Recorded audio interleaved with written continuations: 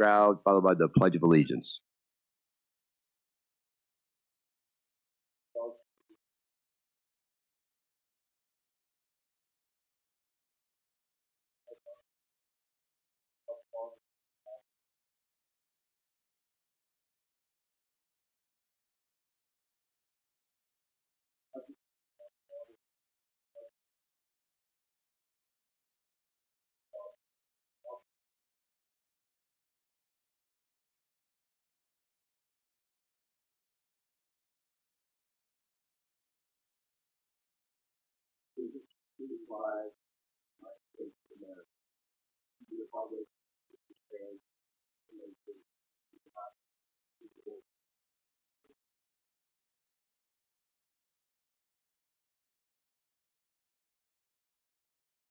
All right, are there any amendments to the agenda? Seeing none, I will open the floor up for public comment. Comments will be limited to 3 minutes per person. In order for everyone an opportunity to speak, please provide your name, your full name, and district in which you live so it can be properly included in the public record. Do I have anyone for public comment? All right, come on. Yep.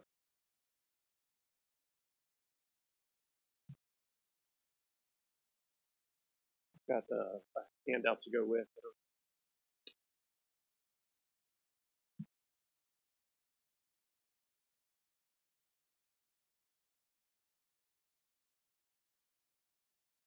Thank you.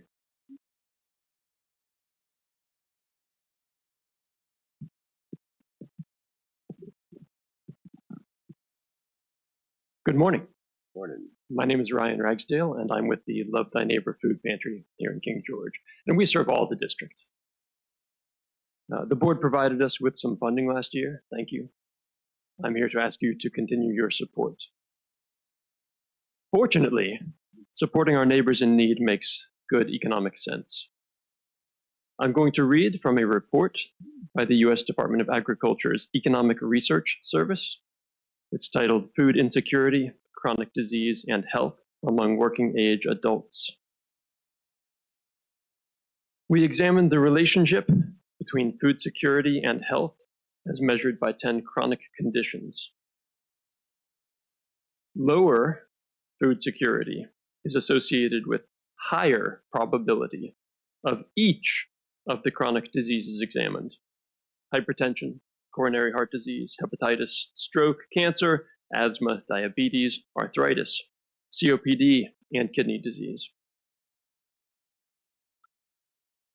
The chart from the report shows that the people who have the hardest time putting food on their tables are twice as likely to have diabetes, 3 times as likely to have heart disease, and 5 times as likely to suffer a stroke.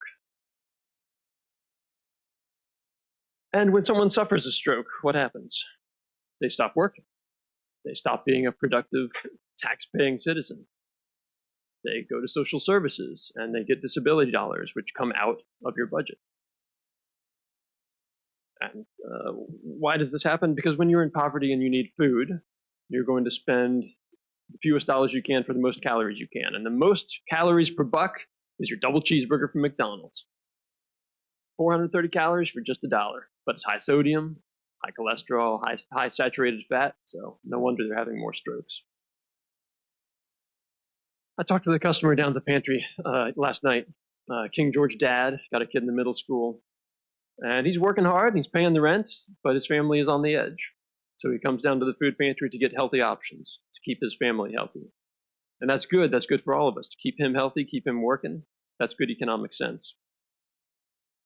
Now, I don't have an economist on staff, so I can't give you exact numbers for King George.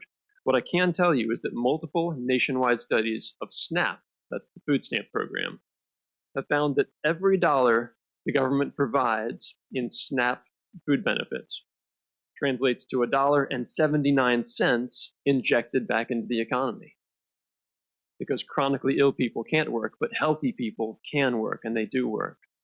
And they pay taxes on that work money, and they spend their paycheck, and that gets more taxes into the economy. So, in conclusion, fund your food pantry.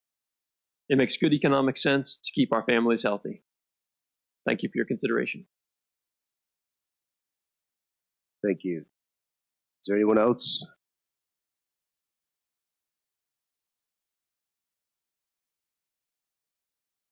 Good morning. My name is Sanja Gallahan, and I'm a almost 80-year resident of King George, and a volunteer at Love Thy Neighbor, and one of the founding, I guess, in the beginning, volunteers. And I'm just here to say, probably in the history of the board, this hasn't happened, but you never get a chance to make a good second impression. So we're based on the scripture, feed my people. And with that being said, I have homemade crab cakes for the board members, and I'm going to trust them to Terry, and that's all I have to say. Well, thank you.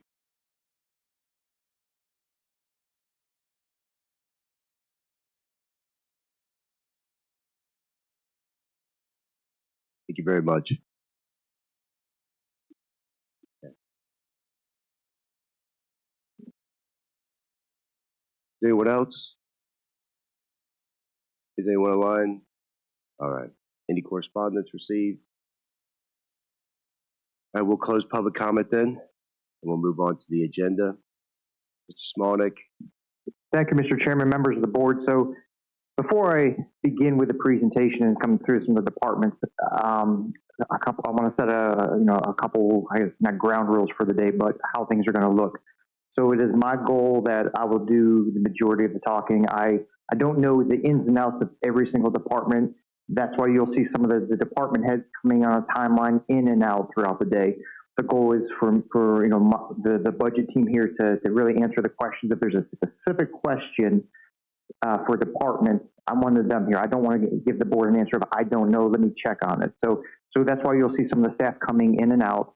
And I want to walk you through how everything is organized. For the board members and for everything that is online for the public and for those who are watching. So I've got control here. So the first thing on the revenue budget summary. So when you click on that, this is all the revenue that, and there's it's dated, last updated of March 10th, 2025 at the very top. Oh, sorry, yes. So these are the expenditures. These are the expenditures. Let me just go back, hang on.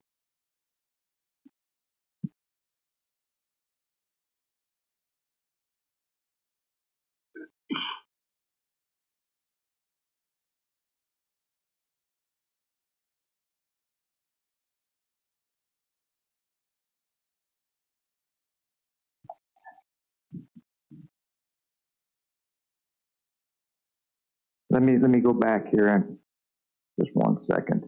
So what I'll start with this top document right here, the budget presentation. So this is really the follow along page by page, line item by line item changes that were made since my initial March 18th presentation. So the way this is set up, so we have, if there was a change made from March 18th on the departmental budget, budget team and I went back, looked at each department a little bit harder, got some guidance from the board. So with this particular, you'll see sheet 2R. R stands for revise. And this is the Department of County Administration, and these are the ledger codes, 1221. And the goal here was to reduce overtime for the administrative assistant. And then I broke it out a little bit further. So line 1200 went from 5,000 to 2,000. If there was a change, the red font means that is a savings. I've got some, let me go down here. There's other ones here. Here's an example with the circuit court judges. So the red, you see it went from 1,550 to 850, a savings of $700. Line 5240 added a cell phone for the judicial assistant. That is in black. That is an extra expenditure to the cost of $492. So you'll notice some of these, like this goes from sheet 9R to 12R. That means on pages 10 and 11 of the March 18th budget, there were no changes to those particular departments. Okay, you guys, everybody follow me from there? All right, so when we go back to, the department budgets, which is the last link, these are the individual departments for the county. And so this is, here we go, here's county administration. So the 2 at the bottom, this was the March 18th 2, but again, we talked about 2R. So you'll see in red font, page 2 revised on 4/10/25. So this is the document that we're working off of right now.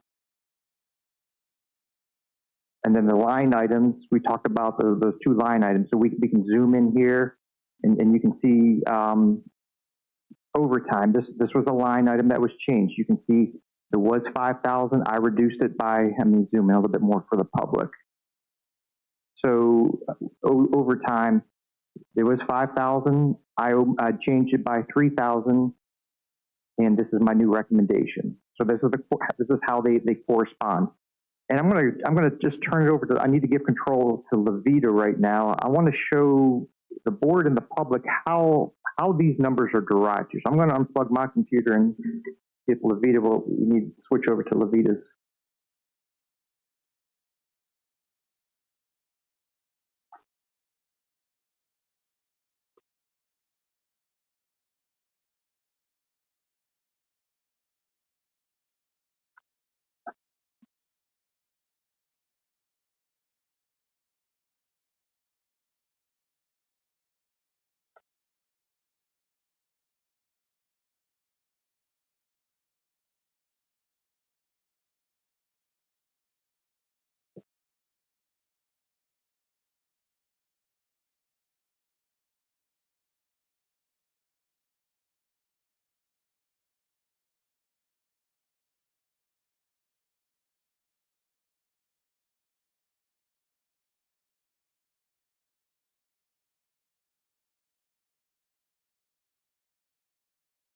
Plug it back in mine.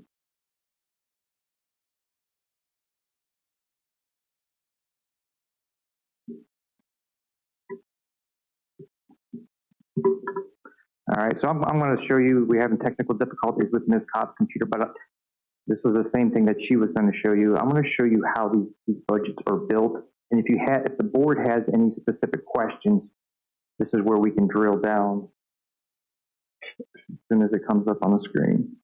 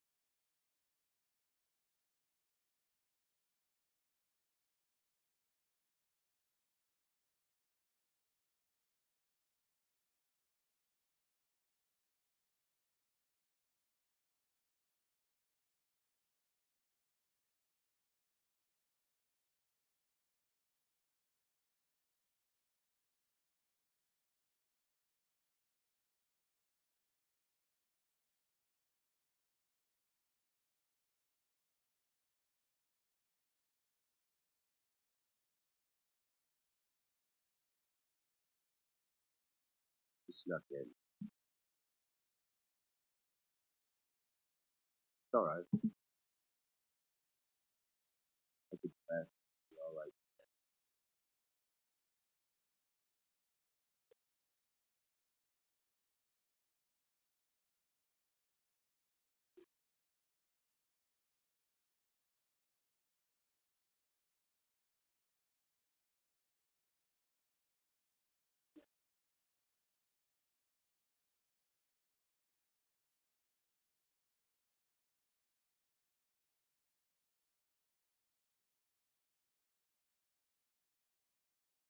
You need a break?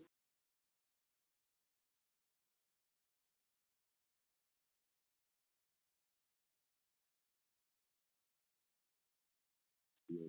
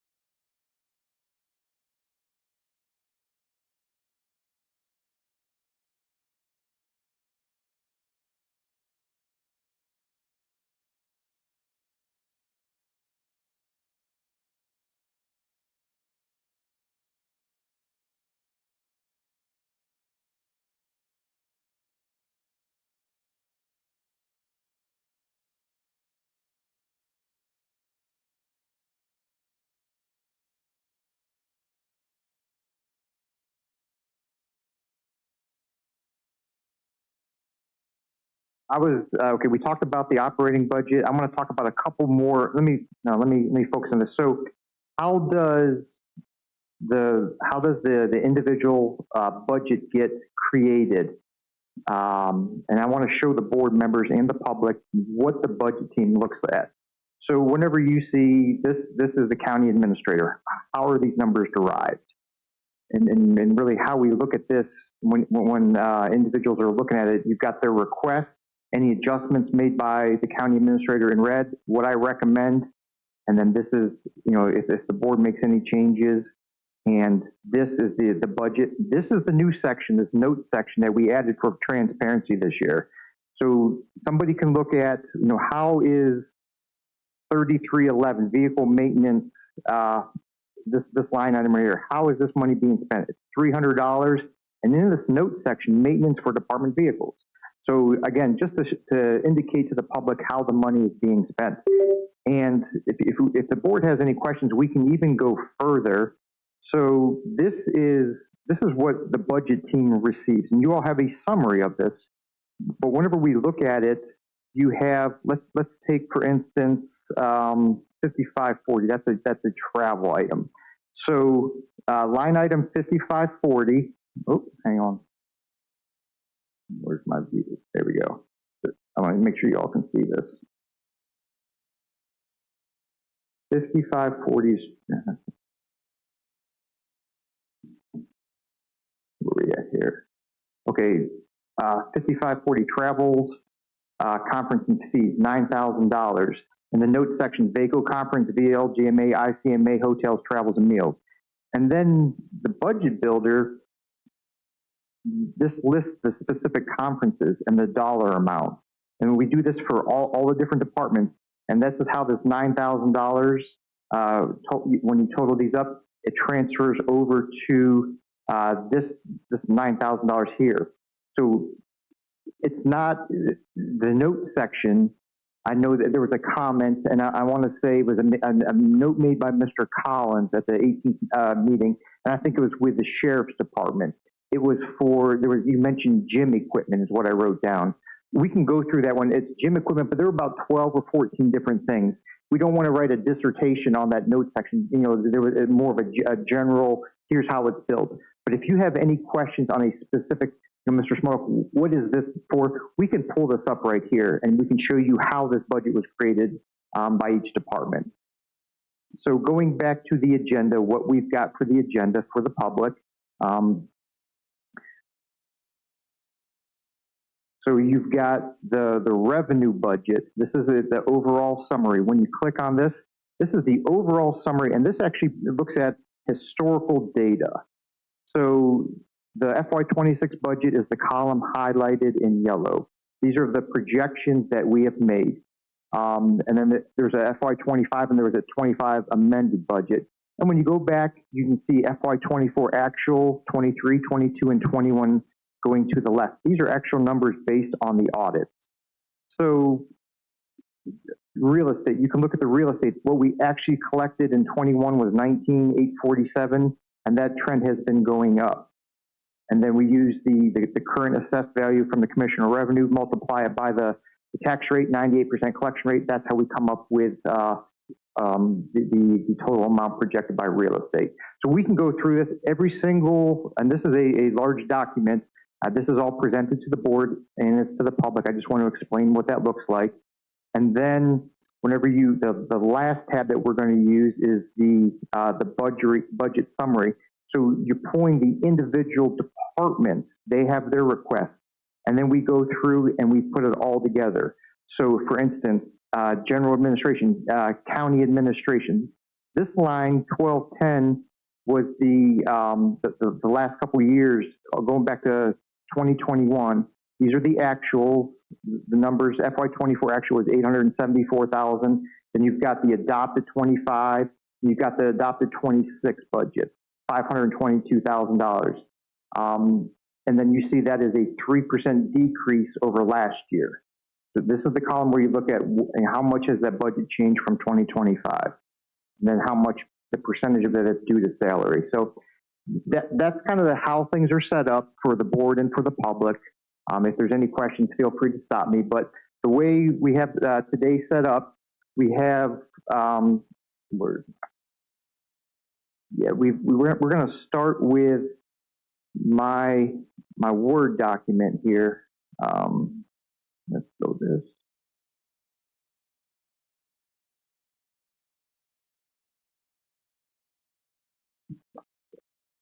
So the first department that I want to focus on, and is the board ready? Are you all comfortable the way everything's set up? You follow?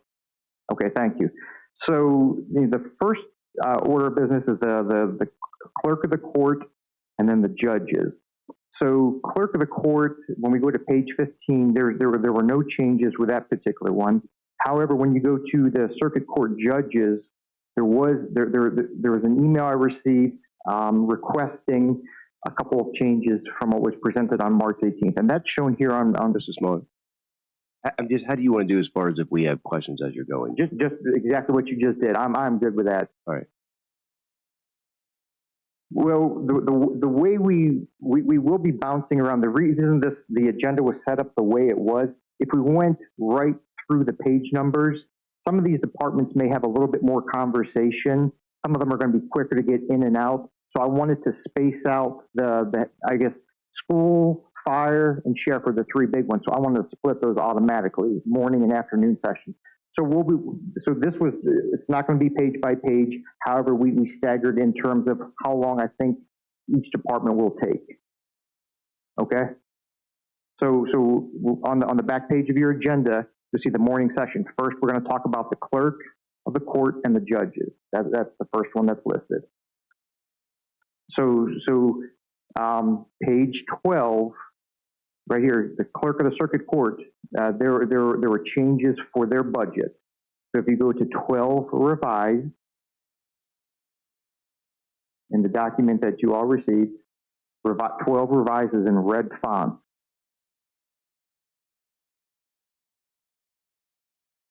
So I'll give a summary here, and then I'll flip to the page so everybody can see it. So circuit court judges, line item 5230, reduced telecommunications budget just from $1,550 to $850, a savings of $700. And we removed the note about the fax line. They removed their fax line, a savings of $700. Judge Strickland requested a cell phone for the judicial assistant, line item 5240, at a cost of $492. And then the savings that was taken from the fax line, we added to the supply list, item 6001. So add $700 from office supplies to $750 to $1450. So when you go to the budget, I'll show you how those translate.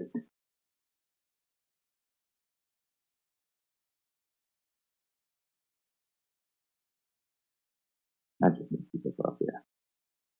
So back out here so I can see my page numbers. So 12R.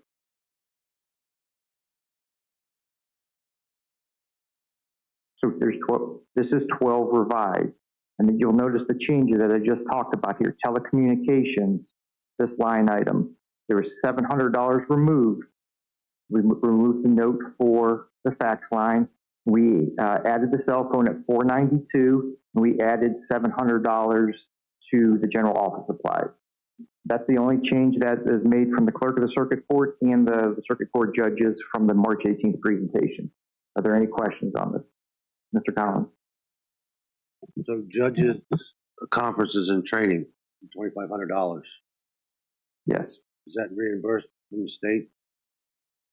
It is not.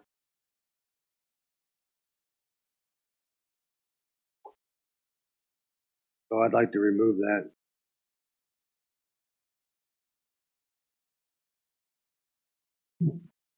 Is that required? I mean, I know that there's training that sometimes has to be done to keep your certificate or whatever it is. I don't know what it is for judicial, but You gotta speak into the mic. Nobody can hear you.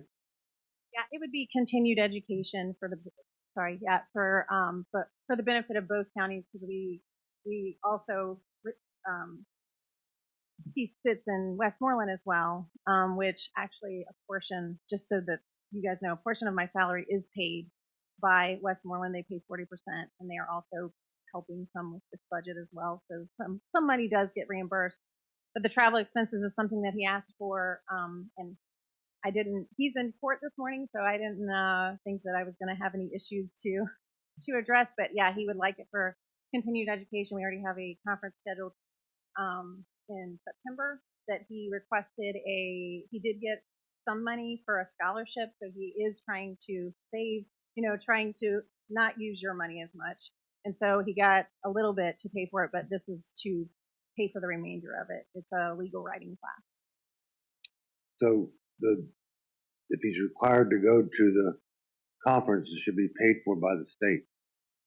Shouldn't be paid for by the locality. I think this is supplemented from he's asking the county to supplement it because the state is not going to cover this. They do cover the judges conference, so that is paid for. That comes as every May, and so that is covered fully by the state. This is just for additional continued education for the benefit of both counties.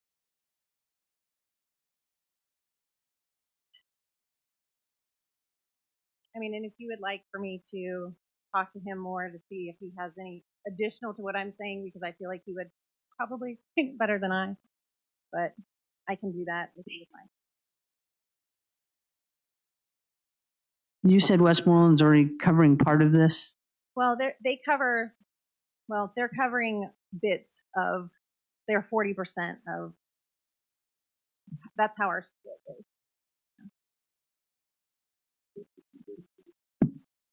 It's not covering the travel. There's not 40% covering the travel. So King George is covering all the travel. Yes, that's what we're asking. So on that 2,500, I'd like to cut it or at least drop it 40%. I would definitely agree with the class because that's continuing education and that is part of what we have to do to stay in compliance with certification. Yeah. I don't know. You don't know what those numbers are. I don't, and I'm sorry. Mr. Chair, can we allow her to get that answer and come back later to at least? Yes. Thank you. All right.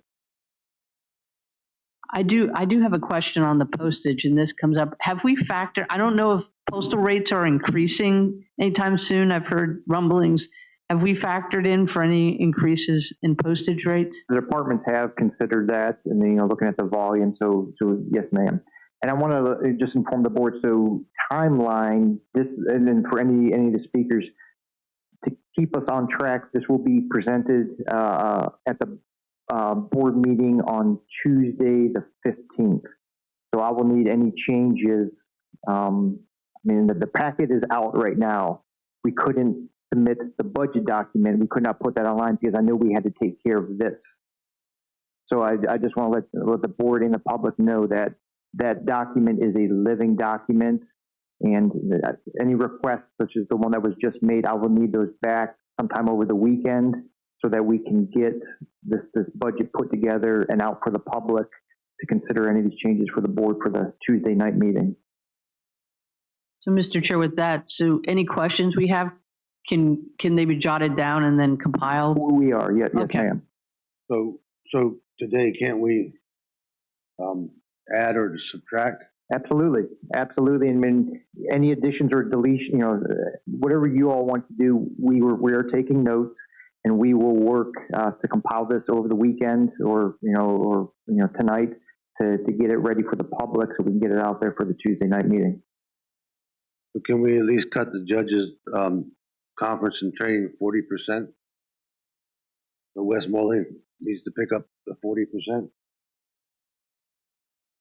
All right. Okay, we'll make that note. So I think, don't we all need to agree on that? I would like to see the answer to my question before that. And can you get that later before we leave? Okay, thank you.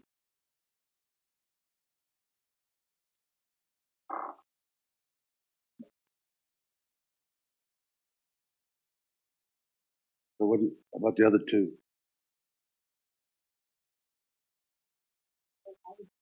Couldn't get the button to stay on. I do like just common courtesy to get the answer before I gave a vote on that. But that's not what I was asking. How about the other two? Yeah, you two. Agreed with you. Yeah. I did too. So we can go ahead and do that by 40%. She can still come back with anything she wishes, right? All right, thank you. All right. What was your question again? My question was on the amount. What of that was the travel, and what was the certificate, the continuing education that is required to stay compliant? So I don't know what the breakdown is. So I don't know what the $2,500. It might be that the majority of it is for the certification or continuing education. That's why I was asking before I made the decision. No, that's fine. I still agree with TC there that we should not be putting the bill for all of that if Westmoreland's benefiting from it. I didn't say I didn't disagree. I just wanted to have the information first. All right. All right, thank you. Moving on to combined courts, page 13R, which is up on the screen. This has been amended again since the March meeting, and you will see the change that was made just reduced office supplies from 3,000 down to 2,500. That's the only change made to combined courts. Any questions from the board?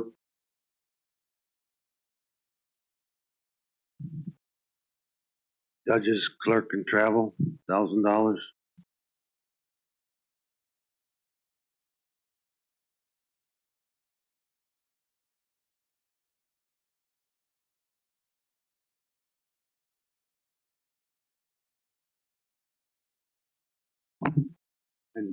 And the public defender court appointed.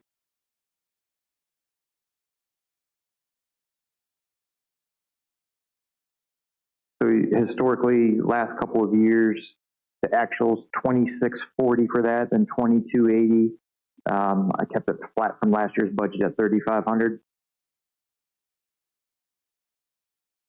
So the judges and clerk travel, that again should be picked up by the state. This is the portion that is not covered by state funds.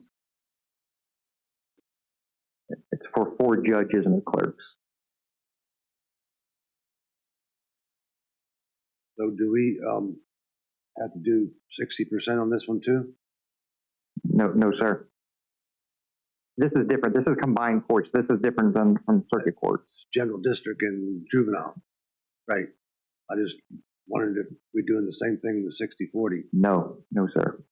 Do they sit in Westmoreland, the combined judges? No, they do not. They sit in any other jurisdiction? Yes, Ms. Gussman. Yeah, Ms. Gussman is indicating yes, they do. What other jurisdictions?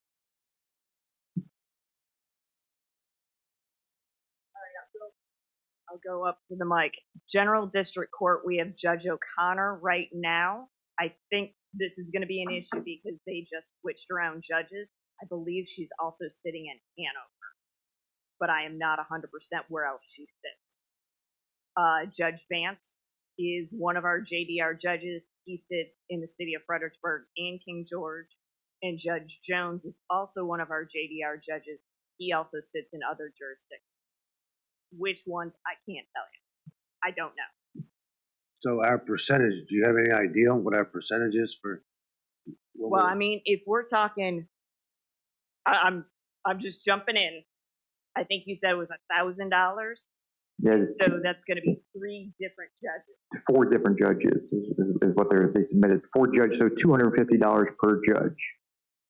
I mean, that's I can't tell you what it's going for, but $250 per judge for travel expenses is very low. So the conference is paid for by the state. In other words. And this is one of those things. I don't know if they're talking about the judges have their conferences, and this includes circuit court that they have a week in May. Our lower court judges have a week at the end of August, beginning of September, that time frame. That is included in their state budget. I don't know if this $250 is an add-on for a different conference that they need to go to, or if it's just the yearly judge conference. So I think what might need to happen is to ask Ms. Connor, her J&DR court is running this morning. So can we find out what the percentage we're required and see if we're over the percentage we're required for all those judges? We can do that. It's It's $250 a judge. If it's 50-50, you're saving $125. I mean, I want to look. I'm all about cutting down to the pennies too, but we're talking about $250 a judge for a year.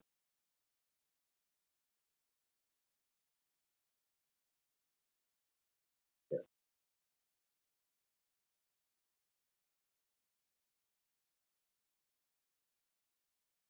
And the court appointed public defender on the combined courts, 3,500. It's a flat fund from last year. You see the historical numbers there. How much does the when they're found guilty, they have to pay for their own defense? So how much does that bring in?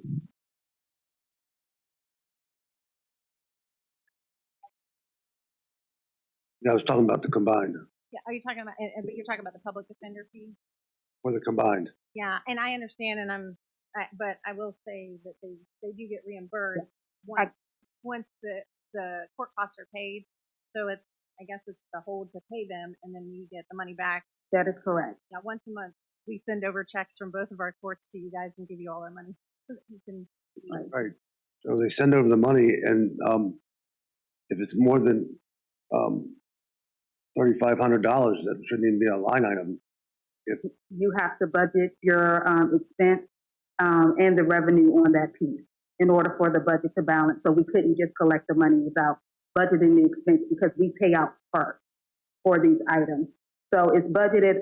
The request is based on an estimate of 30 cases times $120 per case. And so the funds are collected from the defendant and then it reimburses the county. So do we get more funds than we pay out? More than likely, yes. I would have to look at that revenue line, but I do believe we do get more funds than we pay out. But we have to budget it in our expenditures so that our revenues and everything. Couldn't you lower that number since you get paid out more? So you at least have a line item for it? You could lower it.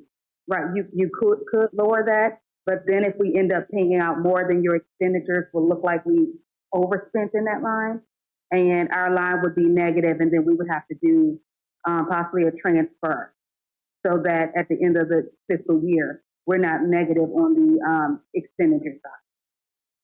But you said we're not negative on that. We're getting more in than we pay out. Right, but that's on the revenue. So if we're looking at it from a budget standpoint, and let's say if we spend, then although you're getting the revenue in, you don't want your expenditures to look like you overspent. So we just have to do budget transfers to make sure our expenditures are good. So it's just kind of how you look at it. But we do get, it is a revenue generating line, but you could lower it if that is the consensus of the board. Well, so total budget, if you lower some of these items in the total budget, it'll be less. So if you put $2,000 in there and you bring in more money, you're still gonna cover your $2,000. That is correct. But but by lowering that dollar line item, it will lower the budget. Right, that is correct. Yeah, but if we've lowered it to 2,000 and we spend 3,500, then on the expenditure side, it looks like we overspent by 1,500. What I'm saying is the money comes in as they pay it.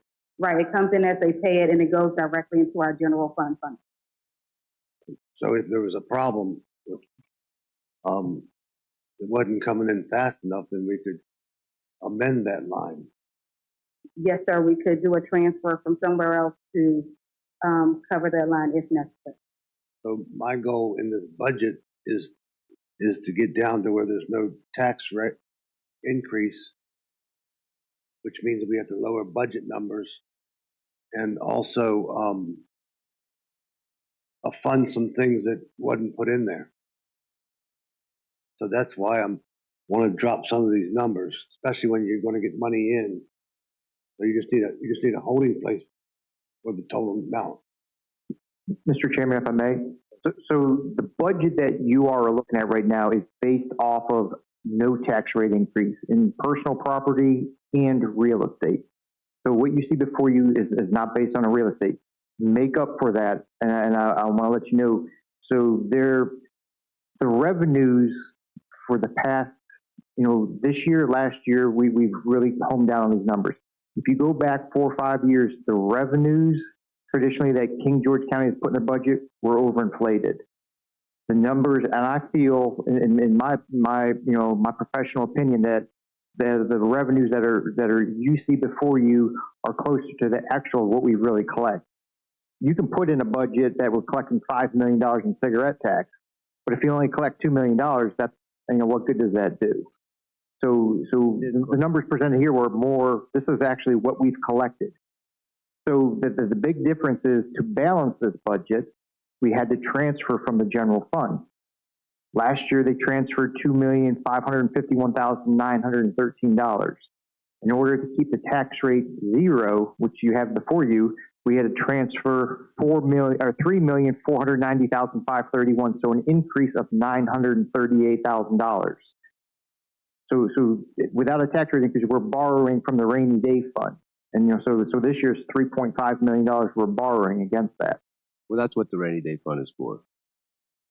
But if you keep borrowing from that fund, you won't have a fund. And if you lower some of these numbers, you'll be less borrowing, and you can spend some of that money on other things. So that's my point of view. You're going to go, Mr. Sullins. Mr. Smolnik, I know we invested a lot of money this year, and we were getting interest off that. How much interest did the rainy day fund generate this year? I'll have Ms. Cobb pull that up. Mr. Smolnik, I'm correct that the rainy day fund could have even more investment income. Yes, and to that point, Ms. Bender,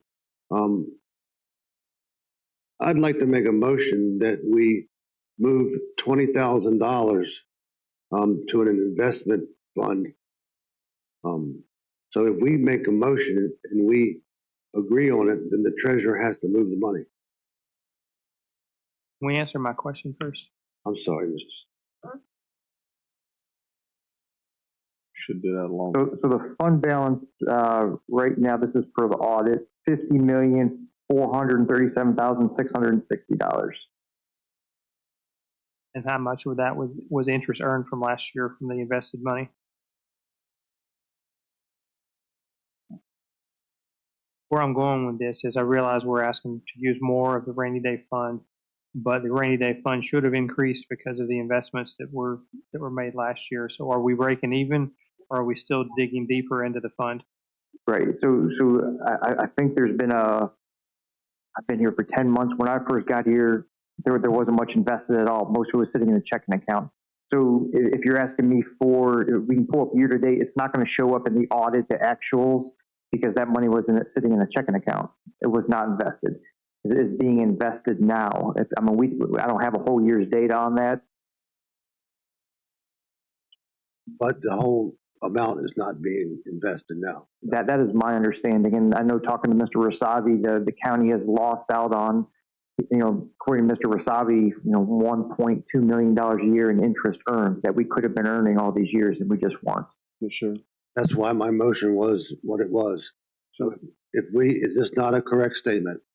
If we make a motion and agree to it as a board to transfer money to an interest-bearing account or an investment account, that the treasurer has to do it. You can't just say, no, I'm not going to do it, like he did when he was here the other. That's a legal question. I know there's a provision. I don't have it. I don't have the code memorized, but I know there is a provision in state code. Mr. Collins, I want to say it's the treasurer's purview as a constitutional officer. It is their discretion where and when to invest the money. I could be wrong. That is more of a legal question, but in my review of this, when I looked at this a couple months ago, I believe that is what we discussed, what I discovered whenever we look at state code section. So it's not the treasurer's money. It's the county's money. So the treasurer can't tell us where to spend our money. He can only send the money to where we want it to be spent.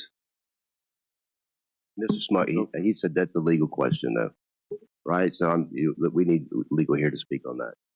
So maybe right. I don't know. If we're not 100%, it's a waste of time. Can we get an answer on that before Tuesday? Because we need to move some of that money into make money instead of nothing. Well, there's several things we can do. Like what I talked about last night. Going forward, we can, like money we're making off the battery storage. Now, in the fire department's eyes, that money's already spent, right? They already know what they want to spend it on. But I would like to see is money we make off those things go into it, automatically be invested, where it's just collecting money. And it may be like the fire department account, right? But it's just automatically like where any money we make from those things is going into it and automatically being invested. We can do stuff like that. You know, if we say yes to a solar farm, not saying we will or not, but that money, instead of going and being spent automatically, which we historically have done with that money that we make from that is automatically going to an investment account. We can do stuff like that. So here's some legal things to do. Like the ambulance fee, it's a pretty sizable amount every year that comes into the budget. I mean, comes into as revenue. You want to put that right into an investment account?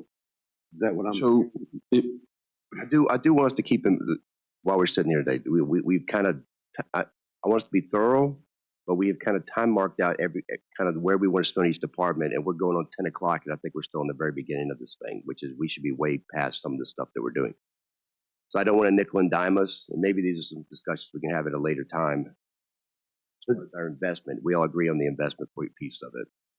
Mr. Chairman, so I thought we were here for the nickel and diamond because that's what we had this work session for, and why I got cut off on the last meeting. So the two questions that I had in regards to the investment, can we get, and Mr. Davis's question, can we get that answered by the meeting? And yes, sir. two, it's on the agenda for an action, so the decisions have to be made now. The board, it is set for an action to set the public hearing. The public hearing is not occurring on Tuesday. It is an action to move forward to set a public hearing on the budget. You would move forward with the budget that was agreed upon for the public hearing. So what I'm saying is today is supposed to be the day that we agree upon the numbers. Yes, and it is a working document up until the very end also. So even before that public hearing, you can advertise a budget so long as you approve a budget that is less than what is advertised, you are fine. If you approve a budget that is more than what was advertised, state law requires another duly noted advertisement. So that the budget can be changed up until the final vote is tallied at the public hearing, so long as the overall number is less than what was advertised. But you can get the answers by Tuesday, and then we can yes. change it. And one other thing I wanted to note with the general fund, which I would like, the rainy day fund, general fund, is the service authority is sitting in there that doesn't make any investment, and that needs to be split out so that those funds are accounted for. That those are the service authority. That's correct. That $50 million that was referenced, that includes maybe $8 million of service authority funds. That has always been a problem with me. That needs to be allocated out because that's the service authority customers fund, not the county's fund. So Mr. Davis, so can we get through these pages and make decisions as we go? We can. Well, that's what we were here for. We are, but at the same time, if we're going to go, we're talking about $250 per judge, right? I mean, yes, sir. So to that argument, 250 times or 1,000 and 4,000 and so forth add up to 4 judges. a large number from my calculations that we could use that money for some other things that the county administrator wants to do, like an EDA person. Right now, there's no people in the budget for it to add on. So if we can get the number where you can get that other person. Mr. Chair. Yes. So I understand what Mr. Collins is saying, and I don't disagree with the concept. However, some of these things are actually protective measures, so that once it's approved, then if it goes down, then you don't have to go back to a public hearing. So it can go down. But if you run it down and then you have to go back up, then we have an issue. So there's a little bit of protective measures in that budget process. And there are some safeguards in there. So I'm not against what Mr. Collins is saying. The other thing is that holistically, the process has been broken for years. And that process, which includes the investments, it's still broken. And I believe, and what I'd like to see, is that the Treasurer's Office and the finance work together so finance knows what their expenditures are historically, and they can base that, and the treasurer can base how much money he moves and how much money he invests based off that. And that's what I don't believe is happening yet. And I'm talking in a large perspective here, but I can explain it in more detail. And I know Ms. Cobb knows what I'm talking about, but that would be proper financial management. That's not what's happening. And if it was happening in the county, then we would be better off fiscally overall, and there would be more money to the citizens to be used. But anyway, we're not going to get there right now, but that's what we need to work towards. The small things, though, I'm okay with that. It's good that, Mr. Collins is identifying some of these, but some of those are decisions that I'm comfortable with being at the county administrator's level, because he needs the ability also to be able to work things at that level throughout the county. There are some larger issues, some larger things that are of concern of mine that aren't necessarily these very small things. And I think that there are other ways to fund the bill that you're talking about without, and I'm not saying without this, but more holistically. This may be a part of it, but that would be managed at his level.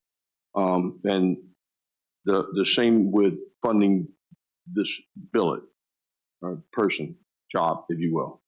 But 6 months ago or so, we talked about, we even had the treasurer come in and about the money, that we wanted more money invested.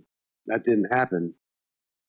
And then we tasked Mr. Smolnick with understanding how much money needs to be in the account for daily expenses.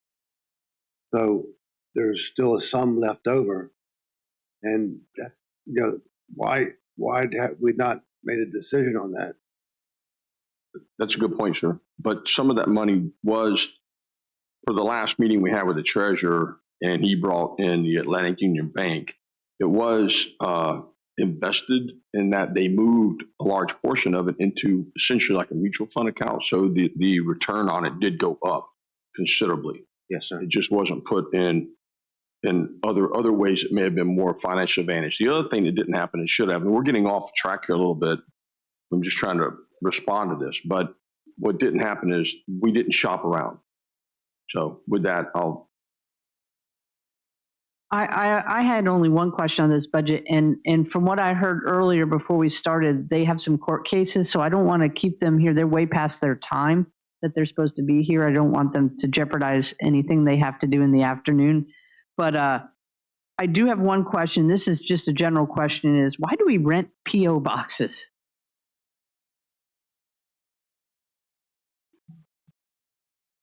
Because that's in here for the combined course. That's just a random, it just caught my attention here. Why do we rent P.O. boxes?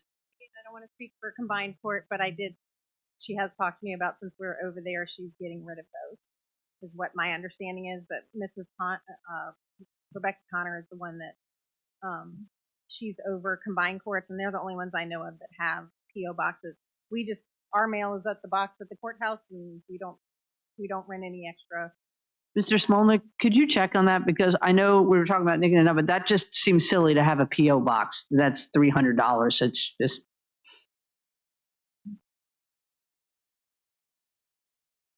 Come on now, Miss Bender, we're not supposed to be picking about $300, are we? That's what I just heard. What was that? We're not supposed to be picking about $300. But that one is just an obvious. If you want to pick something, why do we have a PO box? Don't we have a mailbox at our new courthouse? What's the next page, Mr. Smolnik? So the next we have the Commonwealth attorney. So there were no proposed changes from her budget. I did not take any notes from the board meeting on the 18th. So the budget stands as is presented on March 18th, Mr. Collins. What's the page, please? Page 18.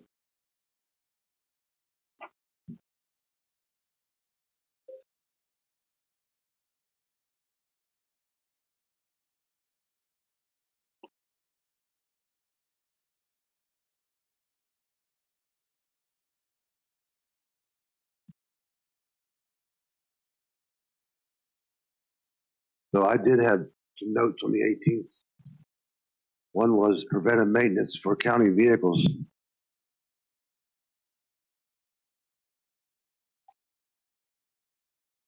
Why would that be in her budget? That is an agreement with the sheriff's office. They provide me with the vehicle. I keep up on the maintenance. So it should come out of their budget if that's their car. Quite candidly, that was an agreement that was made between Sheriff Dobson and Matt Britton 20 years ago now, that we have kept up with that agreement through the years. So I'd like to remove that and put it in the sheriff's budget. I think it makes most sense to leave it in mind. The reason why I say that is because I'm the one who's driving it on a regular basis. I know when the oil needs to be changed and I take it, or the brakes are bad, what have you. Instead of then I would have to ask the lieutenant to then schedule the maintenance and have the car taken over by a member of the sheriff's office. In the interest of efficiency, it makes more sense for me to be in control of that. So when you go over and get your brakes done over at wherever, and it's the sheriff's office vehicle, they put it on the sheriff's office account. Yeah. They can. They could. Right. I think actually it might be more Ms. Cobb, because we have agreements with the different vendors who do that sort of thing. They charge it directly to the county. And so then it comes out of my budget. Issue then would be when the sheriff's office, it's coming out of their budget, and they're like, well, we didn't take a car over. We didn't have this work done. But it's their car. That is correct. So they need to take care of their car. I don't drive your car around and then my car around and I make you pay for it. But anyhow, let's just get through this, and that's my view. Y'all agree or disagree? I would disagree, because in the end, the money is coming out of the taxes that are raised from the citizens. So where it sits or not, it's still coming out of the same pot. So I feel just leave that one alone. It's allocation. It's allocated to the department that's using it and who it's supporting. So is that a yes or no? Do you agree or disagree? Well, I would leave it where it's at, but that's where I would look to finance, because finance they have to figure out where's the money going and what was it used for. So they allocate it accordingly, and this probably helps them with that, but that would be their decision. So you want to leave it there? Yes, Not sir. everybody else. All right? Yep. That's all for that one.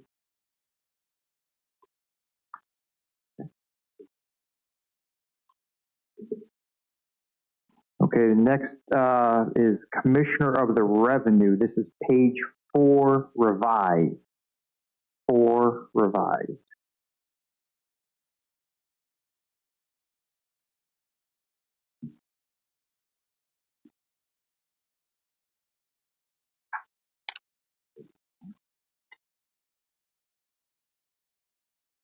So this was a reduction in travel conference fees.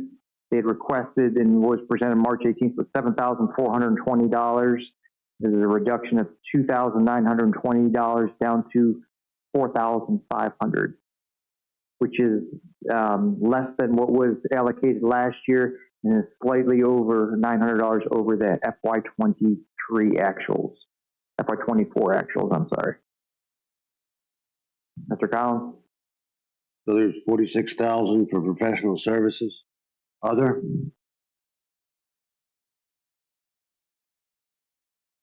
Yes. What's professional services other? Mr. Collins, it says right there, this is for software for online business licenses. It's on our revised sheet. What it says it's appraisals, new construction, JD Power vehicle valuation, vessel valuation, shredding. Diamond Spring software and online business license. It's in our new sheet, revised, page 4, in the notes. Yellow notes. Yeah, I'm having a hard time going through. Okay, it's on 4. It was in the March 18th packet also. Under the column, the yellow column that says notes. If you scroll down, you can see what the 46,416. This is what it was spent on right here. There's a highlighted text. Appraisal, the highlighted text that is on the screen right now. Mr. Smolnick, I'm guessing with everything else in the United States, software licensing has gone up. I'm guessing. That's what I'm seeing. Yes, ma'am. But it includes a bunch of other stuff in there, so it's not just that. So the JD Power vehicle valuation, you can get the book on that and tell you what the valuation is every year. I don't think you need to pay a company. Why can't you just can you talk in the mic?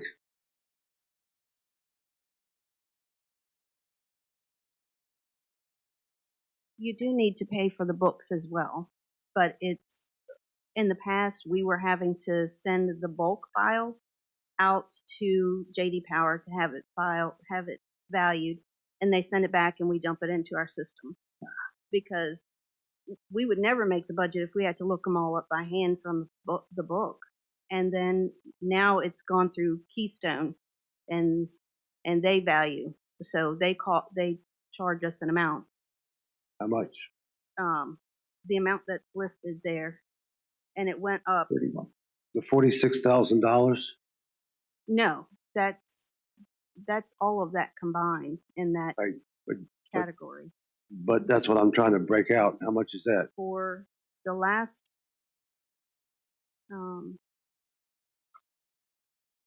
how much is Keystone charging?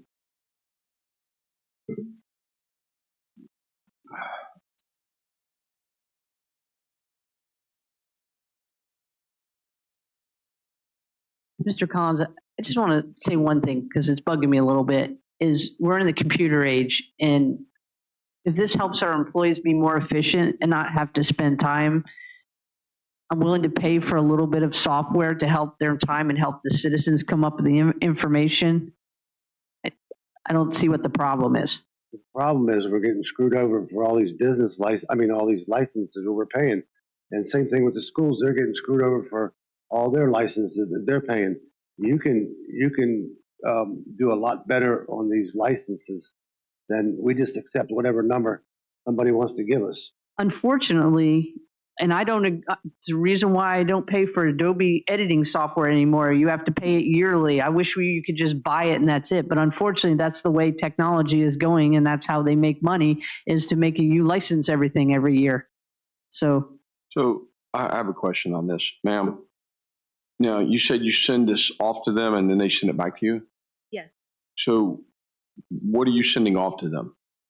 the individual VIN numbers for each account, for each vehicle. And it's been done this way ever since I worked here. Okay. It's just now we're not going directly to JD Power, we're going through Keystone, and it went from 45,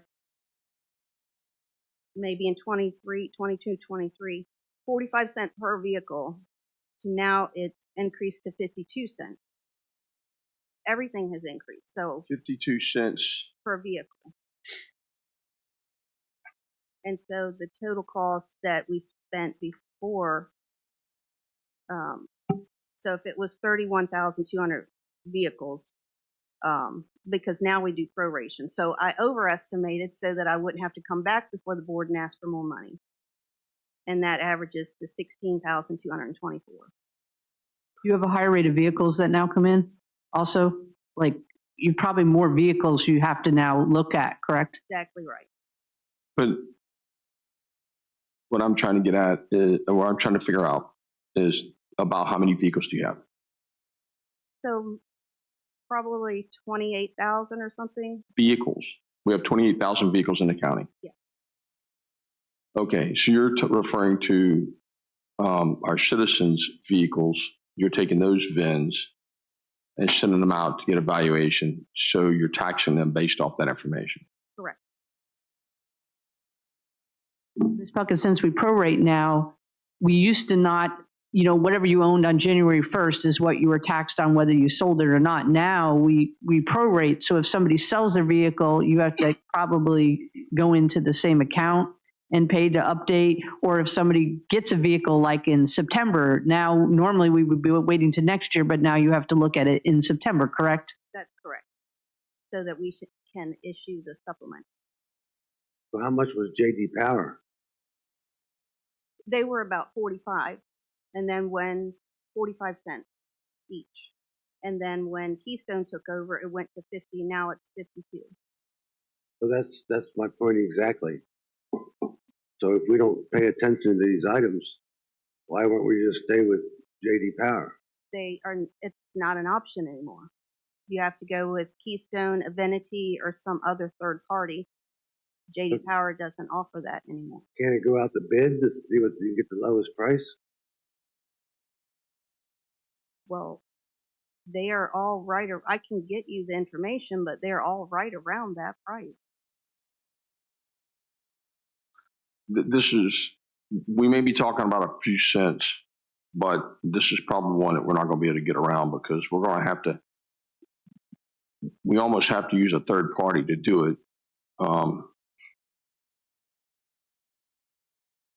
Stroud, if you use a third party, but why can't you get the best price for your third party? I'm not getting away from that. I don't know. Well, that's what happens in this county is constantly is we just take whatever we get. We just go to one people and we get this, and I can assure you that's not what I did, Mr. Collins. Well, I'm not talking about you specifically. We go to Mosley and we get this crazy price, but we have other people. So this is just a small example in the large picture.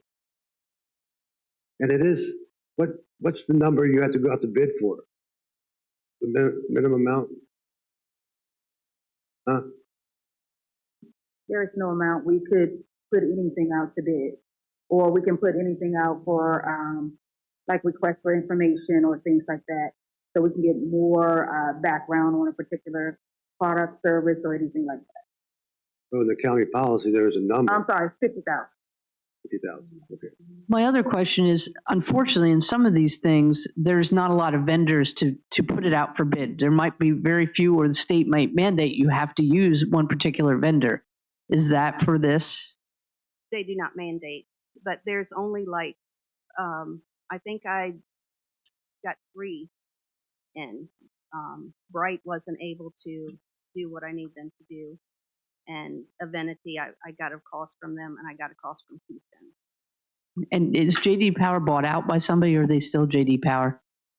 It's kind of confusing. They're still JD Power, but they just don't offer the service anymore.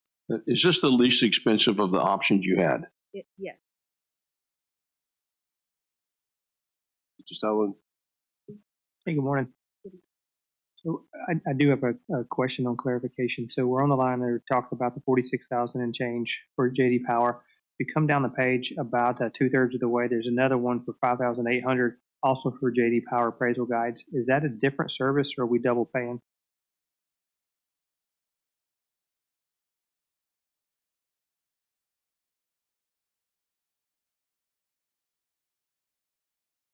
So it's line 3160 versus line 6012.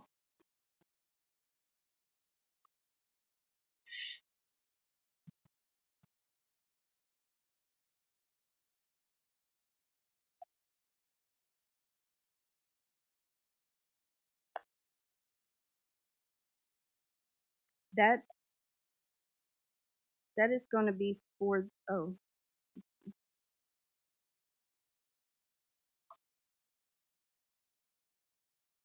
so that is partly for the books that we have to order, partly for a program, LexisNexis, that we use, and Virginia Interactive, which is for the boats, and the Price Digest is the So it looks similar, but it's two special different value. things.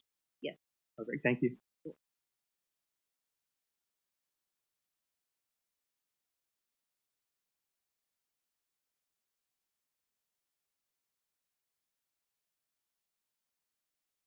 So you want to lower that amount or not?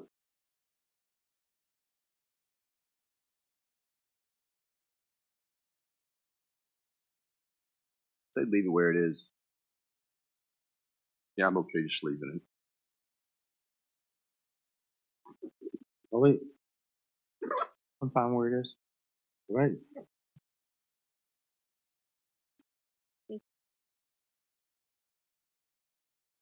Next page, Mr. Smolin. So moving on, the treasurer, page 6.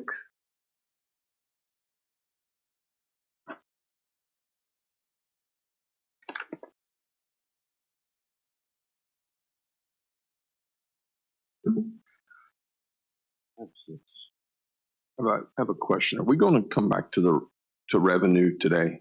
Yes. Okay, thank you. I don't have page 6 of revised. There is no revision. It's just page 6. There were no changes since March 18th. Okay. So it's just straight page 6. This is what was presented on March 18th to the board. Okay.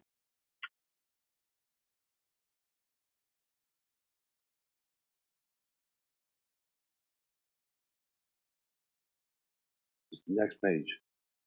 Are there any questions on the treasurer? Don't see any. Okay. Next page will be the registrar, page 11.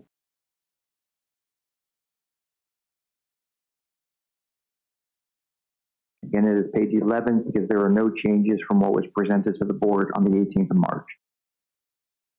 I see the registrar here to answer any questions that I cannot answer for the board. Okay, what's the next page? No questions on that? All right. All right, we're good. So next page is administration, page 2, revised. You're good? Yeah, there's no questions. Yeah, we're good. Thank you. Page 2 revised for administration. This was the change where there's a comment made about overtime for the part-time or for the full-time person. So that has been reduced from $5,000 down to $2,000, and it subsequently changed the FICA for $230. So savings of $3,230 in finance, or I'm sorry, in county administration.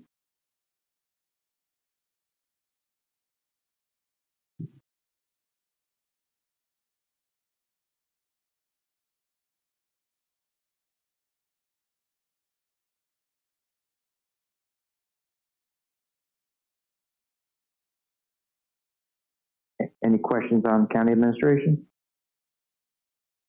That's some. Nope. All right, next one. Okay, next one will be the Board of Supervisors, page 1. No adjustments made from March 18th on the Board of Supervisors. Let me know if you have any questions. I think you need to up our pay. I know. That was a joke. Sorry. That's true, but it is a joke.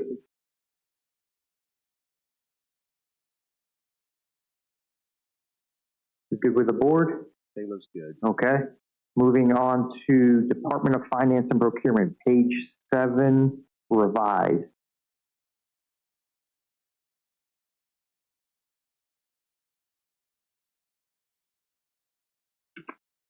So the revision from March 18th deals with the travel and conference line item 5540. There was a reduction of $3,800. That does not send 2 employees to the GFOA conference. So there was a reduction in that particular line item. Let me know if you have any other questions.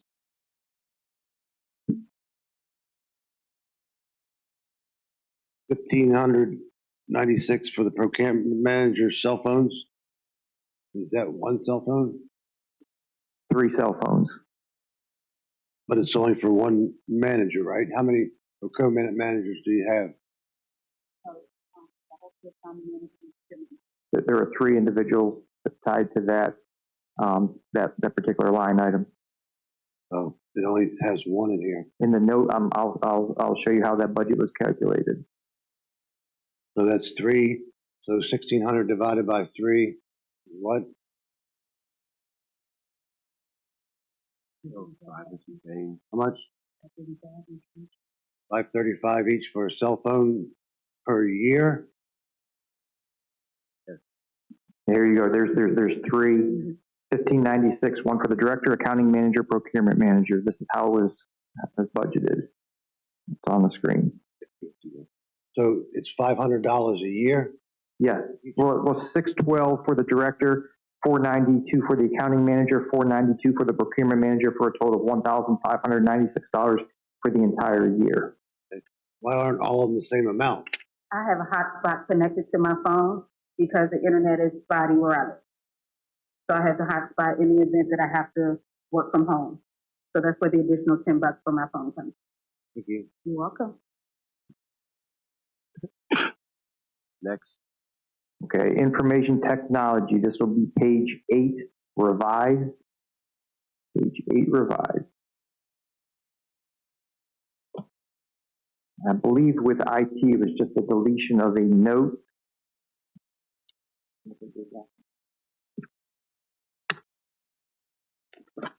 I believe there was a carryover for the note, yes. We removed a note for the enterprise leased vehicle. That was inadvertently left in the notes column, so that is the only change. No monetary changes from the March 18th presentation for IT.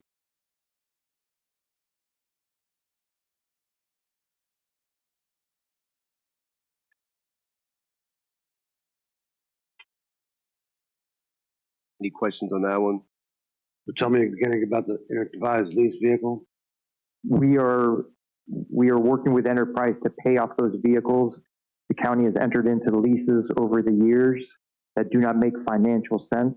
So we're looking to buy those out using the remaining funds here for FY25. It doesn't, I mean, for instance, the vehicle that I had whenever I arrived was a Ford Explorer with a price tag of $42,000. It was $790 a month for 60 months. So that's more than the price tag of the car. So we're trying to get out of leases and trying to purchase vehicles moving forward, and we're just trying to buy out all the leases right now. So that's behind us. All right. Any other questions, Mr. Sullivan? Again, we've got a couple of entries that seem to be duplicates. On-site support is needed for hardware, software. That's 3130, and again down below on. Lost it, right? But there are 2 of them in there that look like we're paying twice.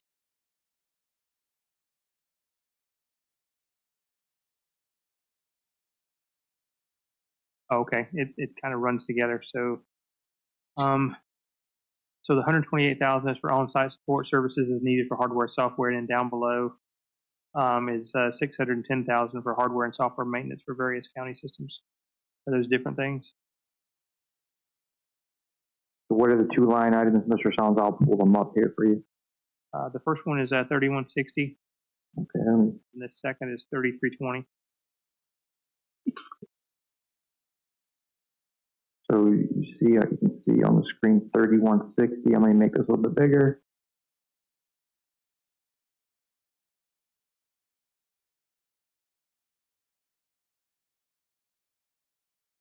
So which one were you looking at, Mr. Solons? The 3130, $128,273.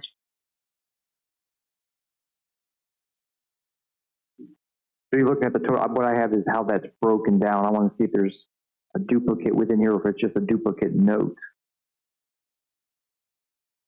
And then the one below that was line item 3320, hardware and software maintenance for various county systems, $610,000. So this is a summary of the $610,000. Yeah. As long as they're different things and we're not double paying them, I don't really mind how they're calculated. I will verify that with IT prior to Tuesday night. They are different. Cool. That's all I wanted. We're good. Yes. Thank you. They're different. Any other questions on IT?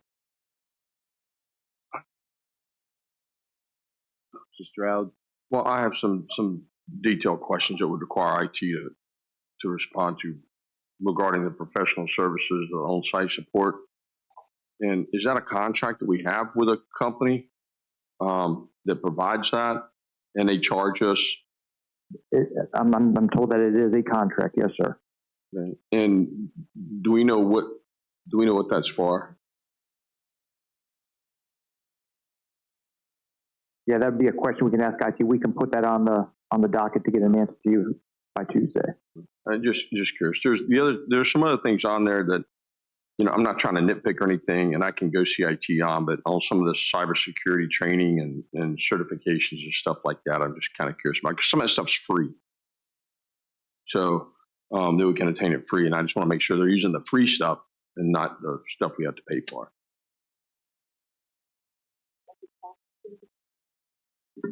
A lot of our stuff is mandated, especially cybersecurity. Like I know, for instance, with the registrar's office, they just mandated us maybe beginning of the year or so with some other cybersecurity training and things that had to be done. And they have certain vendors and everything that we have to use. So, but yeah, if we can get some more clarification from IT, I think that'll kind of quite interesting. Okay. Interesting. Thank you, ma'am.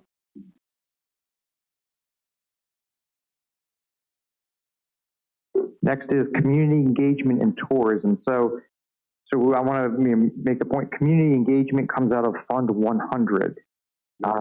Tourism is its own separate fund. So my understanding, I see Ms. Southall here.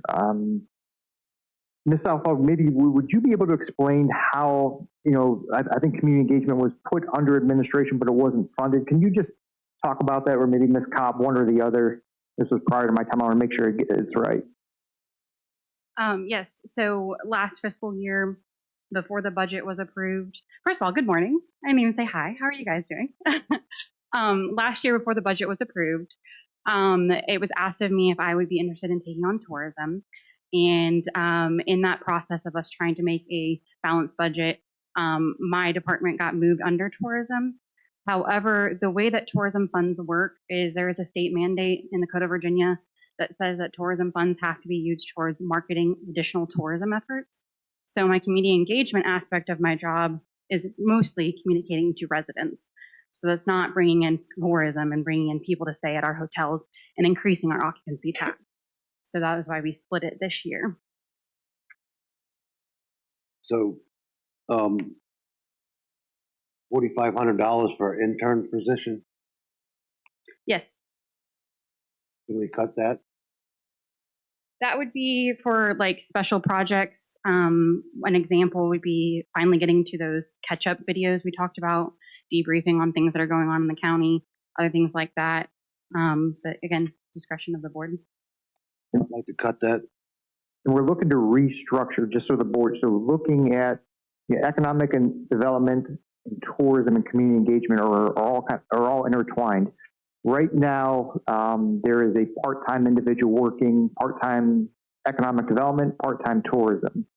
You will see in the tourism budget, again, a separate funded position or a separate fund.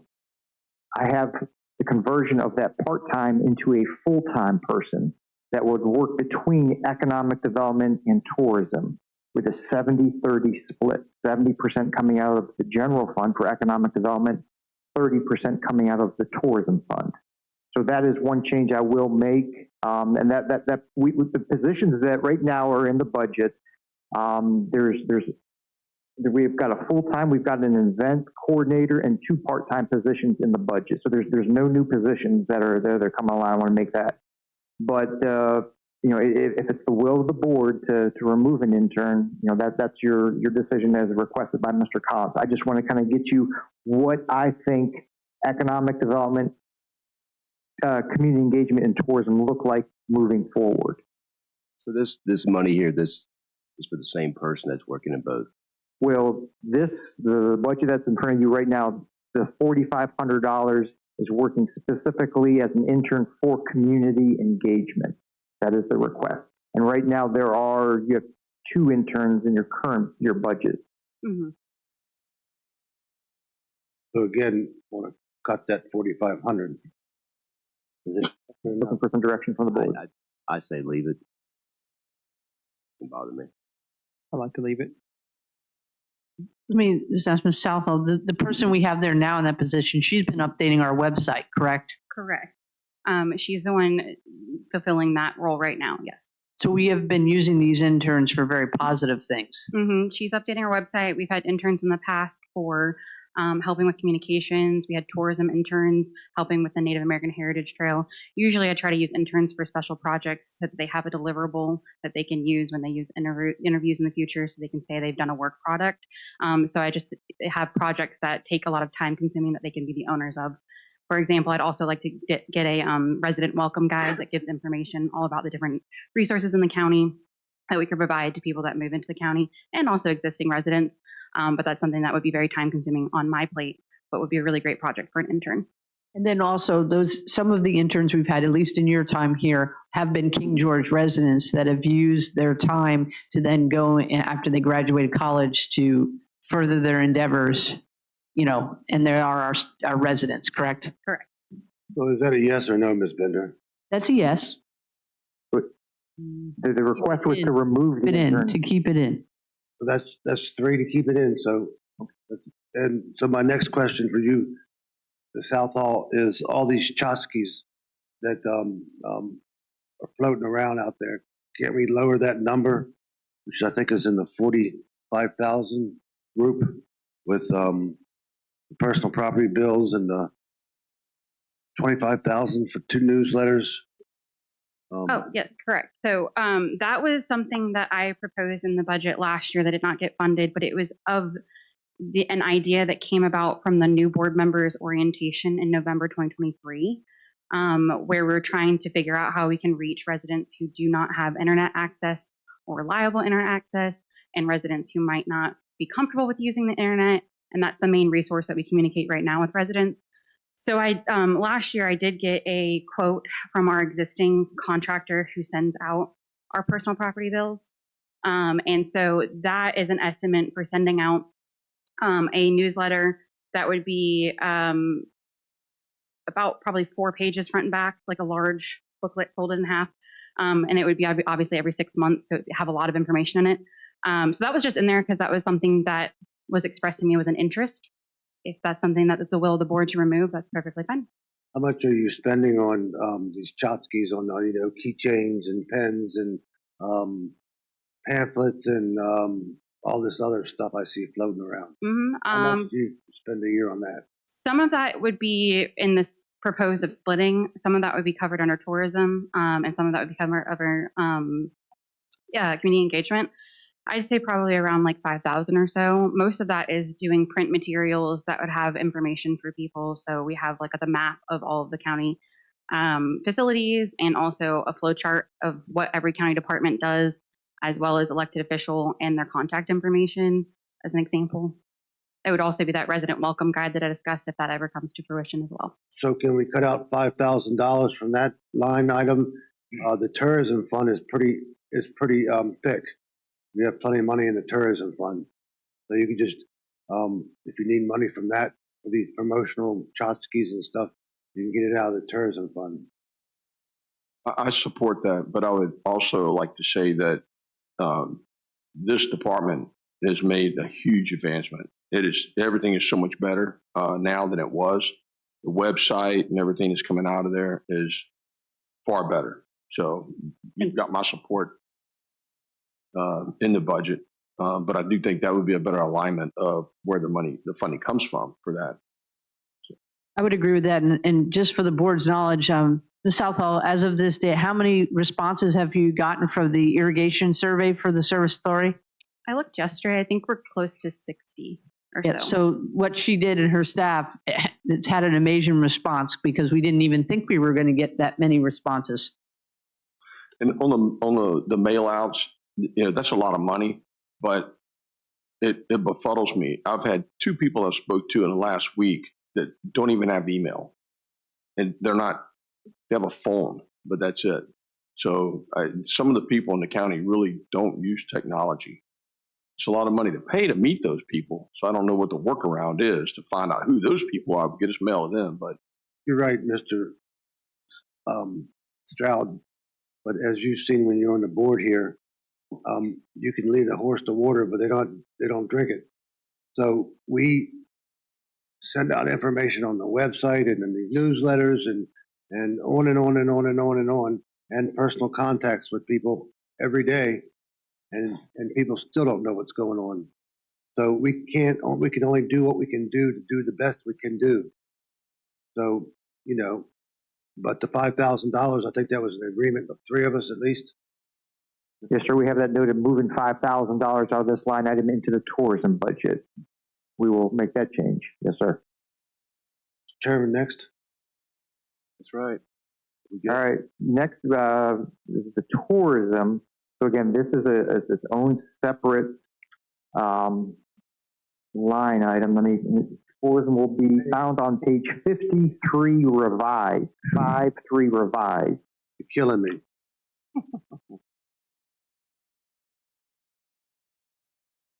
Oh, is it good? Thank you. 53. 53. Digital, bro. All right, so 53 revised, this is Tourism Fund 140. This is I talked about the full-time employee here. So we're going to increase from the March 18th. This job was already in the March 18th presentation. However, we increased the salary, pulled some more from the general fund and put it in the tourism fund. Just like Mr. Collins just said, it seems to be a more robust fund based on occupancy of our hotels. So I wanted to pull some money out of the general fund and switch it to the tourism fund. So the notes that are made here, extra 10% of their salary, the full-time, the conversion of the full-time salary will come out of the tourism fund. That changes the salary, the FICA, the VRS, and in the Word document, you will see all these changes right down to line item 2700, an increase of $29. Again, the black font is indicative of the increases. Also, so it's so noted that the funding of the full-time position is currently in the budget. So again, this is not a new position. And then this would be an increase, taking it from part-time to full-time for line item $1,327,000. From the March 18th, there are tax grants. I know Ms. Southall was in front of the board late, maybe fall of 24, talking about tax grants. So this is where, what do we invest in? And as a county administrator, I want to invest in our employees to make sure that we have the best product, the best service, to get people here to spend the money. So can that be done through tax grants, or can that be done through employees? My vote goes for employees. So the tax grants there, and a reason we wanted to add this in, also the deadline for the FY26 tax grants just came upon us on April 1. Initially, there was the thought of how much are we going to get. I believe it was no more than $12,000 in tax grants.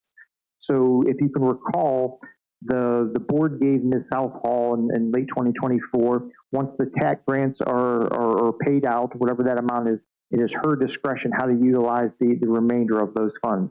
Having a conversation with Ms. Southall, even if these 2 grants get funded to their fullest, we still have a good amount of money. And versus having her use this discretion, it was our call that let's put this into an employee to work between economic development and tourism.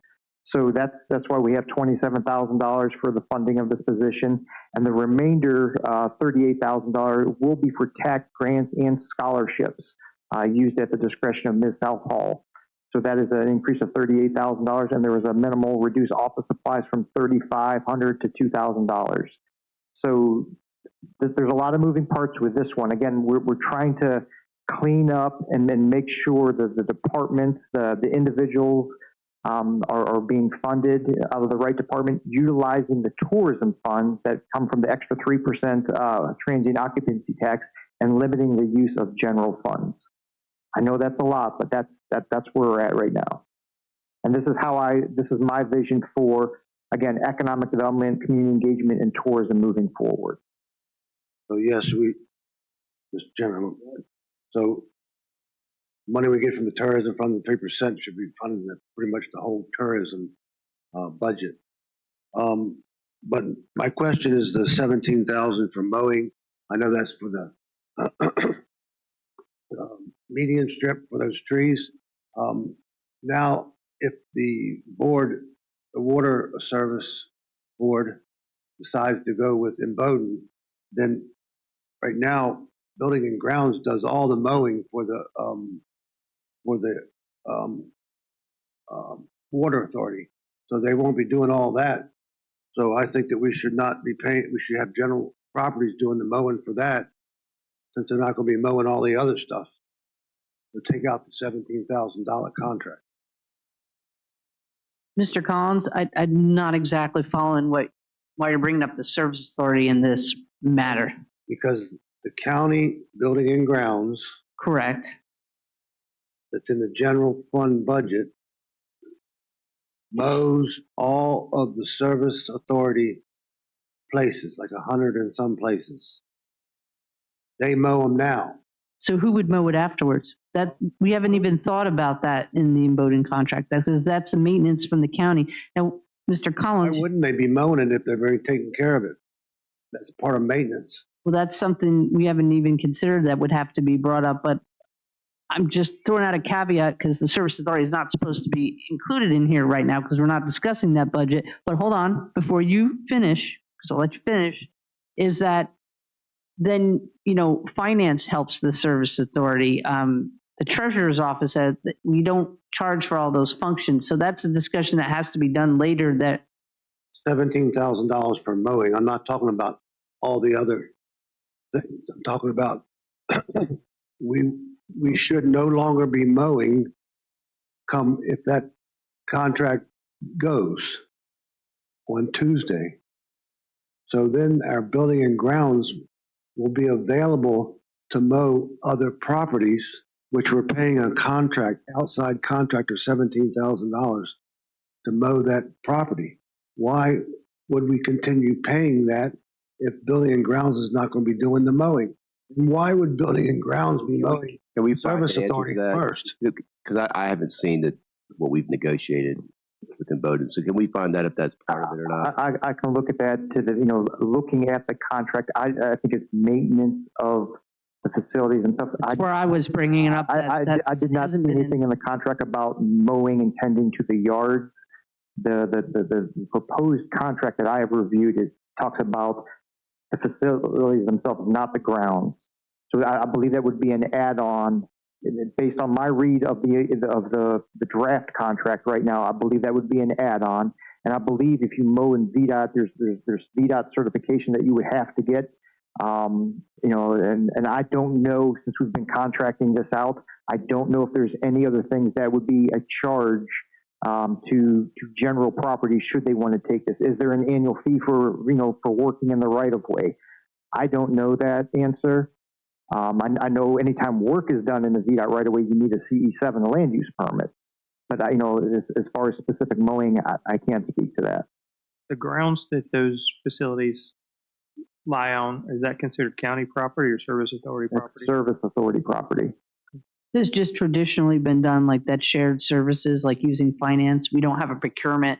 That's something I would have to check with the Imboden contract. That's why it hasn't been brought up, and that wasn't part of the negotiations Mr. Smolnik, Mr. Rasavi, and Mr. Stewart have been That's fine. I was just looking for an easy discriminator. If it's considered county property, then the county ought to be taking care of it, not the service authority. But it sounds like it's service authority property. So I get where you're coming from, but I also think that the contract we're referring to in terms of Emboden, it's for technical maintenance of the water and service equipment, not the grounds. So I think if we start trying to roll that in there, we're going to end up paying a lot more to Emboden than we would for these guys. So you're still gonna have building and grounds mowing all the service authority properties? That's pretty ridiculous. Do you want to come out of the service authority budget? Or Well, authority funds? Is that what you're saying? Or well, the 17,000 is for the out there in the VDOT. All those trees from Stanley Road to 301. All that median strip is mowed by this contractor once or twice a year. And if they're certified by VDOT, because they blow rocks in people's cars and all that stuff, I don't know why we wouldn't have our people do that and get rid of this $17,000 contract, especially when should be doing less work on these service authority things. He said, "How did you transfer 17,000 for the lunchtime already?" Mr. Smolnik, I have a question on that because this was back long ago when previous boards beautified those areas and put trees. Do we even have to mow it anymore, or because we planted those trees, we have some agreement? Is there an agreement that forces us to have to mow that? Does that make sense? It's my understanding that VDOT will not mow that those areas where the trees were planted. That was part of the agreement. Whenever they were planted, we will be responsible for that area. Well, not to make the argument, but if you turn it over to VDOT, they'd mow it twice a year. Whether there are trees or not in there, they're required not to have the grass over a certain height for safety. So and the people that mow it now mow it about twice or three times a thing, and because a previous board wanted that area to be tightly mowed, so it would have a better presentation. But my point of the matter is the service authority grounds should be taken care of by, if you're going to have a maintenance contract, that means maintenance contract. I'd like to remove the $17,000 out of there, either put it over in the service authority, but it doesn't make sense because it's a mowing contract, but to get rid of it. Is there anybody else interested in that? No, because if we roll that in there, we're going to end up paying somebody to do it anyway. It's just going to get a pass through Emboden, and we're still going to pay even more for it. I'm a no. Stroud? I'm a no. I agree with All right. Jones. So we're going to keep paying $17,000 to mow the median. Mr. Chairman, I don't think there's any more questions of that. What's next, sir? So if we're done with community engagement and tourism, next is schools. I see Dr. Boyd here. What page? Well, the schools it's a separate. It's not a specific. Do we need to take a quick break before we get into schools? I don't know. Let's take a quick after break this with you. Well, it's not lunch. It's breakfast, by the way. Oh, we're going to have breakfast after him or before? Breakfast right now if you want it. Just take a quick break. Is that cool? Yeah, no problem at all.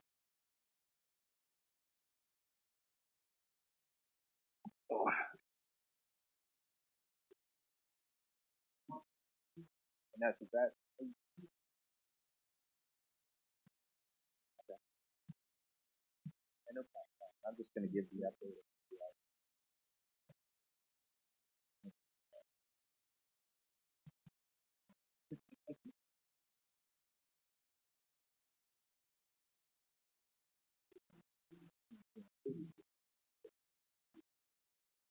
Good morning.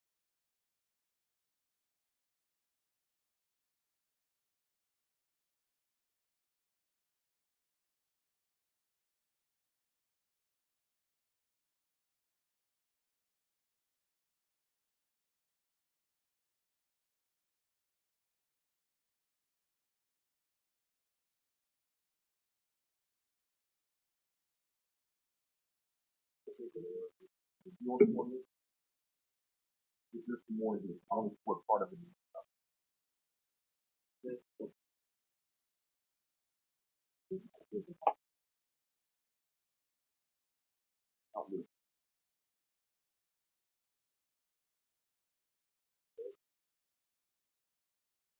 We had 75 minutes.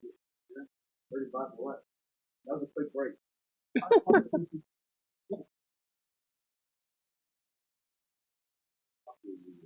How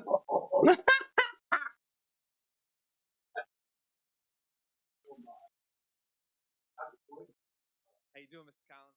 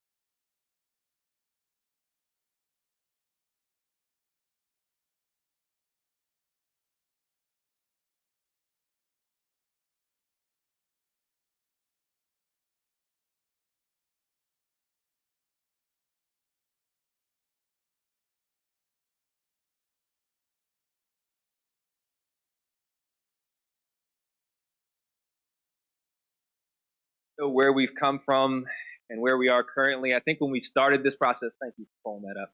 When we started this process initially, we delivered the needs-based budget and we were going off the governor's calc tool. At that point, I think the total amount of local funds needed was 4.1 million. If you remember on the very front end of this, it was 4.1 million. We then received a calc tool from the General Assembly. That calc tool dropped us down to 3.1 million. That included everything, again, in the needs-based budget, positions, everything that we had discussed in previous meetings and in our work session. We then got better news back for our healthcare. Our healthcare was predicted to be at 20%. It dropped to 12%. That put us down at 2.8 million. And then I think when we all last met, you had a clear directive from me to go back to my board. And I think we were on the same page with and we've done a lot of good work with Mr. Smolnick in working through this. But as of right now, we've reduced our request, our expenditures to just the 3% salary increase, the compression step, which we've discussed at step 10, the 12% healthcare increase, and the bare minimum of the budget builder. We've cut that nearly in half. So right now, I would say based on the General Assembly calc tool, and the reason I say based on the General Assembly calc tool, because we all know that we don't have a real accurate calc tool right now. It's difficult to see. It's down there in the bottom yellow. But the request locally at this point, like I said, we started with 4.1 million. Based on the General Assembly calc tool, we're down to $1,233,423. Thanks for trying to change the font on that.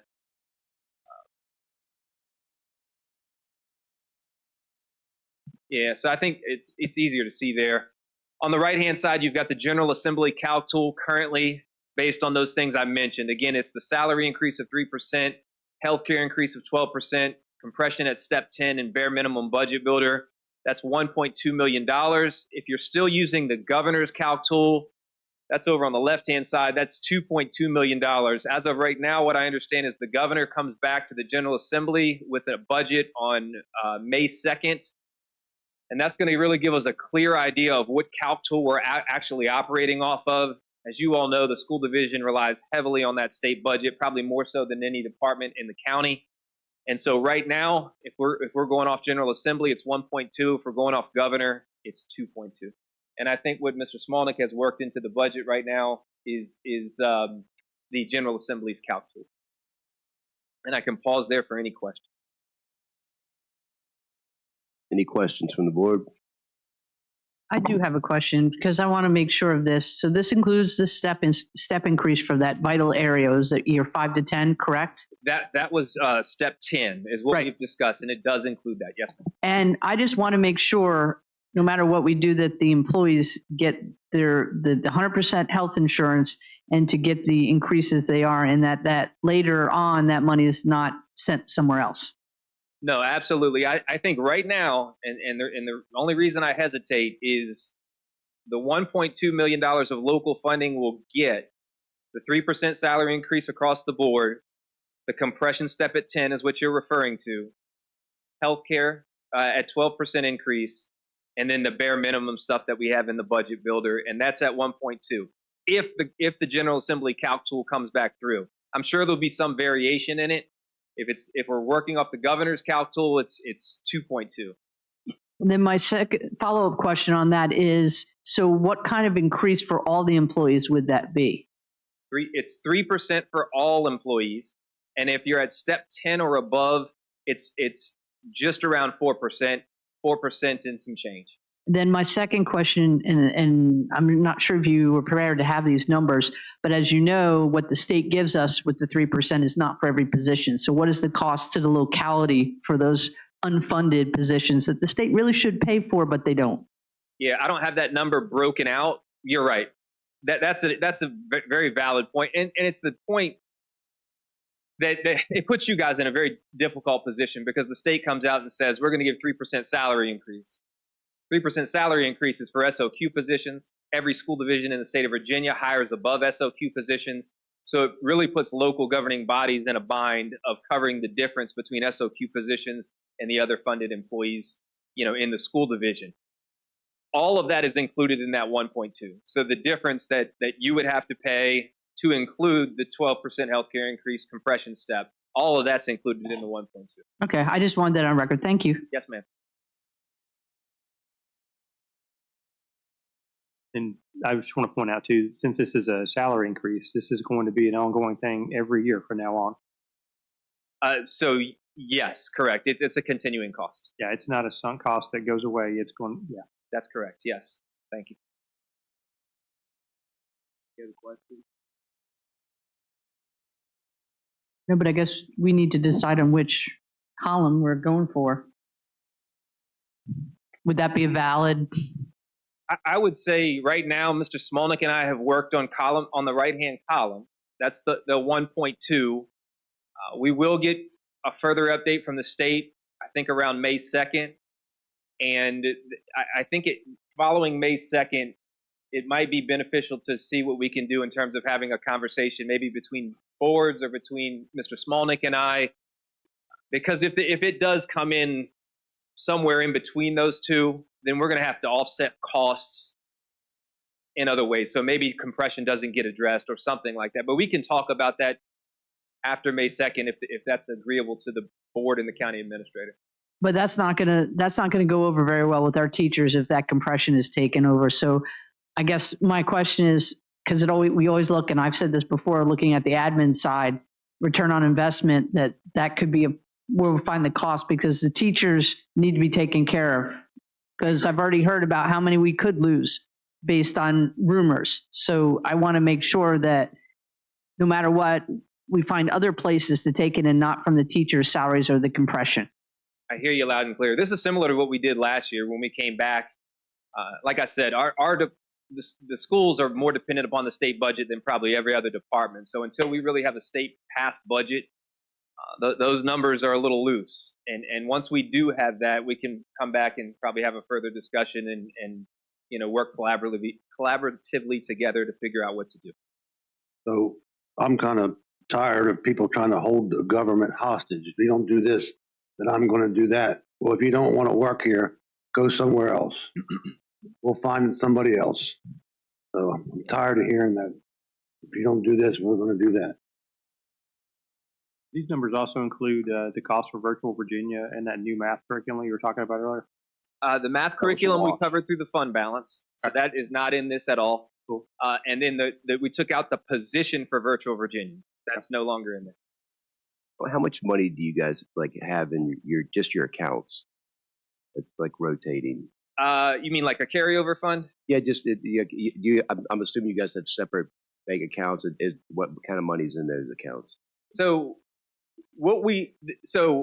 this is the first year that we were allowed to have that we discussed a fund carryover, the fund balance. Prior to that, at the end of every fiscal year, we're turning all that money back over to you guys. But something we talked about a little bit is ways to invest money to make money, right? So even instead of like giving you guys a big check and you just throwing it into a checking account, right, is what you do. Investing that money along the way to have that money, even say just sitting in a checking account, it's making a little bit of money, right? I mean, that's something that we should be looking at.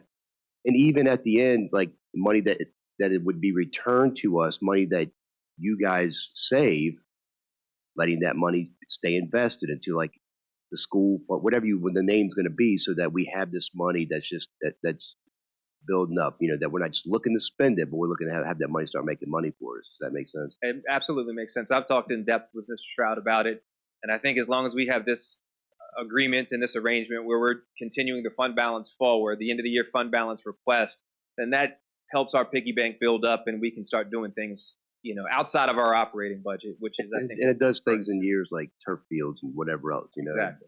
So salaries, whatever. Yes, sir. And Mr. Davis, other localities have taken some of their revenue from data centers and other things and now create accounts for like school construction or the school budget. That's something that, if we approve projects, might be something to look at, because some of the Northern Virginia localities have started to do that. So, go ahead.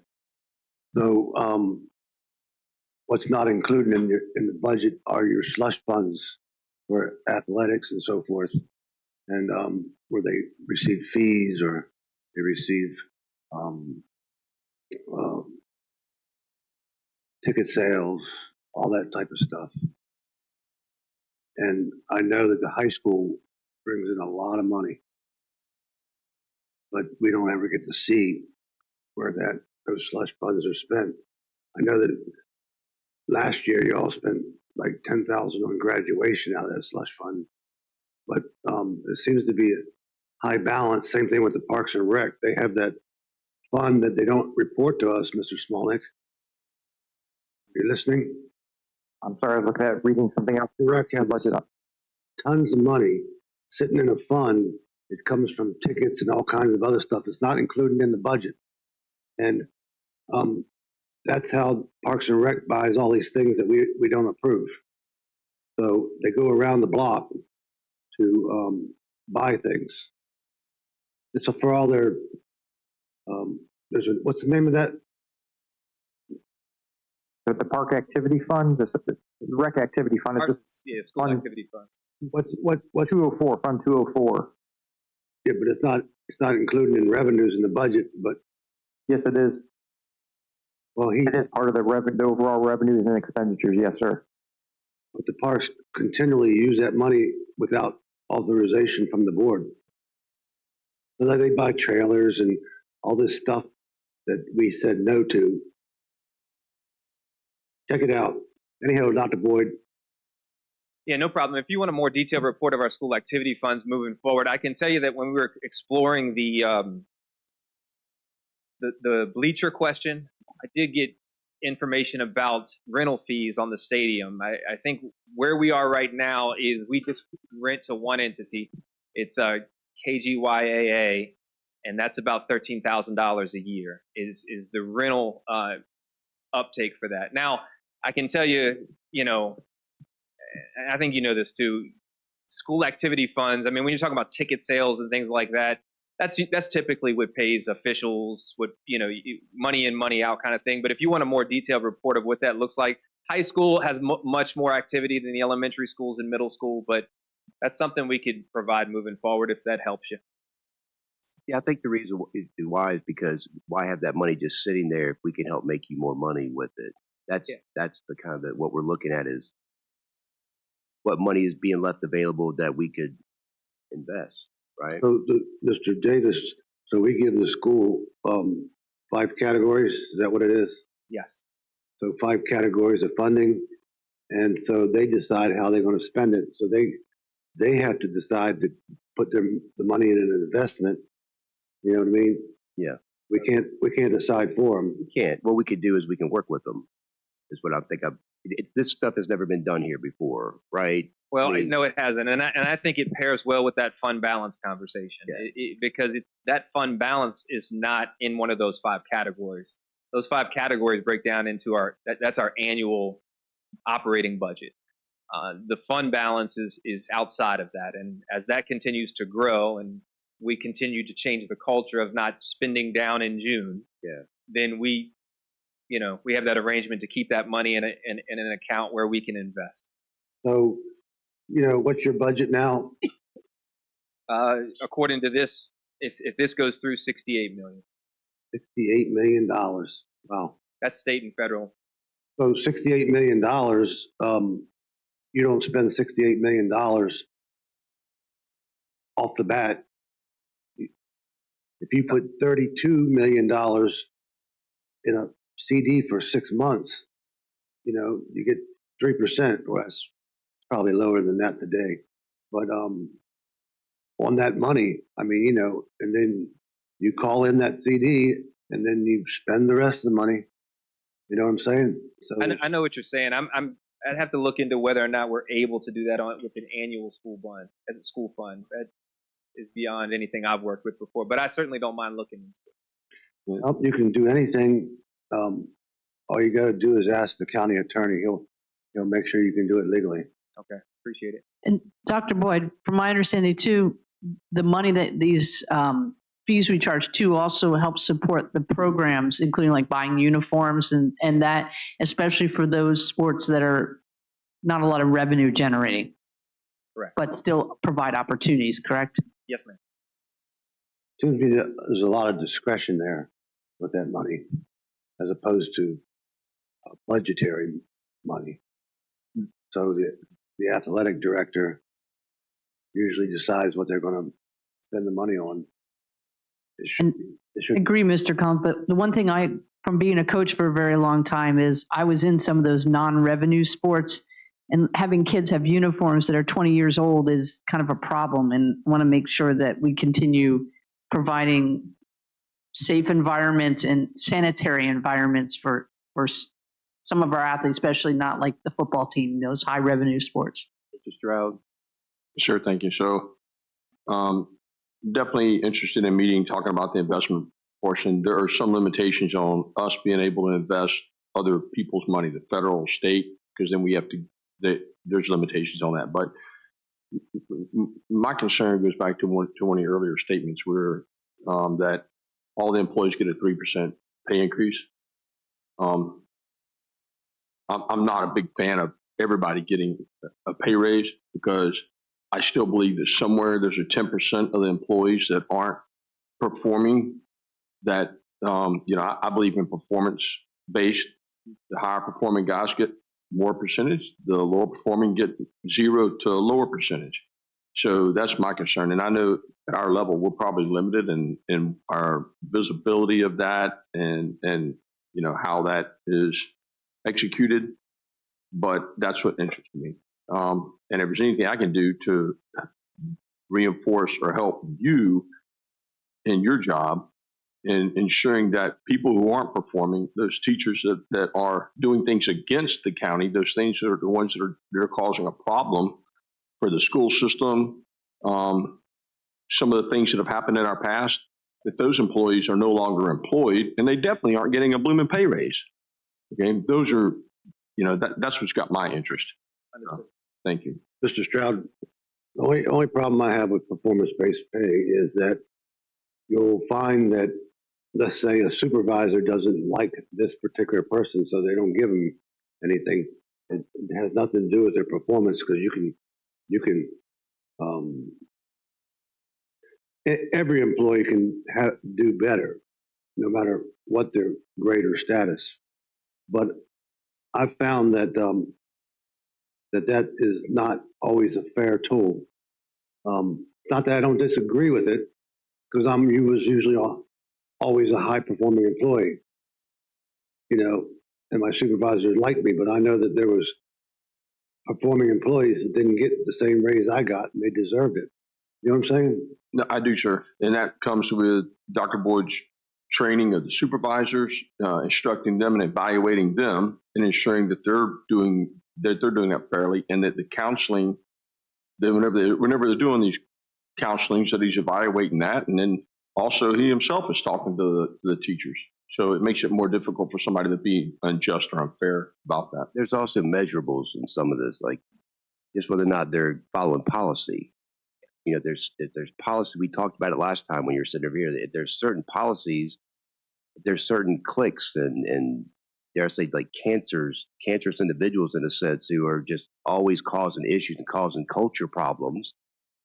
You know, so you have I'm always been about sometimes, you know, you have to let people go, right? And the reason why is because when you do that, the people who are doing the job right now feel safe. They feel protected in the culture to speak their mind. Like there's good teachers who are scared to talk, scared to do because they're going to, you know, they're going to be outcast by the cliques and whatnot. And then as those people will feel safe. And the only people that are scared are the people who aren't doing the right thing. Because just like children, everyone needs guidelines and barriers. That's what makes people feel safe in their environment to be themselves, do the thing. So those are measurables that we have, right? I agree with all of that, and don't have any issue with the merit-based pay in most industries. I think your point about measurables and policy, that's black and white, and that's, I don't know if merit-based pay and that fits together. That's more of that's a different approach sometimes. What becomes difficult with teaching in merit-based pay is the number of confounding variables. You know, in some industries, you know, this effort goes in and you expect this outcome to come out. It's very difficult to do that in teaching sometimes, given the variables that are at play. You don't, they can't always be constants. For example, the population of students that you teach. So we've had these discussions I have with Mr. Bush, and so I understand there's a lot of challenges. You know, I'm willing to work with you and have discussions on ways that you can, because other industries use things like surveys. They use customer surveys. So you could use parent surveys, student surveys, and other ways to get metrics on the performance of the teachers. So you're not just using the grades alone. I can't wait to see Facebook on this discussion. Well, Dr. Boyd needs a way to ensure the teachers that are performing better, he can take care of those, because one of the problems I think we've all seen before is whenever you're working along people who are not performing to your level and they get the same reward you get, and there's not a difference there, then you're looking for another job and you're looking to go somewhere else where they do thank you for that. And that's what we need to take care of the teachers that are performing, and you know, they get recognized. I've seen in my time on the school board, the administrator, the superintendent, spend an ungodly amount of time on troubled employees, and they got 650 employees, and you have 650 employees. You're going to have a certain percentage of them that you deal with all the time that are troubled, and so they have policies for teachers and for students, and that's where the rubber meets the road. The policies need to be enforced. Those are metrics. Those are things that make it easy for Dr. Boyd to not give them. But like when a superintendent tries to enforce a policy, they try to, these unions, or whatever you want to call them, they just try to, do everything they can to disable the superintendent or the school board for following the rules. We need to find a way to empower him.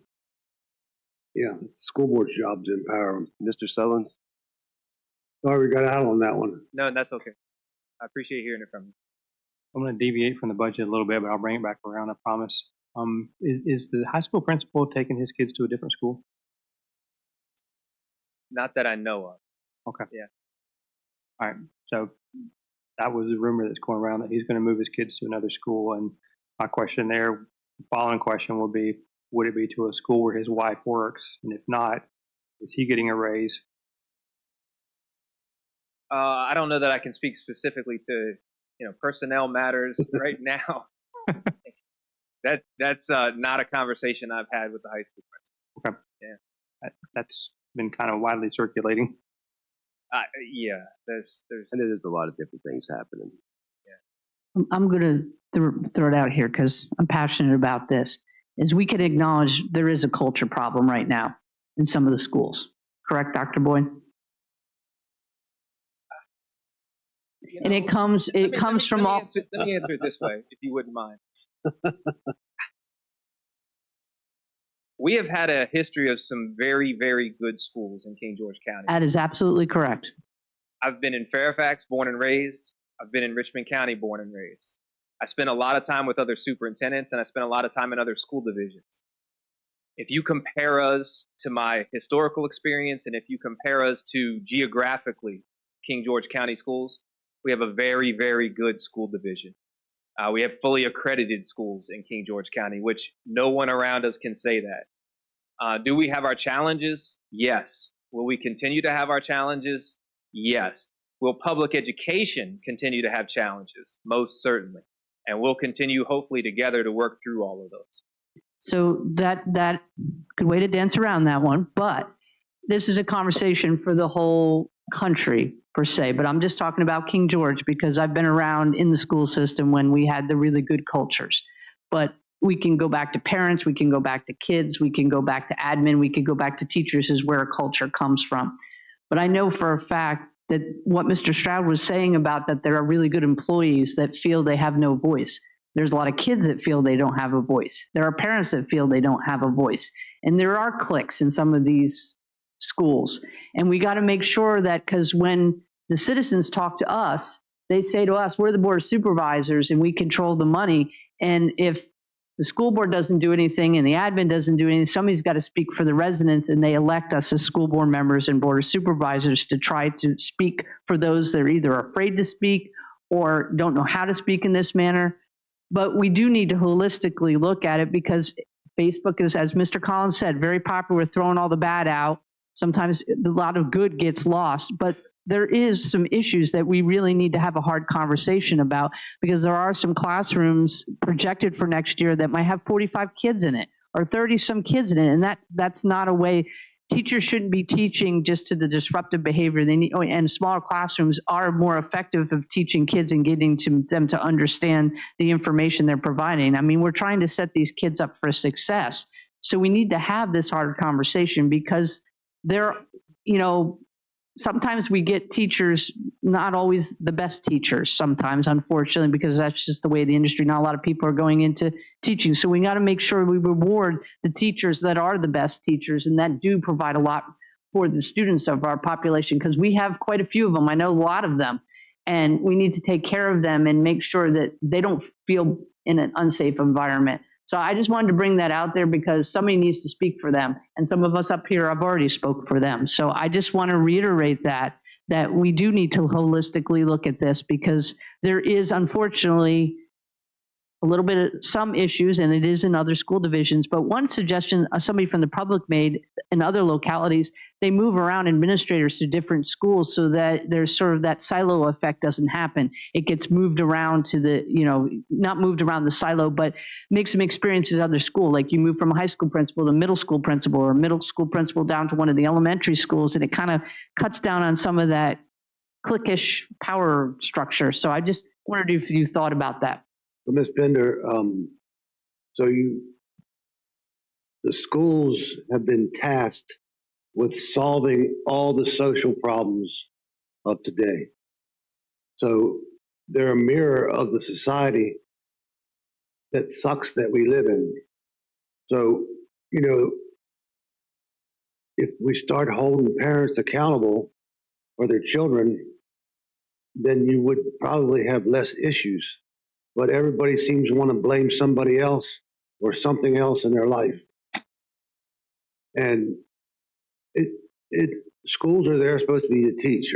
They're not supposed to there to you know, be mental health counselors and be whatever everything that society has made them to be.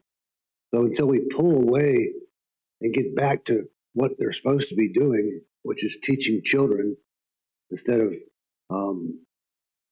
you know, trying to solve their family issues. I know that you got to bring all kids up to a level so they can all compete, but some of the things you see in the news these days in the region, these parents need to be held accountable, and nobody seems to want to hold them accountable, including here. So I want to hit on a couple things that were said, and we're straying from the budget. So I'll reel it back into the budget. You made Mrs. Bender, you made a point about some classes having 45 students. You know, I think as a school board and as a superintendent, we have diligently tried to work collaboratively with Board of Supervisors and the county administrator and try to understand where we fit in the overall budget, given the constraints we have as a county. With that said, we're going into at least year 2 of pulling additional teaching positions out of the budget request because we understand where that fits right now in our county. But as we continue to add 40, 50, 60, 70, 80 new kids a year, we're doing that without the addition of new kids. Mr. Collins, you brought up societal problems. Just this past week, when you're looking around, we had 3 elementary schools around us that had elementary school kids that brought handguns to school in backpacks.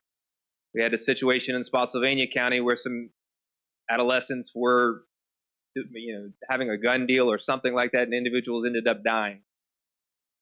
I can tell you my board and I think the community I speak with is very interested in school safety. And I think if you look at that, these weapon detection systems are probably the newest and most advanced technology needed to ensure safety in our school buildings. It comes at quite a cost. We right now, I believe, maybe with the exception of Westmoreland, I'd have to check, are surrounded by school divisions that have weapon detection systems. Stafford, Spotsy, Fredericksburg, Caroline, Colonial Beach, all have weapon detection systems. So when you're talking about these society issues and you're talking about budget issues and we're trying to, you know, we're trying to do all of these things in consideration of where we are as a collective county too. Those weapon detection systems cost about $250,000 per doorway. At very minimum, we would need probably 8 to cover our 5 schools. So that's about $2 million. And that's a 4-year lease on those pieces of equipment. So it's expensive, but you know, many folks believe it's something that's needed. Dr. Ward, what's next in the CIP for the schools? Is it going to be 16-foot high fences with razor wire and you know, armed guards at the entrance? Because that's where we're heading. We can't regulate safety. It has to come from the family and the community. And until we start getting these parents to take care of their own children, you're not going to be able to regulate. I mean, you're literally going to, 10 years, you will have fences around schools. You know? And if you go down to the city of Richmond, or actually Henrico County, they do have fences around the schools. Yeah, you're right. So, I don't disagree with you. I'm just trying to think of what we have control over and how we can mitigate the issue. But I don't disagree with you at all. So you and I had talked before about the weapons detection stuff, and I know that they're very expensive when that's a very exquisite, very capable system. Do we have to have that system? Are there other options that will be less expensive? I actually received something today where there's a competitor. We're gonna reach out to them and get a demo and see what type of technology they have. There was another software that was out that I considered. Turns out it's really not going to do what I think I need it to do. What that software does is connect to our existing camera system, and it's about $400 per camera. And what it is, it's still they categorize it as a weapon detection system, but it's not a concealed weapon detection system, meaning that the cameras can pick up a gun in plain sight, and as a result, immediately dials the sheriff's department, so there's no delay in response, which can be appropriate and useful in certain situations. But the situations I just described with elementary kids bringing stuff to school in backpacks, the only system I know for that is the Evolve system right now, or possibly this competitor that we're going to set up a meeting with and talk to. So why don't you all, get weapon detection dogs, and instead of a security guard, to walk around the school. Yeah, I'm not sure about that.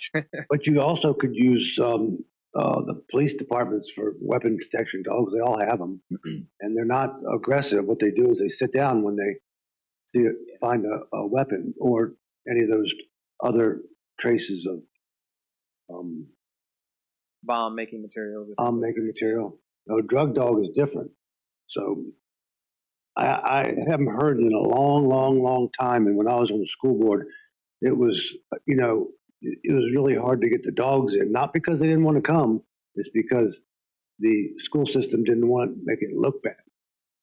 We have an open invitation right now. We have to call them with you have to call them to come. With Captain Weston. And really, I think it's more now of a regional effort. I think is what you're referring to, making sure that everybody gets together. The drug sniffing dogs, from what this is not my area of expertise, but what I understand is they've changed in the sense that they're no longer picking up on certain drugs. They do have, as you pointed out, I think bomb sniffing dogs, and I assume that's ammo and everything else. But yes. We're certainly, and publicly I'll say, we're open to working continually with our sheriff's department to address any type of school safety issues we can address. Well, there's more than just the sheriff's office, state police. There's Department of Corrections have tons of passive dogs. And I've talked to all these guys and girls, and they say, well, they never call us, So I think what we've done in the past is we'll work through our sheriff's department, and our sheriff's department does, I believe, call those other entities to get a task force together before we do a search at a school. That was my understanding. So let's a couple more, but let's bring it back into the budget. Oh, we were doing so well. No, I want Ken to go ahead and go. Solving society's problems. And I want you to go ahead and go. Don't look so distraught. Well, I think it deals with the budget because you're talking about the metal detectors. Yes, sir. I think that deterrence is huge. And so whenever you're looking at those detectors, some of them have to be calibrated every time they're moved. But the thing is there may be the option of don't put the schedule out purely, but move them around. Because if the kids don't know when they're going to be there, that's a deterrent.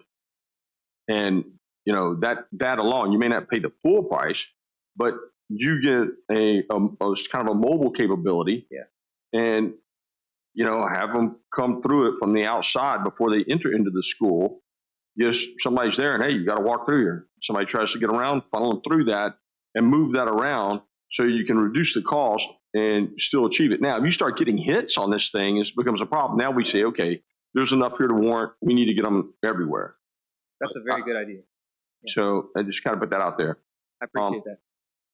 So I'm all about the dogs. That's a deterrent too. I've got some other thoughts I want to share here. But so the only real thing that we have, as pointed out by Mr. Bender, is the power of the purse, and figuring out how we execute that to achieve our constituents' objectives as well. So, do you have, and I don't know this, but do you have Dr. Boyd, have town halls with the residents? We have in the past, yes. Mm-hmm.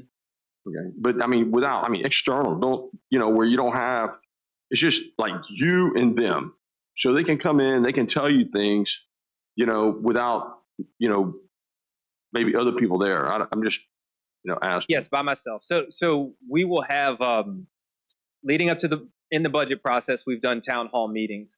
The other thing that I have set up right now on an annual basis, usually I think it's about quarterly right now. I've got a standing invitation with our PTSA. It's our County Council of PTA. So I've got a parent advisory group that I speak with. I've got a student advisory group that I also get information from. And then I've got a staff one as well. But to answer your question, those are usually the avenues that I explore to get some outside feedback. Because sometimes you're going to get stuff that sometimes is warranted, sometimes it's not. I know you got to filter through all that. So my last question is, do the kids say the Pledge of Allegiance? Yes. In our schools? Yes. They do? All right. We say the Pledge of Allegiance every morning, followed by a moment of silence. Thank you, sir. Yes, sir. All right, anything else? I guess I just need to clarify. We're going with the column on the right, correct? Just ending. Yes. I believe that's what's plugged in right now. We never really officially, I just wanted to make sure we had that on record. I think in your budget document right now, that's the number that's plugged in. And So- then if it's okay with you guys, if that calc tool changes at all, I wouldn't mind just continuing that conversation and talking about how to move forward. So 1,000,000, That's correct. Okay. Just for the public record. Thank you. Thank you. Thank you. Hey, Dr. Boyd. So are you all in compliance with the Yeah. Yes, sir. Yes, sir. All right, thank you. All right. So we have an option because we just took a break. We can break. We can. Well, Mr. Chairman, if I may, I was thinking about this. I know Supervisor Stroud had some IT questions. I see Mr. Dines is now in the audience. This may be a good opportunity to ask those questions, get some answers instead of waiting till Tuesday. If that's Yes, sir. On the cybersecurity training, some of it, there's some paid in there. There's some funding allocated to the cybersecurity. My question is, there's some free cybersecurity training that's provided by the federal government that can be used, like DOD and the agencies and such.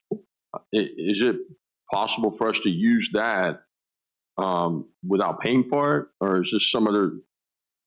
Is the cybersecurity training that we're paying for it different than that? Well, I think, Mr. Stroud, the directed training was originally because of the elections. And so from the electoral boards of the state of Virginia, we had to be compliant, and they had specific classes that certain training centers had. Now this year they did come out with some places sponsored by the federal government that we can look at and see if we can start getting that directed training. I don't know if it'll ever be a permanent thing, but we'll never have to worry about paying for that. But I could look into that. But before it was what we use is Noble 4, and most of the counties and jurisdictions in the state use the same. And so they had specific classes that the Board of Elections wanted to have each individual have access to, so that they would be up to date with the physical security, So data security. This was more for the electoral, the people working in the registrar's office?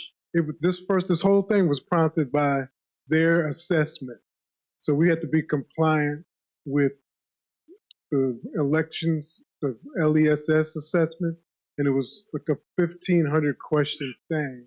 And that spearheaded being able to make sure that you weren't just having your elections secure from the registrar's office, but it went all the way through every little detail of your IT department and the communications and infrastructure that you have in your system, your network system. Because the cybersecurity training that we take, that you provide, you put on the, I don't know whether it's on our servers or in the cloud. It's in the cloud. Mm-hmm. Okay, so is that what we're paying for? Yes. Okay.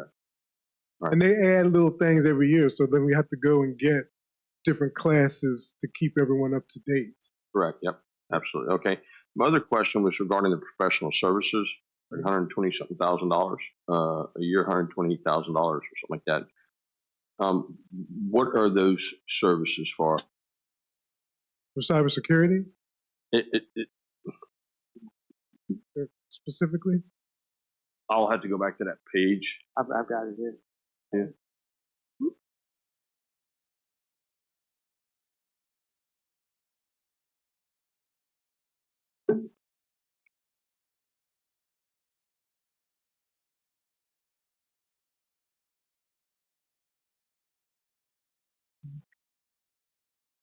No, that's not it.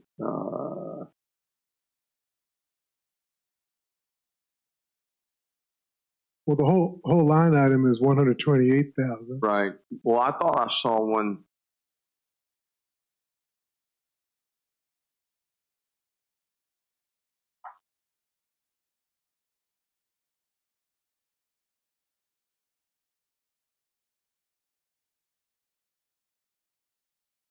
Okay, this is the break. That was the breakdown of the 128,000 one you just had up was the breakdown of that. Okay, can you put that back up? That would answer my question. That would.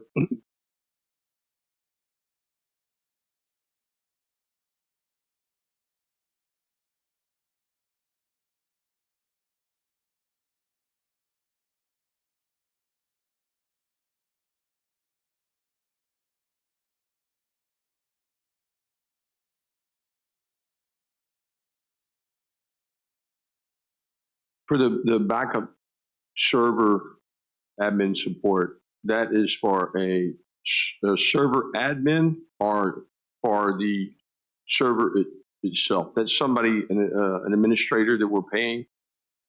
Oh, no, that's the Avaya is a VoIP phone system. So we have a server here and a server at the sheriff's office as a redundant. So it backs up the whole phone system so that if the county's phone system went out, the sheriff's office server would be able to maintain the calls through there. If their server went down, the admin building would be able to maintain the calls.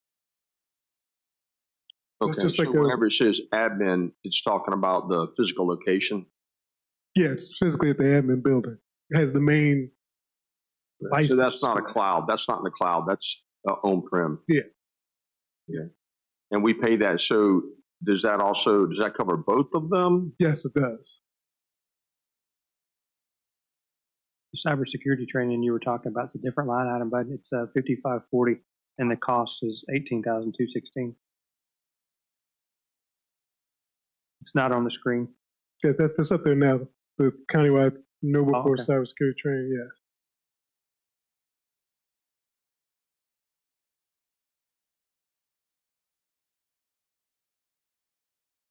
That's the Nova 4. That's one that goes up. So the other one, that $30,000 from the last screen.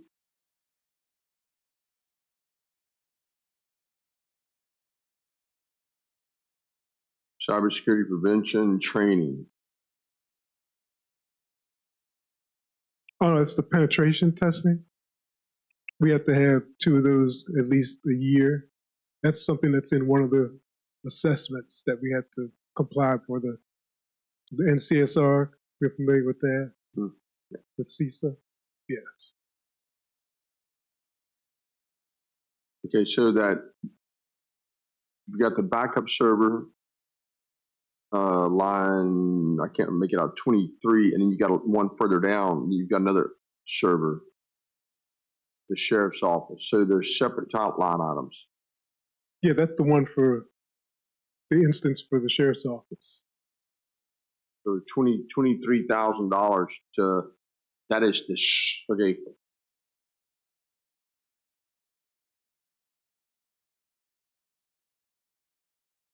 I'm trying to figure out the $13,000 that it says support.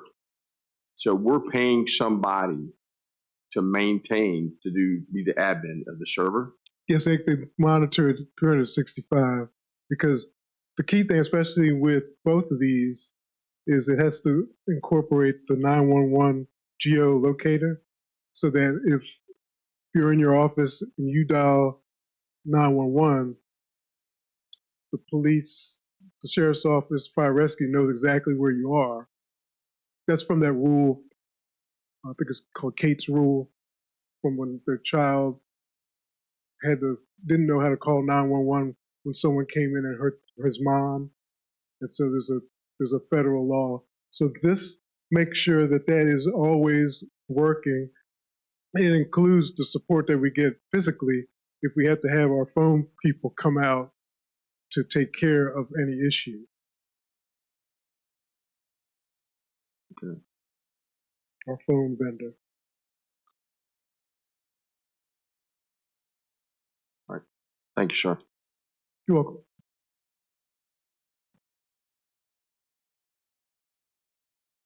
Feeling? Good, thank you. Feeling good? All right. Looking good. Good to see you. You too. Anything else, Mr. Dines? Okay, thank you. You're welcome. Do we want to try to knock out one more before noon, before we take a break at noon? We just took one. Let's try to knock out one more. Since Kelly's in the audience, I would say the next one on the agenda. Casual Friday today. I've never seen Kelly dressed so casual. The GIS was in here first. He's with you. What page are we on for them? We're on the afternoon session number 1. What page? Department of Community Development. Yes, what page? What page? That I don't know. 42R. 42R.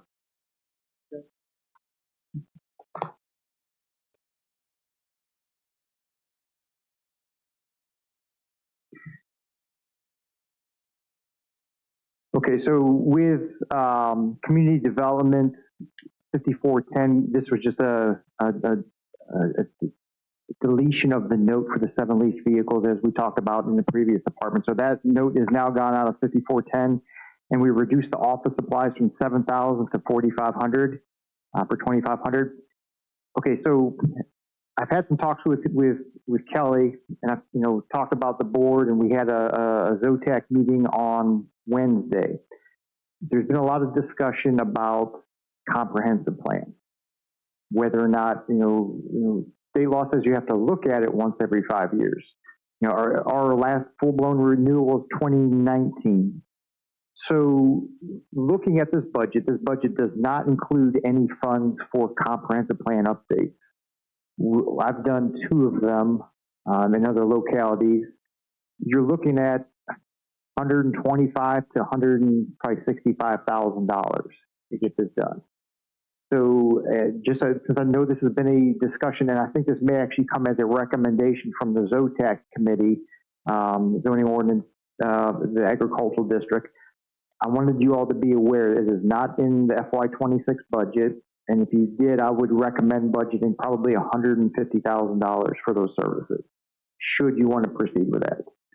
So I just wanted to talk about that. I'll be happy to answer any questions on this budget. And there's while we're on, we have these 2 folks in the room. The next page, 43R. This is for the Planning Commission, BZA Planning Commission. Initially, I had taken out all the money for legal counsel. It was $96,000, and I checked Mr. Stewart's contract, and that did include representation at the Planning Commission meeting. However, it does not include the BZA, the Board of Zoning Appeals. So on page 43R, I went ahead and added $7,500 back in. So we can look at 42R and 43R kind of together, since the staff. Yes, sir. I don't have either one of those.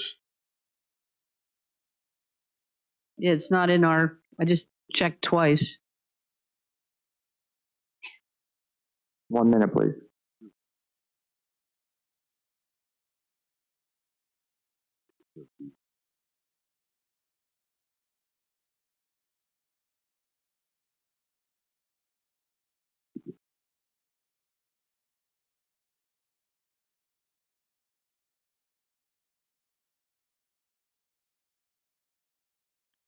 So when you're increasing legal representation from 0 to 7,500.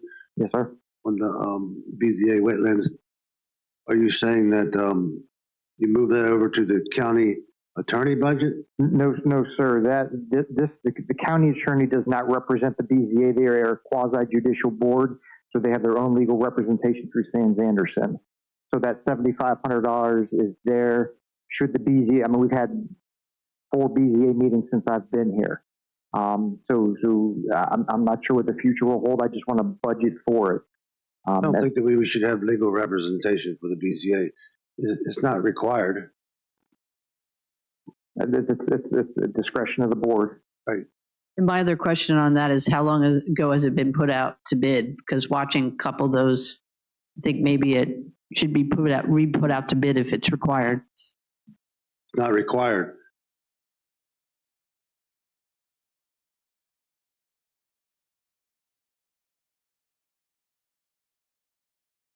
Right.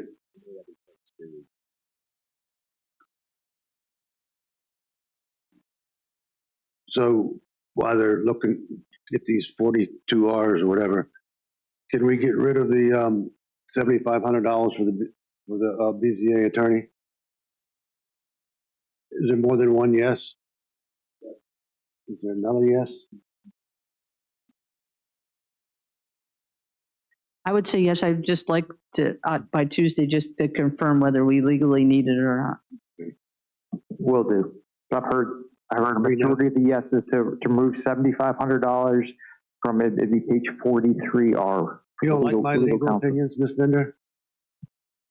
I just want to confirm. Oh. That's right. So,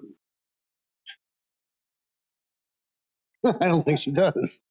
Okay, so if you have your computer, I have it up 42R on the screen. If you have your laptops, you can. It is linked right to the agenda. Ms. Fish is also printing off hard copies for y'all, whatever way you want to look at. But this is the change. This is the one change that I'm sorry. Yeah, the one change that I noted here. Office supplies 6,001. If we did. I guess just want to entertain a discussion on the comprehensive plan. Where's the board feel on that for FY26? I'll jump in right away. I know we differ on this one, Mr. Smolnik, but I really think this is important, especially as we've heard in 2 of our key public hearings that have come up, one that's coming to us, it's been to the Planning Commission, and one that has come to both the Planning Commission and the Board of Supervisors. The citizens keep bringing up the comp plan and that these projects come and they don't comply with the comp plan. So if the conversation with the citizen, they really want a conversation to mold that comp plan. And I think we should be having that sooner than later because there are a lot of development projects on the horizon. And I know staff is tasked, and I know I just think it's really important. And it did come up in the ZOTAC meeting. It was a question of how does the Planning Commission evaluate a potential rezoning? Well, they just look at the land use map, and that's when I brought up the current comprehensive plan does not have a land use map. Every parcel in this county should have a future land use designation. It does not. So that is a major deficiency that I see with the comp plan. There's a lot of maps that need to be in the comp plan that are not in there. I echo what she said. Yeah. So on the 12,543, 142 under community development for employee continuing education and required certificates. So the inspectors and zoning folks, they have to take these classes online, state stuff, correct? Yeah, to get their certification, Right, and to keep their certification. Yeah, but we don't have to pay for that. Yeah, some of it's covered by, what is the building fee? I think there's a portion of each building permit that comes in.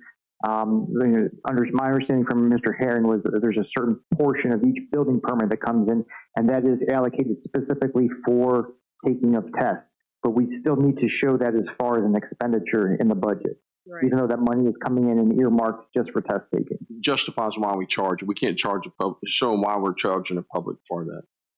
But some of the certification requires that they have to go take the test. correct. Yeah. They can't just take it online, and there's an expense for that. There's proctors and. What's the expense? It's $12,500 a year. the breakdown for how to get to 12,543 is on the screen.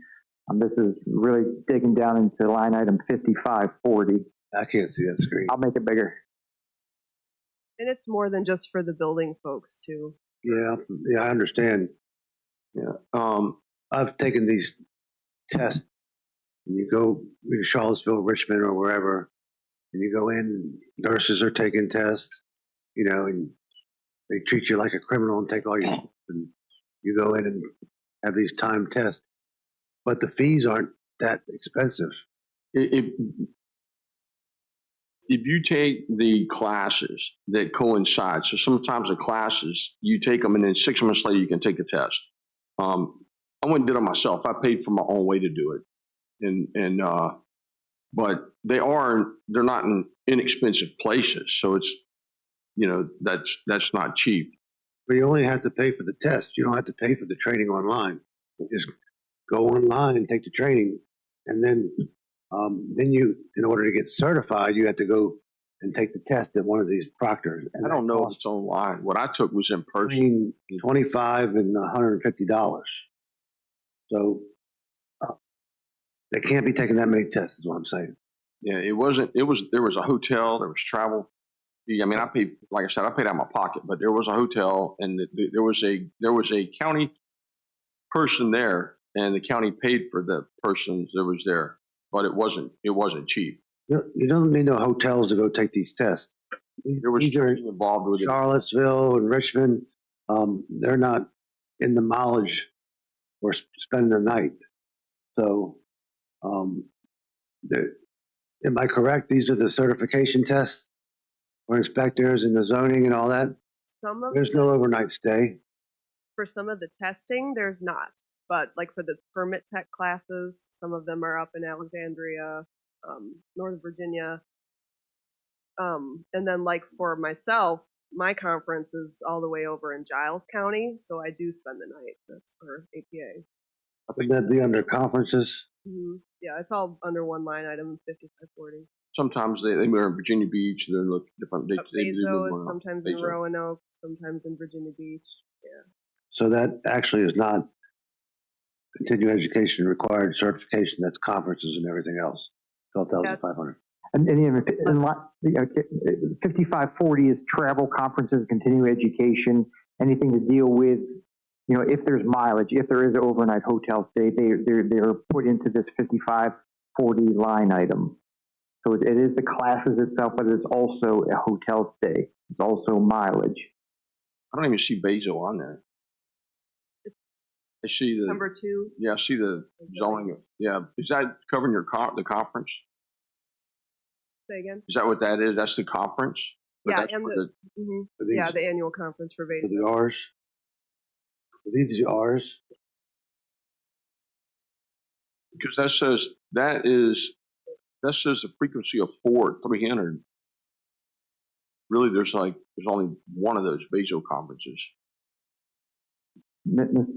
I'm sorry, is there a question about what was just handed out? Which one is 42R? So those are the 42R and 43R. Thank you, yes. 42R. Okay. I'll just make a statement about the class. I think we should pay for the classes, and I think we should pay for the taking of the test, because that's just helping continuing in certification requirements of our employees.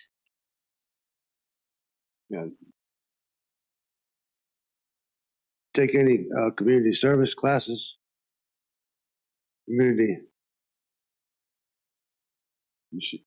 customer service classes. I haven't looked into that. Yeah, I can look to see if they are offered. HR might know of some other type of classes like that.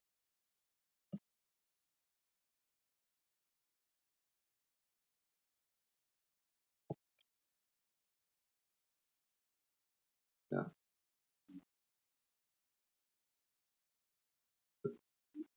Mr. Chairman, so with both of these items, the 2 pages, we're going to remove the $7,500. There's consensus on that for attorneys. Did I receive consensus for adding $150 for the comprehensive plan? Okay, so that's still on the table. Thank you. Mr. Smolik, we're going to get the answer to the question on the legal, right, for Tuesday? I will, yes, whether or not it is legally required. Yes, we'll note that.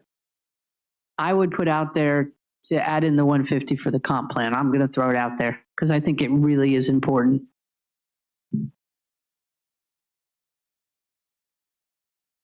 I feel like the comp plan needs to be part of what we're doing now. We keep talking about it. We haven't done one in a long time. And just for education, the old comp plan, it was started before I was even on the board in 2017, so it's really outdated. Yeah. Just need to figure out where you're going to cut that money and pay for it.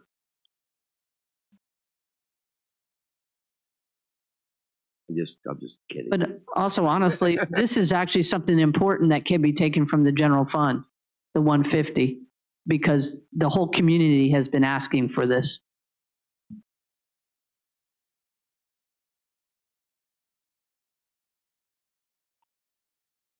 So is that consensus that we need to add the comp plan to this? I mean, when we got to do one, we kick it down to next year, but we got to get one done sooner or later. I feel like it should be part of it now. Three. I think Mr. Sullivan shaking his head, so we have three. Yep. So we will add $150,000 to professional services and community development for comprehensive plan update. Any other questions for community development or for Planning Commission, BZA, Wetlands Board? I have none. Where did we end up on this? You cut the lawyer fee, right? Yeah, we removed the attorney fees, That one. and then we added 150 for comp plan. Those are the two changes.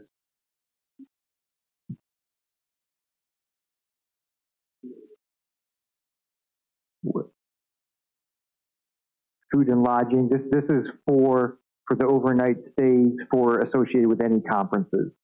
So any of these conferences or training that require overnight stay and/or meals for the county policy, that's where that number comes from. Mr. Smolik, there was some talk about overnight stays and rooms and so forth, and that we're supposed to be on the government rates. The GSA rate, yes, sir. Right. So, not your department, but other departments, I don't think are following that. So the ladies to my right in finance, they've at our department head meetings, they've passed that all out most recently, maybe a month or so ago, and they are on it, and it's clear directives that whenever you do travel, these are the rates you are held to. And we've actually had some individuals, I know there's a couple instances where they went out and purchased a meal that was above the GSA rate. So they requested reimbursement. We only paid up to the GSA rate, and they had to eat the rest. So that's good. That applies to supervisors and anybody. So, and you guys are getting your expense reports done or giving their receipts, and if they're not, you're let us know. Thank you. Thank you. So then that line 13, I'm not sure what that one's for. I was thinking that was actually the BASO. It is. But it is? Mm-hmm. So it's really one, and the cost is maybe sufficient for the BASO. Yep, I will look into that. It's offered twice a year, but to keep the certification, it's only required to go once. Yeah. To one of the conferences. Right. Yeah. I mean, it's just good connections to have. Oh, for sure. But they do have the dial-in, the online, the virtual one. Yes, some of them do offer virtual. Yep, and to keep your certification. You do have to pay for some of those a little bit, but it's not nearly as much as in person. Right. So, Mr. Smolnik, the public hearings are out of control, for the county, and I know they're required by law, but can we not,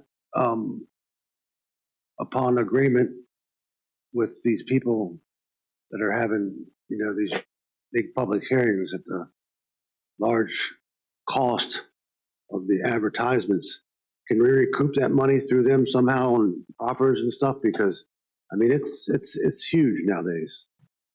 Yeah, it looks like every piece of land in this property is under a public hearing. You drive around. There are a lot of public hearings right now, and with the requirements for the signs, there are plenty of them, and that is built into the cost, your application cost. Yes. So we do consider that, yes, sir. Good. But why it would be a line item in both the community development and the board of supervisors?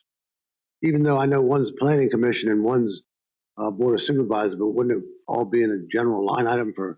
Well, I think that has to do with, you know, Ms. LeDuc takes care of any planning commission items, public hearings, and there are certain things that come just to the board of supervisors. So those are the, if they're specifically for board of supervisors, they come out of the, I think it's the administration budget or the board of supervisors outside of community development. Do we add an administrative fee to those? Because it takes people time to get those squared away, and then the cost of the well, there are some. Take for instance the height amendment. That, you know, there's really no applicant for that. Right, but there is a bunch of other applicants. Right, but with that one, that's an administrative change that, you know, that will be made. So there's not an applicant who's walked through the door and says, "Here's my application fee." Because that was initiated by us. Right, the proposed changes to the lot size in agricultural districts, it was initiated by the board. So that would be something that we would just have to come out of the budget, and you will not recoup any of those costs. Right, but so we could charge ourselves an application fee, administrative fee, and then return it back to our budget. And we could also do that to these companies, charge them an administrative fee, and so we can cover some of the cost of our workers. That, you know, it takes a lot to put these public hearings together. And I know Kelly's department has been looking at the fees to make sure we're in line with, you know, making sure we're covering our costs. So if that's something we can continue to look at, it's not part of this budget cycle, because I don't think they're part of the code. Or are they part of the code? So they're actually not part of the code. If they're an appendix to the code, that requires a public hearing to change a fee. So I don't know if you have anything else to add on that matter, but this is something we're looking at. The only thing I'll add is that if for some case an applicant requests a deferral where we have to have another public hearing, that's a separate charge that they also get. So they pay for both of them.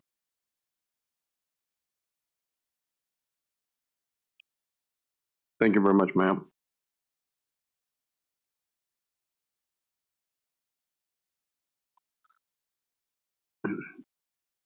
Some of the changes that we're looking at as far as the education reimbursement and such is applicable to certifications as well. That is correct. My staff is, my deadline was the end of business today to have a deadline. That'll be part of my county administrator's report on Tuesday night where we stand on that. Yes, sir. Thank you.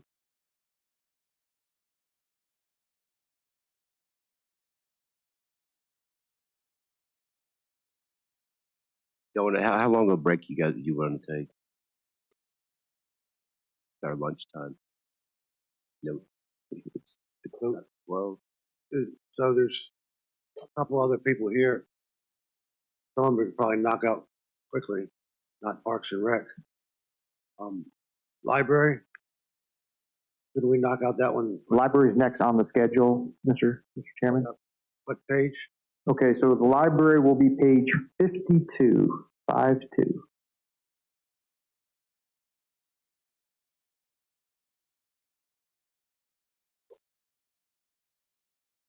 So again, the library is a separate fund from Fund 100. There were so on page 52, there were no changes from what was initially presented on March 18th. I have the budget in front of you. We have a representative from the library to answer any questions the board may have. So the $10,187 for scheduling contract will work on the building. Doesn't the building and grounds do the work on the building?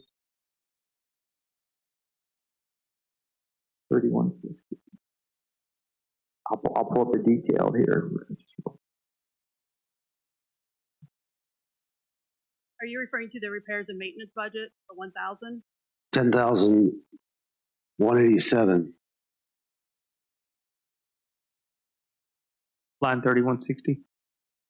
Yeah.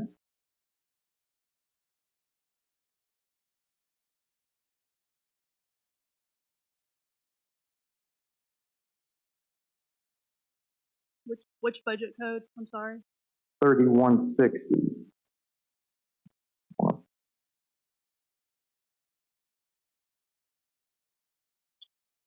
Well, some of that is program presenters. I have the Falls under professional services other. What? So vendors for summer reading program. So that's summer reading program is YMCA? No, that is the summer reading program held by the library every summer. All right. So it's $10,000 for the summer reading program? No.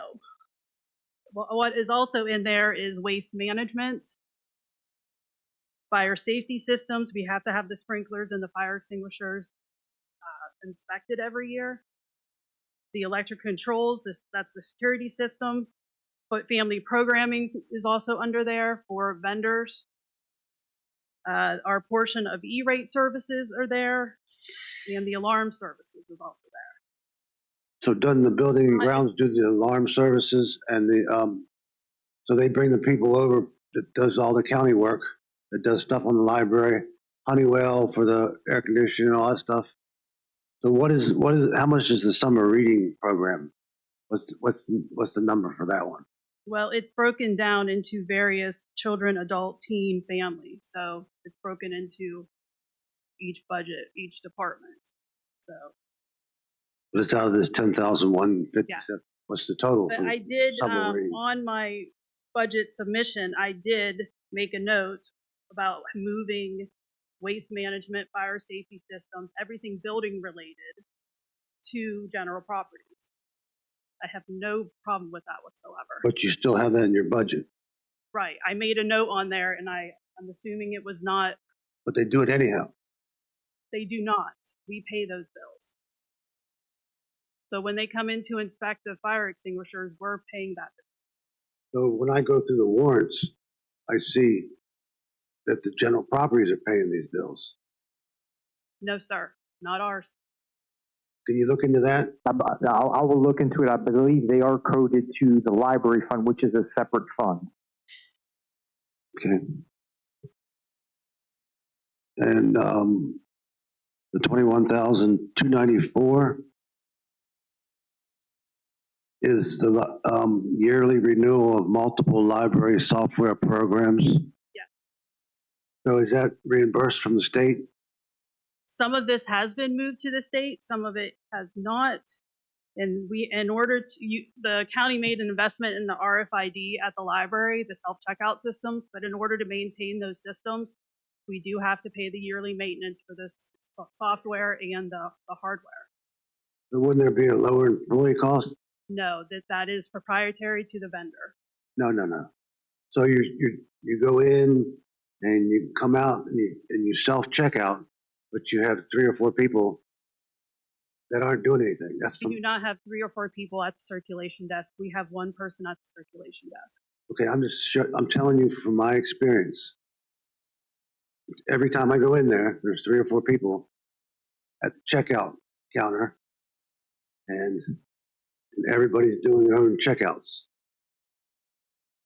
I'm just telling you what my observations are. Well, we do have library pages that check in books at the circulation desk. We do not allow patrons to check in the books.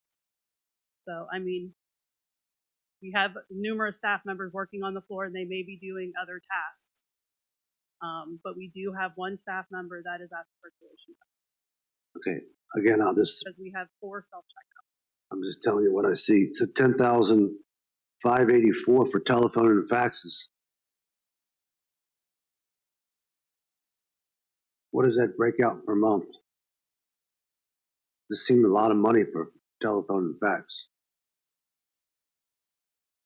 That is the internet, the long distance, the telephone, the web hosting, and the SIP service that we have to have for the telephone service. So the IT is not Mr. Dines?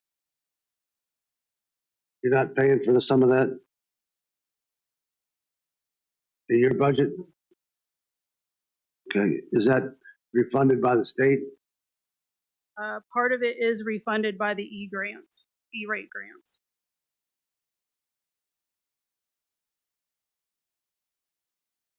And we do charge for faxing, so some of those monies do come back to the county for the fax, through the fax.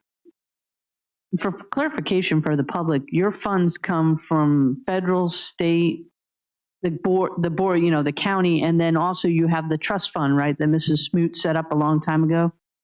We have the endowment, interest off the endowment, which goes back to the county, state funds, and county funds. Well, I always been wondering about that endowment. So you all don't use the money, you just use the interest? The interest goes to a certain portion of the endowment has to stay intact. So is that where it's at now? As far as where, I'm sorry. I mean, is the only thing from the endowment you're getting is interest? We're using interest? Right now, we're only the interest is going to the county because it is dependent upon the market. Mm-hmm. How much is the endowment?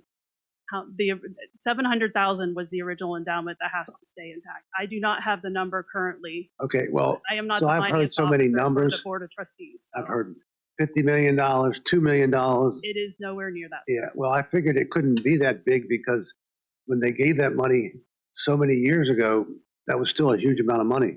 Right, and some of those funds were used to purchase the properties for which the library was expanded upon. Of the 750?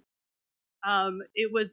I'm assuming it was higher at that point. It was before I was at the library. Gotcha. But there were two properties where the library was expanded upon, and the board of trustees used the funds to purchase that, so they could expand. I'm glad you clarified that for the public because there's been so much speculation on what it really is.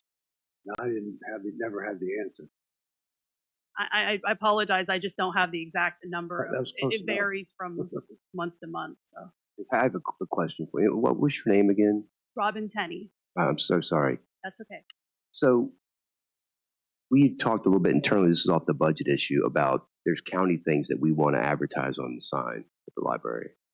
And just kind of coordinate that with you, whether it might be a public hearing or just anything that might be just to help, because we need better ways to communicate with the public. So we'd like to coordinate something with you about when there's certain items we'd like to advertise on the sign over there. We recently advertised the opening of the courthouse on the sign. That was up for nearly 2 weeks, I think. All right, good. And I know there's just other things we've talked about in the past. I mean, we could put up another sign, but there'd be 3 blinking signs right in a row. We'd probably have a couple people get run over or something, you know. And it should be noted that that sign was purchased by our friends of the Smoot Library. That was all, which is another source of revenue for us. So they paid for the entire sign. Forgot about that. I was on the library board for a little while, and I do know that they have, when their monthly meetings, they do talk about their investments and where to move the money and all that. But what Mr. Davis said with the public hearing, I've had citizens ask about that to be more transparent and more so people could see it driving by, to put those public hearing notices and things like that on there. Thank you. I have a question. So I see long distance phone and faxing. Yes. If we're paying for internet service, why are we paying for fax service? Because we fax through the internet. We don't have a way to do that at this point, unless. I believe here at the county, the fax lines are through Verizon, and then that is separate from our internet provider's Breeze line. And it's a good question, Mr. Stroud, and we can look into this. But I know the fax lines are separate than through Verizon, so they are different. But we can look into, can we fax over the internet, use a Breeze line service that we currently pay for? I think is what your question was, to get rid of the fax line. I mean, it's all one for us. So, all right, thank you. We did try to make that happen through our Xerox machine. It just, we were not able to get the functionality on that because it is connected to an Ethernet line. So will you have that at next on Tuesday? Yes, sir. We've added that to our list to report back to the board on Tuesday. That may be something if we look at, either your guys or my guys or somebody, because while we're faxing on an Ethernet line, Well, Verizon rips us off in general anyhow. If you look through all the warrants and you go to the V section at the end, there must be, I don't know, they charge us for everything, you know, every single line, I mean, it's crazy. So, That's where the secondary road fund comes from, is the telefees on your Verizon bill. yeah, but the Verizon bill is out of control. If I had that kind of, if I paid that kind of stuff at my home, I'd have to find another home to live in. I don't understand why some of these things that we pay for more than everybody else pays for. Because everyone's doing their own separate thing. As opposed to coming together and say, what can we get as a county as a deal on these? I know. That's You're right. It's not directed at you. This is just happen to be here while we're having a talk amongst ourselves. But you know, I do fuss about your power a lot. There are a lot of space heaters over there. Let me just tell you the truth. There's space heaters under the desk. There are some, but it is very cold. Yeah. We have no, as the staff, we have no control over that system. Right. It's all through a computer. Yeah. So no one can move the dials on it. It's whatever it's set at. So. It is what it is. Yeah. But I assure you that everything is shut down. Everything that can be shut down at night is shut down at the end of the day. So. When I go over there during the day when you're in operating mode, I've been over there 3 hours at a time. And it's been a pleasant day outside, and that thing is just running full blast. So, like in the board meetings, I've said that the building and grounds, there's a problem, and somebody needs to find out. And I think they have. Didn't you say they went over there and are looking into the matter? Yes, I believe there was a train representative with Mr. Muncie a little while ago looking at those systems. That is correct. Who controls the dial that she's referring to? That would be Mike Muncie. I believe he has. I do not have. I believe that is access to correct. the computer. Can we look and see if it's programmed to go off at night and come on in the morning? Because it may save $1 or $2 here and there, but it's going to some of it kind of cannot shorten the life of the system. Well, that's it. That's not the air conditioning and heating. That's what's causing you the big money. But I mean, we do have some we have where our servers are. Some of them have their own units because they have to. I'm just asking, can we look to make sure that your HVAC isn't going off at night, coming back on in the morning, and trying to reverse, 8 hours worth of, freezing air, or vice versa, because that may save $1 or $2 in the short term, but it's going to shorten the lifespan of the HVAC system by reversing it back and forth that way every day. And I think following the April 1st meeting, we did receive our kilowatt hours, which would dictate our membership fee to VEPCA. That's the group who works on our rate. So there's a couple things in play. We've got I agree, what I understand, get the train man or whomever out there to make sure those systems are talking to one another. And also it's the rates. If we can cut down on both of those things. So on the library, I believe, and I'm not an air conditioning and heating man, but I'm an expert in everything else. I believe that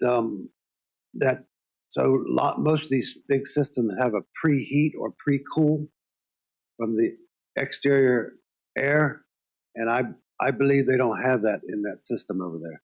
So when the air is 30 degrees outside, it's got to heat up that 30-degree air right off of 30 degrees instead of a preheat system or a pre-cool system. So we'll see what happens with that. Not my area of expertise. Well, I used to be a library expert too. That's a joke. We know. I don't know if she knows because she kind of gave me that look. Yeah. Are we good? Are we done? Yes, sir. Thank you, Robin. Appreciate it.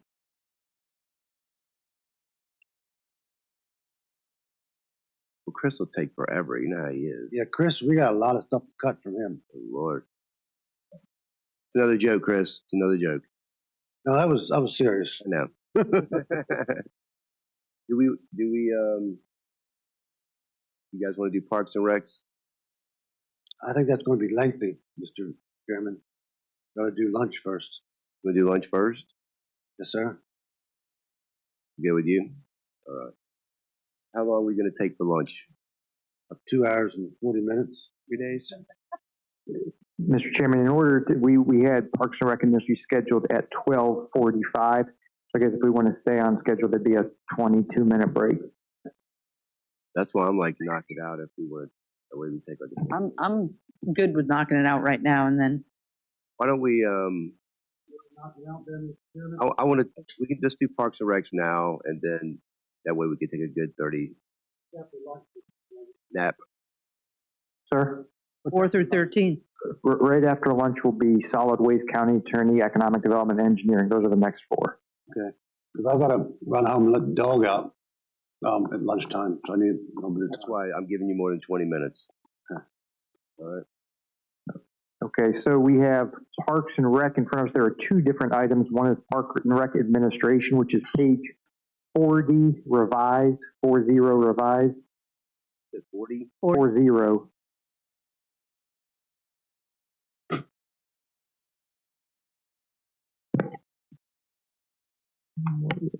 We only have one. So look, the red text is on the top right corner of this page.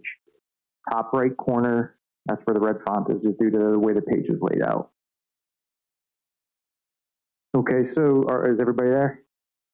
Yes.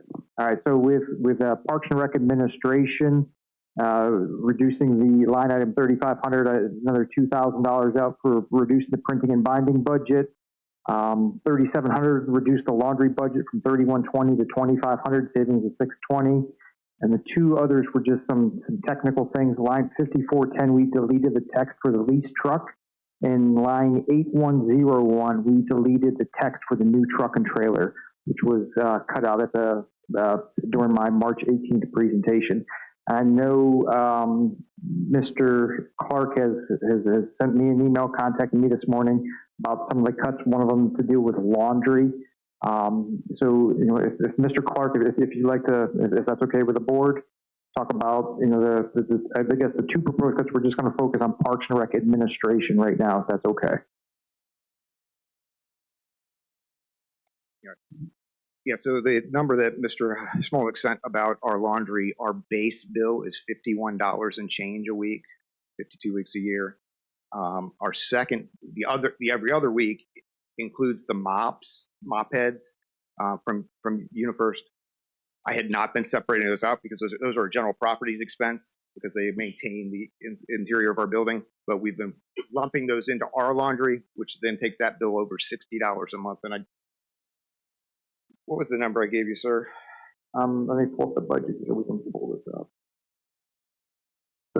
So here's your laundry. So the numbers, our bill base for the 4 full-time parts work is 51 a week. Other weeks mops are included. That's 65 a week. We need 3,000 in that line item to meet the actual expenses. So for mop heads, the mop heads are included. Mop heads and the four got 4 uniforms. 4 uniforms and mop heads. Whenever he adds the mop heads, that price goes from 51 a week to 65 a week. So you're buying a new mop head every week? No, the laundering them. Laundering? Laundering, so you don't have to buy new ones. So you send them to a launder? UniFirst takes care of them with our uniforms. I mean, specifically the mop heads, if we want to go letter of the law, should be paid for out of the general properties account. But for ease and trying to make the purchases quicker and get the bills paid on time, we don't separate that. So it's $50 for the mop heads or the mop heads and the uniforms? $51 is the uniforms. 65 includes mop heads, dry and wet mops. So it's $15 for those? Yeah, it's all part of the state contract, if I'm correct. All right. I thought it was just mop heads. Okay. So what Mr. Clark said, that he had 3120 on there. I cut out 620 to try to trim a little bit. He says he needs $3,000 just to break even. So the 28,000 for the fireworks, I thought that was tourism money, the fireworks display. So that item has been paid for from the tourism fund previously.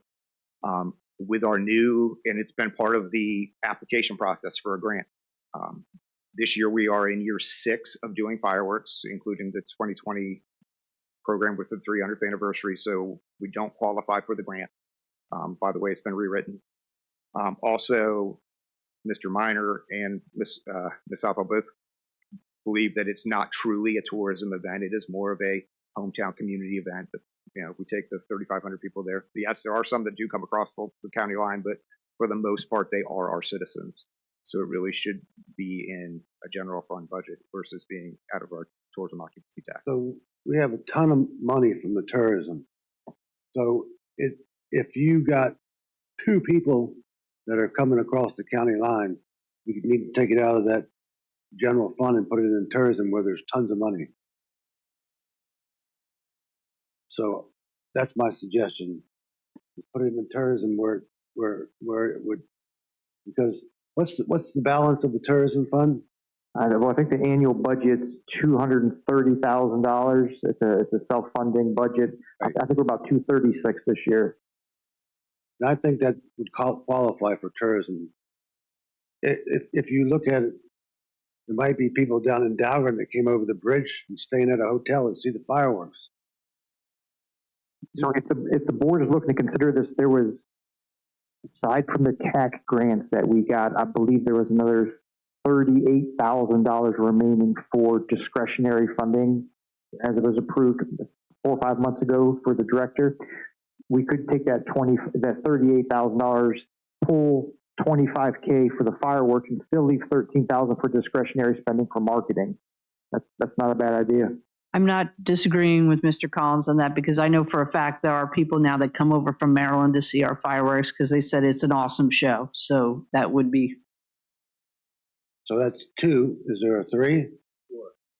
There's 3. Okay, we'll do. We'll move $25,000 from operating Parks and Rec administration to tourism. Thank you, sir. And the other thing I had was the fuel for vehicles, motors, and utility vehicles, $10,000 a year.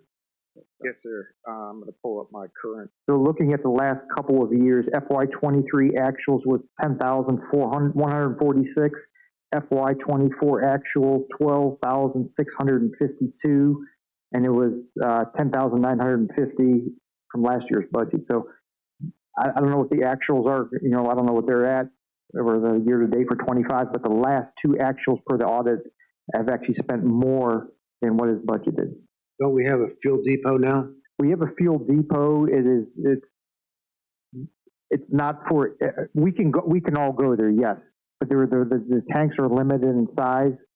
So that, I think it's just about ready to be rolled out. It's behind Station 1. So he's right next to Station 1, and you know, you get bulk pricing when you buy in bulk. Correct. So whether you're putting fuel in fire trucks or lawnmowers, you know, I know one's diesel and one's gas, but does that fuel have MoGas or just diesel back there? There's both. There are 2 tanks. So I think it'd be more cost effective because when we buy it in bulk, they can just fill up their stuff there. That's fine. I mean, to date, we have spent, well, through the 15th of March, we have $3,243 remaining in the account. We spent $7,700. Right. So but you're buying it from Sheets and everywhere else, right? Yes.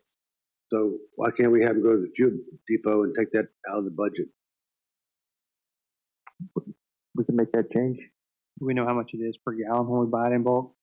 I don't know, because I don't even think the station's up and running yet. So I don't know what the bulk rates are out there. So I can't speak to that. I know I believe whenever we use our Voyager card as Sheets, that is, we don't pay the price at the pump, obviously. So, you know, the taxes are backed out for us on that.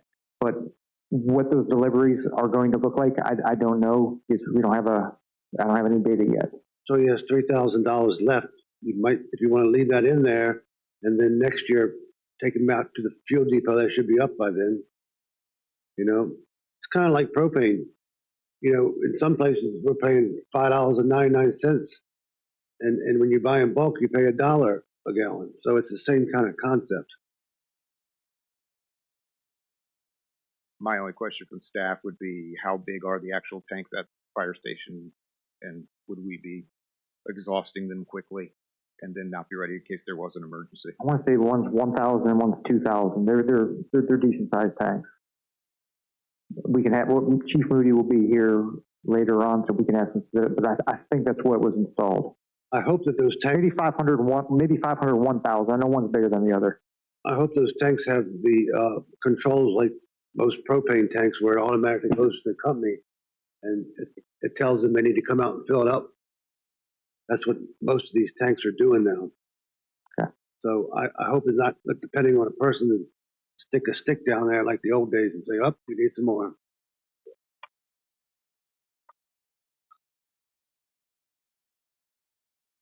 Yeah. Right, that's what I was talking about. But on like a lot of these other tanks, it goes directly to the company. So you can monitor it and they monitor it and they can. Right, okay. It'd probably be a good idea to switch over that, just Mr. Stroud talked about, just so we know no one's using things for using cards for personal fill-ups or anything of that nature. We'll be able to track things a lot better. Exactly, and that's going to help us in budget season. I mean, we track exactly how much we're using. You know when you're going to use more during the summertime and things like that. You got a little bit of money left over, but you're getting ready to start cutting grass. Yeah, actually, well, we're under budgeted for this year. Yeah, I'm gonna have to transfer something. I got a question. Topic 2. So, how much money do you guys have in your accounts from all the things that you do? I mean, they give us savings and for the activity fund. I do not know our current number.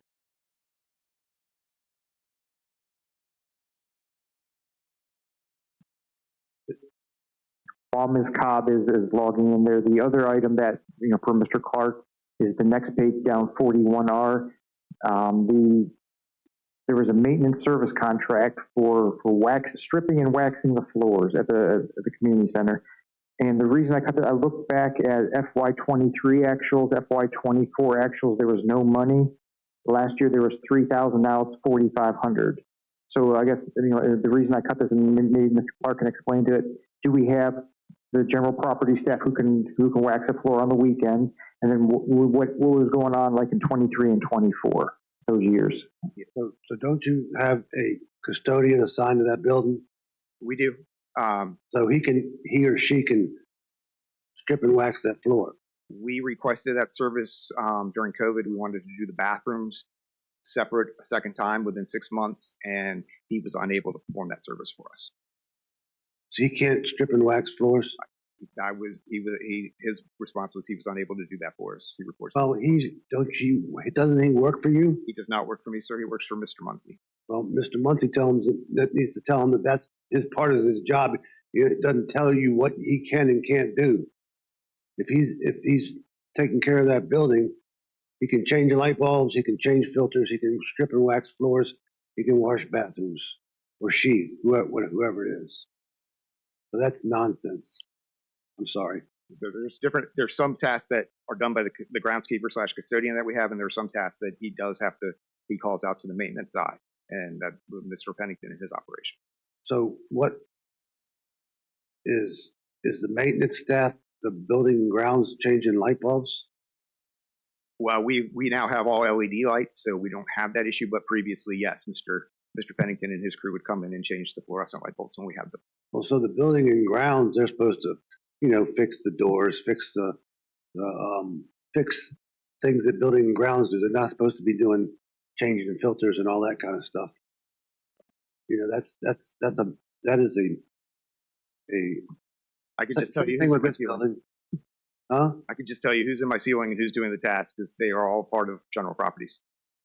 Okay, but what I'm saying is, the folks that are cleaning the buildings need to do their job and not try to push it off on others. I wasn't directing that specifically to you.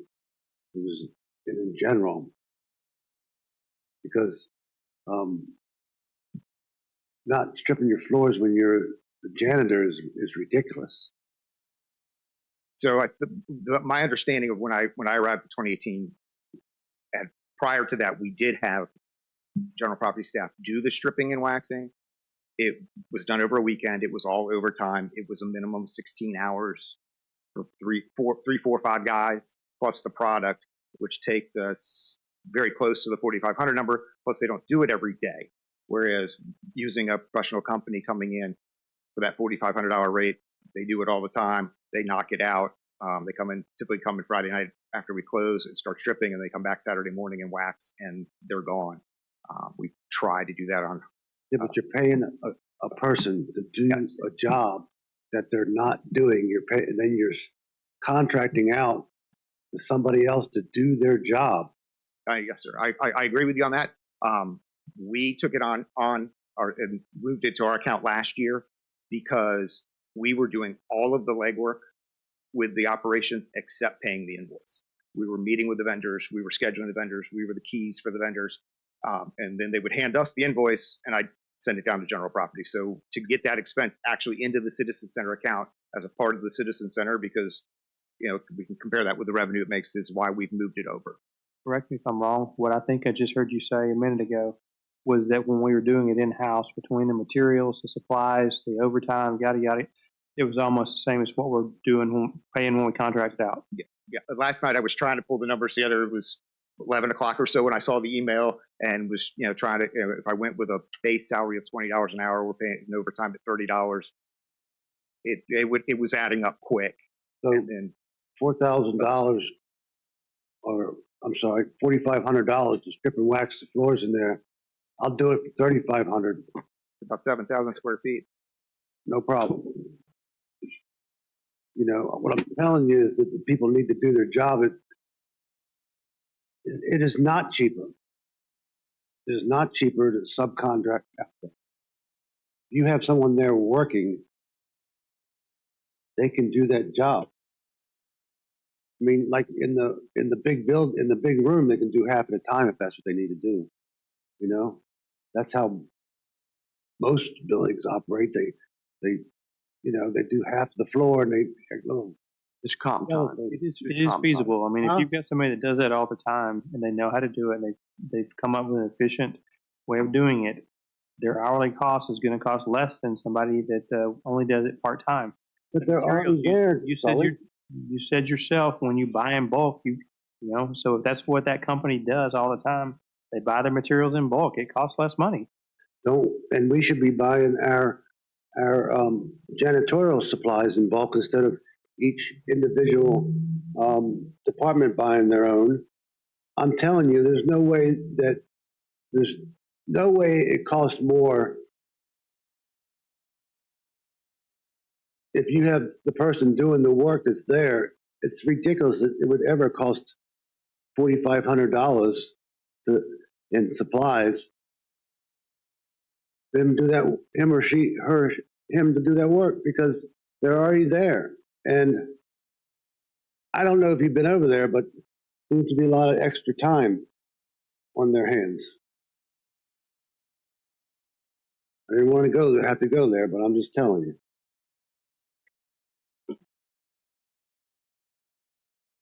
So he already cut it out, so I don't know why I'm arguing about it. I'm letting you. Thank you, Mr. Chairman. We get that answer. So no, the two items for discussion are the laundry and does the board just want to go with my recommendation to cut it out and keep it in-house? Two items that were discussed for these two, page 41, 42 are respectively. Can I have clarification on the laundry part, because we've talked about quite a few things here? Just ask Mr. Smolnik, where are we exactly? Are we talking about the uniforms, the cleaning? So I think it's both. It's the cleaning of the uniforms and every other week cleaning of the mop heads. $61 a week for just the uniforms. When the mop heads are thrown in, it's $65 a week. Mr. Clark states that just to break even, it's $3,000. So I had cut. I went down to $2,500. That's what I did for saving the $620. He had $3,120 in his budget. And this is stuff that has to be done, correct? So all of my employees are on laundry service with UniFirst. So they have 11 sets of clothes, two jackets, and they in turn can turn those in every week. They turn in 5 or 6 that they've worn, and they come back the following Tuesday. There are other options to do. We can do the lease of them, where then the staff takes care of it themselves, but they only get 5 or 6 sets. That's what I'm looking at Laverne, because she was in the conversation with us last year with UniFirst.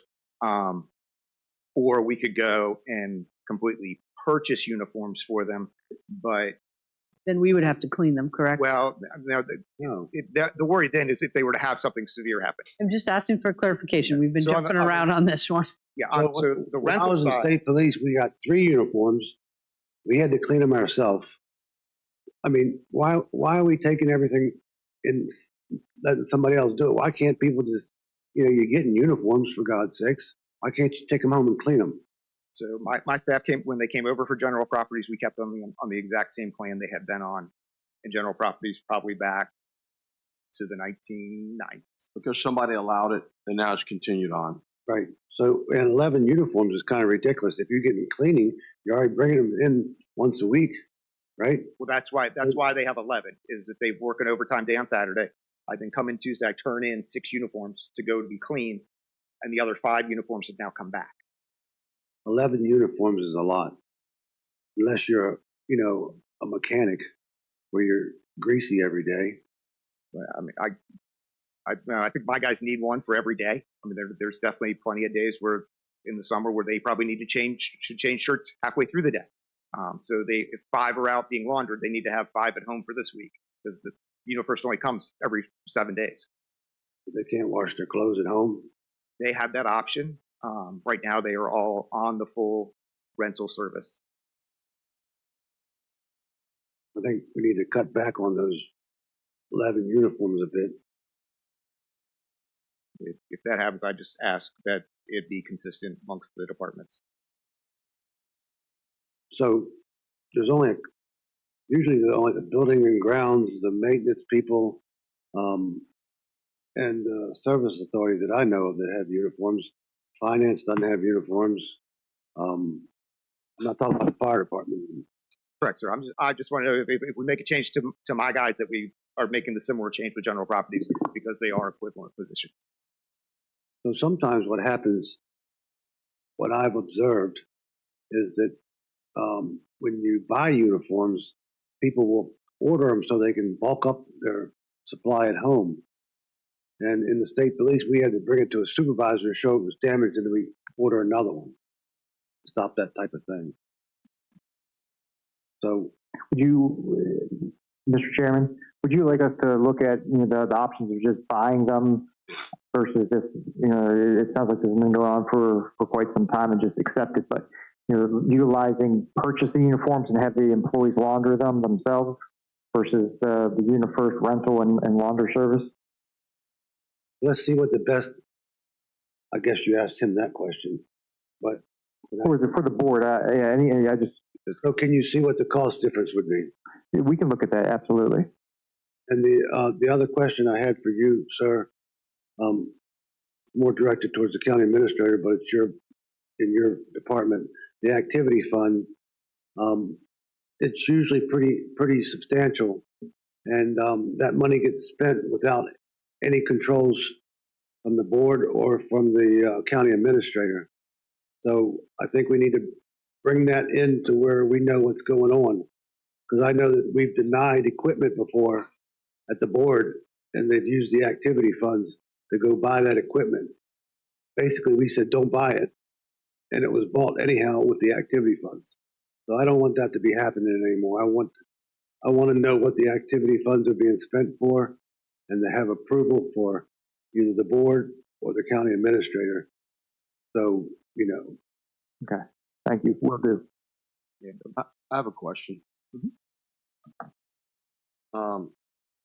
It's on line 5540. In the admin budget, sir? Page 40.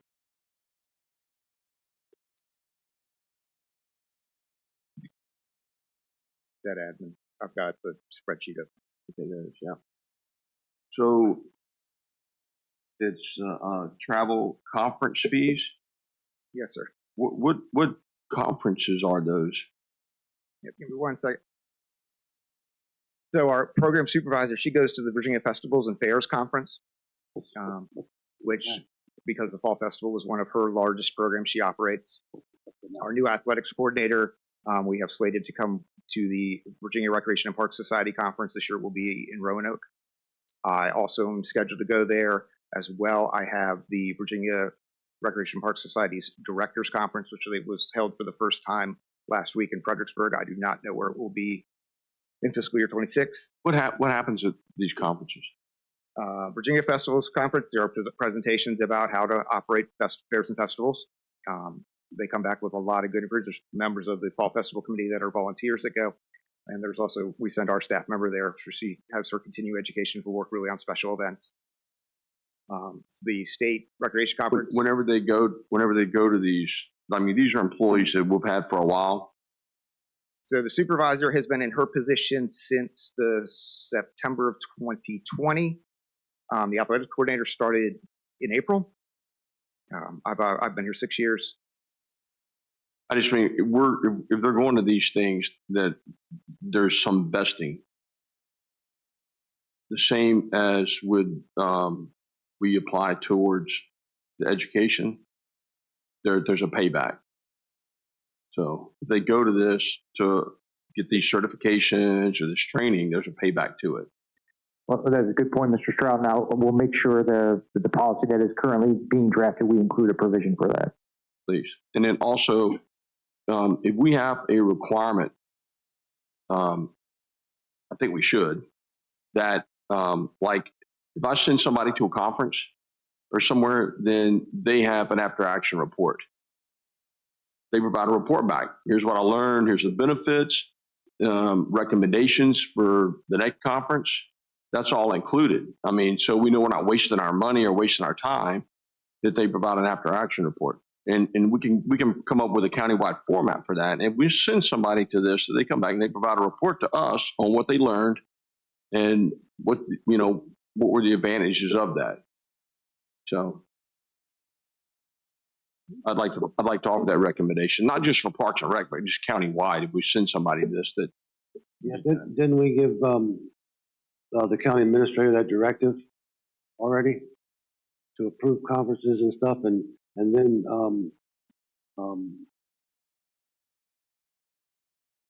have some type of payback if they're certification? we did. That goes with the education. He's on. Yes, and that's the email that was sent out to you all last week, and I'll have a timeline to close the business and update on Tuesday. The after action report. The after action report is new, and I think that's a good idea. So the $3,000 for the wall divider, that's every year you got to pay $3,000 for a contract on the wall divider? So we have a modern full door wall, like we discussed for the library, very similar wall. We do bring the contractor in because it was a $40,000 expense, I think, to rehang it, if I remember correctly, which was paid for with COVID funds. That we actually have the installer to come back and do a full day check of it, and they oil everything, grease everything, repair things that need to be done. Are in for if we need additional equipment for it. We have 2 wrenches for it. At one point, we somehow misplaced one, so we ordered a new one, just to make sure we always have 2 on hand so that we can get the door open if we need to. We don't want $3,000 a year to have somebody look at the wall.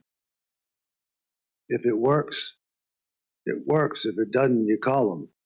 I do like, I don't know about the amount, but I like the maintenance aspect, because that's what has got the county in a problem in the past, is they didn't maintain things. So I like the maintenance aspect. And I'm right there with you. I was going to say the same thing. Well, I'm for the maintenance, but I'm for the departments having their own preventive maintenance services forms that they fill out, that whoever, whether it's building and grounds, and come and does the maintenance on the door. But I don't think we need to pay $3,000 a year just to have somebody come and say, yep, door's working, put a little oil on it. But that's not what he said. He said they also put oil and do other needed repairs. And I don't know if our maintenance staff telling me that has certification. Pay for us. We don't have to pay for the repairs. This is just the service contract. There are 2 items within this budget. There is $1,000 for maintenance to our floor scrubber. When things go bad, we have to call the technician to come in and look at it. He typically comes from Richmond. He looks at it, he, either repairs it on site or will send us equipment. If it's easy plug and play stuff that just have gone out, that we have budgeted $1,000, and then the wall annual checkup is $2,000. And with the expense of that wall, if it were to fail on a Friday night and we couldn't get it open for a 12-hour wedding rental on Saturday, I do. I your got phone's just going off the hook. I don't want to cut you. Just consider Those doors aren't rocket science. Let's we're just gonna leave it in there. We're just gonna leave it in there. All right. That's why, if Mr. Chairman, when you go through these budgets and these monies, all these little monies amount to big money. They do. They do. And so this one makes sense. And I take care of the floor and at my dad's gym. You could probably get a better price if you wanted someone to come in and wax that stuff than probably what you probably needed. What I would like to see is like you use the same company to do things. Every couple of years, we need to kind of reprice things out. We get comfortable. It's easy. Someone's taking care of it. Someone might start off the cheapest, but every now and then you got to go out there and go, okay, let me reprice this stuff out. So let's get uncomfortable in that area. I will say that. Did we find out how much money? $419,552. Right, so it's not millions of dollars. What, $400,000 in the activity fund? Yeah, that's a lot of money. It's a lot of money, but that's another thing that is it just sitting in a checking account? I do not know how that's managed. You spend it though, sir. We add to it every day and we spend from it every day. Good. So you do spend it. That's the perfect example of where I don't need the treasurer or anything to invest money. Where you could take $300,000 plus of that money and invest it into an account in the names of Park and Recs, where that money is just actually just making money for us as opposed to sitting there. That way, things come up, we have money being made for us, right? I love the idea. I don't know that I'm authorized to be the one who could invest that. We need a countywide. We need to have a plan, and we need to put this together to come up with a better way of managing the county's money, all of it. I mean, Tuesday. I want to help you make money. Absolutely. I would love to be getting 10% on that, but I don't know that it's in my purview. Right. I don't think it's not. But you're the head of that department, right? Correct. So there's some say so. Yeah, we want to hear your opinions on things, but what we want to do, you understand where we're going with this stuff? Yes, sir. And we actually have a plan in place to assist with that, because all of the county money is sitting in the bank account, including rec activities. What we've been working with the treasurer with is taking that money, investing it, and then what finance is going to do, we're running a report to show the average cash balance for each fund. And then what we'll do is do an entry to move that interest that's earned where the money allocating it to the fund and allocate it to the different funds, so that they're not losing out on that money that's just sitting there in the checking account. It's like there's $1 million a year that we could be making, and that is correct. To offset so much stuff, I just don't understand.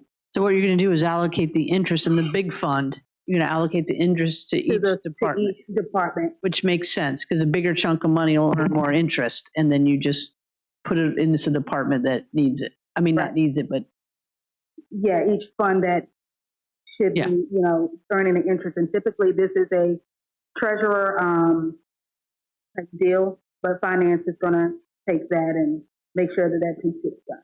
I love that idea. So I want the county administrator to manage the activity fund. In other words, he decides where the money gets spent. I told you why I have a quarrel on that, because the board said, no, we're not going to spend money on that, and then it was spent out of the activity fund on that. So we need to know, he needs to know where that money is going.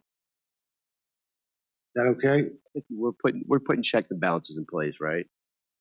I mean, you weren't here when we stepped into this, but you got an idea of what. There just were no checks and balances in place for anything. That's correct. While we have different propane bills, everyone's on their own Verizon thing, and it's just that we have no universal anything. So, in the Marines, they call it a cluster. Yeah. customer. Yeah, I think just, since Mr. Smoley got here, he's had a relatively full plate, and we've been constantly improving. But part of that should involve, and I don't know if we have. This is something I was going to ask later, but if all the employees have their job descriptions now, do we have those? I don't know. They didn't exist before. We're working on it. Okay, because if we prioritize the department heads and then we include in there responsible officer, what they're responsible for, maintaining their equipment, counseling their employees, doing quarterly employee evaluations, or at least every 6-month quarterly, where they meet with their employees and they talk to their employees about their performance, that they report the performance. They can have metrics of their performance. But then you do that for the department heads. But the department heads all the equipment that is purchased, there's like an audit. It's called like a FIR. And finance knows what I'm talking about. I think finance accountability. And if something's bought, that they make sure that it still exists. And we're not reporting on something that doesn't exist, and everything that we did pay for, we have. These are all just the way we should do business. And every department head, then, we train them if they need it. They need help with it. But we tell them that, look, we want you to maintain your department the way you maintain your household. In other words, if you're going to spend money on it, we want you to spend it the wisest. So we want you to make sure that you're getting the best bang for the county's buck. And then we evaluate them on that and make sure they're doing it. That way, whenever they come in, it's like, okay, they say, hey, I talked to 3 companies. Here's the best, are the ones that do floors, and this is the best price that's out there. And then we know whenever we're getting briefed by department heads, the county, the citizens are getting the best bang for their buck across the board.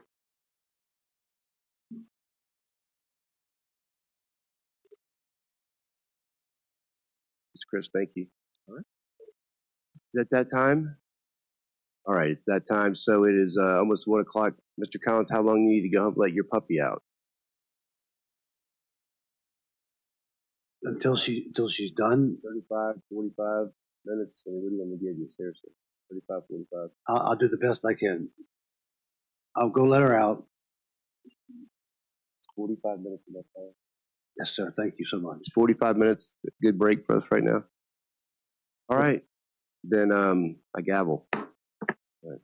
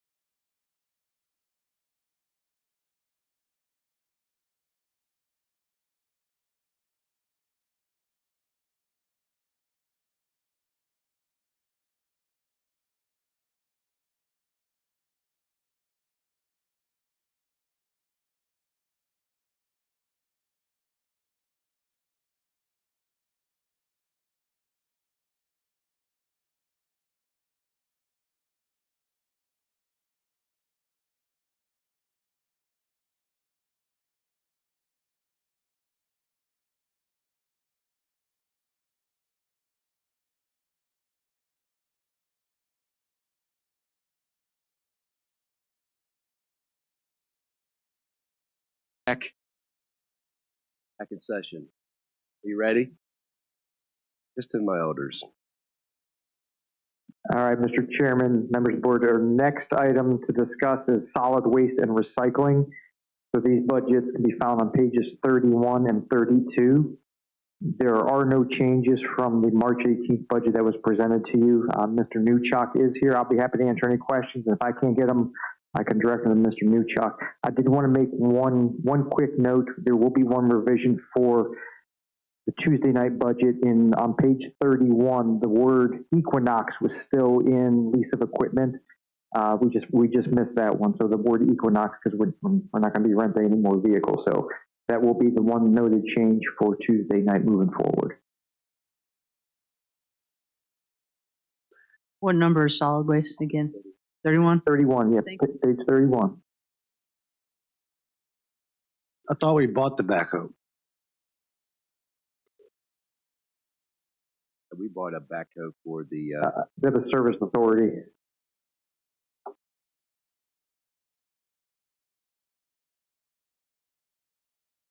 How much is the lease? I'll pull it up.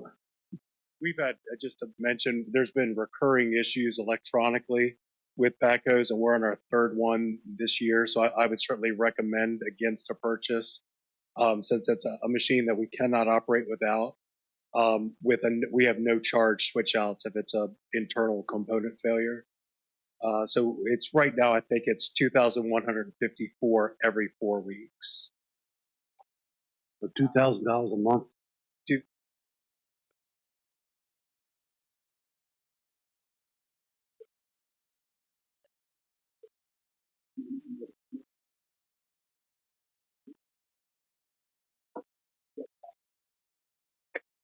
And they switch out the entire unit.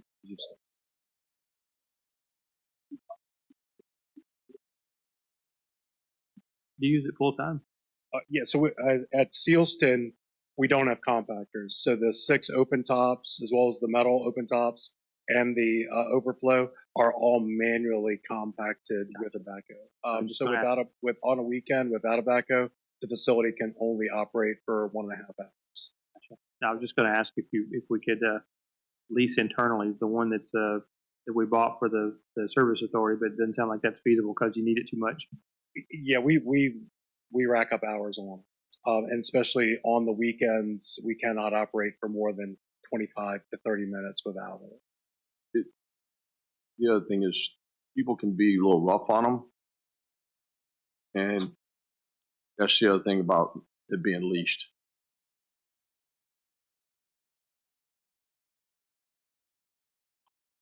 All right, anything else on that? Questions, concerns, comments? All right, okay, moving on. So the next item will be the county attorney. And at the start of the meeting, I put a hard copy in front of you. So the county attorney, rest assured that their budget is included in the final numbers. It was inadvertently omitted from the March 18th presentation. So I have the county attorney's budget up here. Again, the final numbers were included. It's just the paper copy did not make it to the packet. We will ensure that it will be there moving forward. So pretty basic. This is a contract with Richard Stewart. There was an escalator in there for costs on each annual basis. He's got some legal conferences, some dues and memberships, office supplies and subscriptions. I believe it's LexisNexis and Thomas Reuters. So the budget for the county attorney, or the proposed budget for FY26, is $266,415. What's the page number? So it's not a page number. It was. So that's the one that was inadvertently left out. So I placed it on the brown. Yeah. So we will have a page number to reference. It should be up near the start though.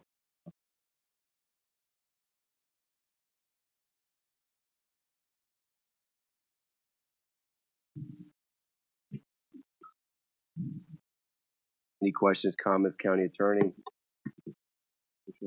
All right, on to the next. Okay, next one is economic development. Let me pull this up. So economic development can be found on page 45R. There were some revisions from the 18th. There's no 45R.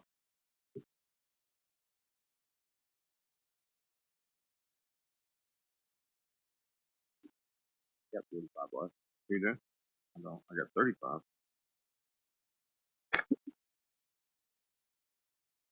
I don't have a 45R either. Okay, I've got 45R up on the screen.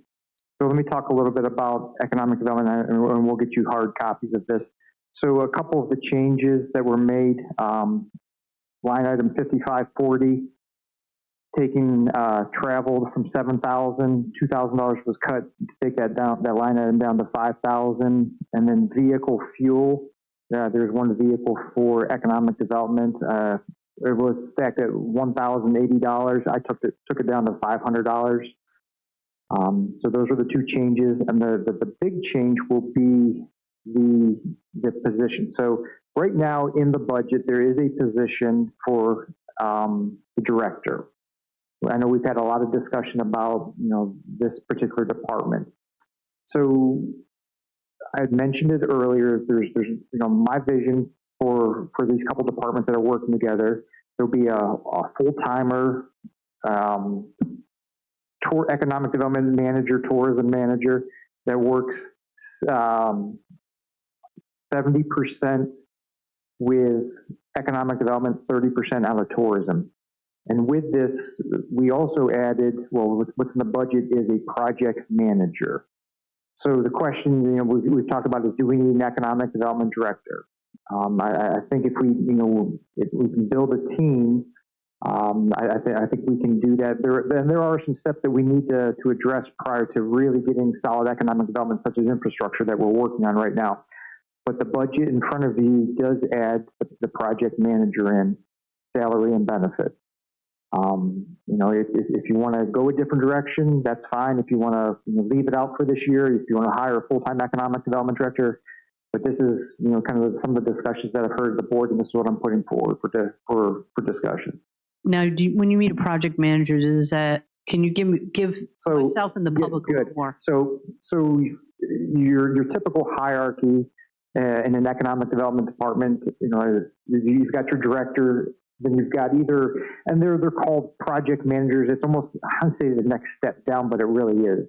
It's that mid-management, somebody who's not ready for a director yet, but maybe has 5-7 years underneath their belt, who can focus on BRE, business retention, or expansion, or focus on business attraction, but they're not quite ready to be the director. But they're above somebody who's just has a degree in economics and never worked in an economic development department before. So that's where I see this somebody coming in with 5-7 years experience, who's willing to learn, and one day can grow into those shoes and become a director, him or herself. Mr. Smart and I have talked about this extensively, and my thoughts were, and I know I've talked to you guys, is with I wanted to go this route because we brought Matt in to kind of get that going, right? To be the head of that for a little bit, but at the same time, he can, as opposed to hiring someone, hire a staff or a part-timer that does all the stuff, Ken, that you don't do at your business, but you come in the door to close the deal and make the money, right? He doesn't have to be in all those meetings. Someone else could be doing those day-to-day tasks. That would actually be cheaper to do it that way, I think is what we kind of discussed, right? I think a director is going to run you, honestly, $120,000, $140,000. And then what we could do is that you take someone and you're kind of grooming them to one day take that position over, right? Yeah.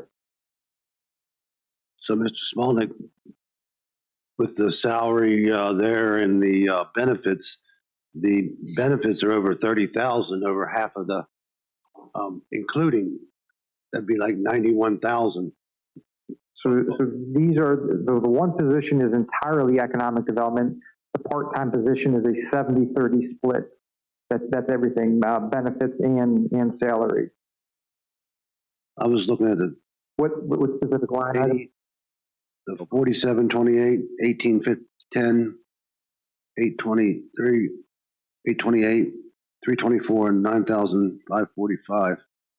Right, so these are, the way these are calculated, Ms. Cobb has, everything is based on the salary. We put in a salary and it projects what the VRS retirement, what life insurance, what all those extra benefits, and it calculates it puts out a number based on a percentage, or based on the person's salary. I think, is there anything else that? Usually it's 25%, but that's 50%.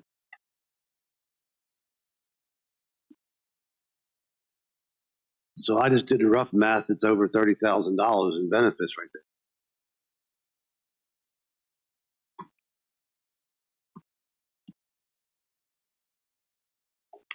Seems like the health insurance is a little inflated, is what I'm saying. Okay. We can look at that, Mr. Collins.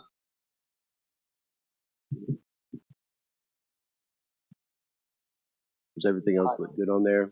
Yes. So whenever we do the budgeting, it's a worst case scenario. If you're familiar with the VRS system, the VRS one plan or the VRS hybrid it costs the county more money. So whenever we budget, we take the most conservative route and plug them into VRS hybrid option. Now, if we did hire somebody with 5 to 7 years experience who happens to be vested with VRS, they would come in under the old plan, and that would be a savings to the county. So this is worst case scenario.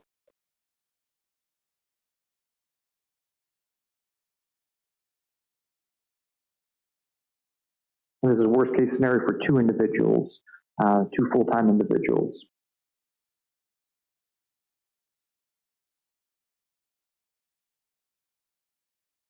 No more questions on economic development? I think that looks all right. Sounds good. Next, we have engineering. So this will be page 33R. Yeah, pull this up.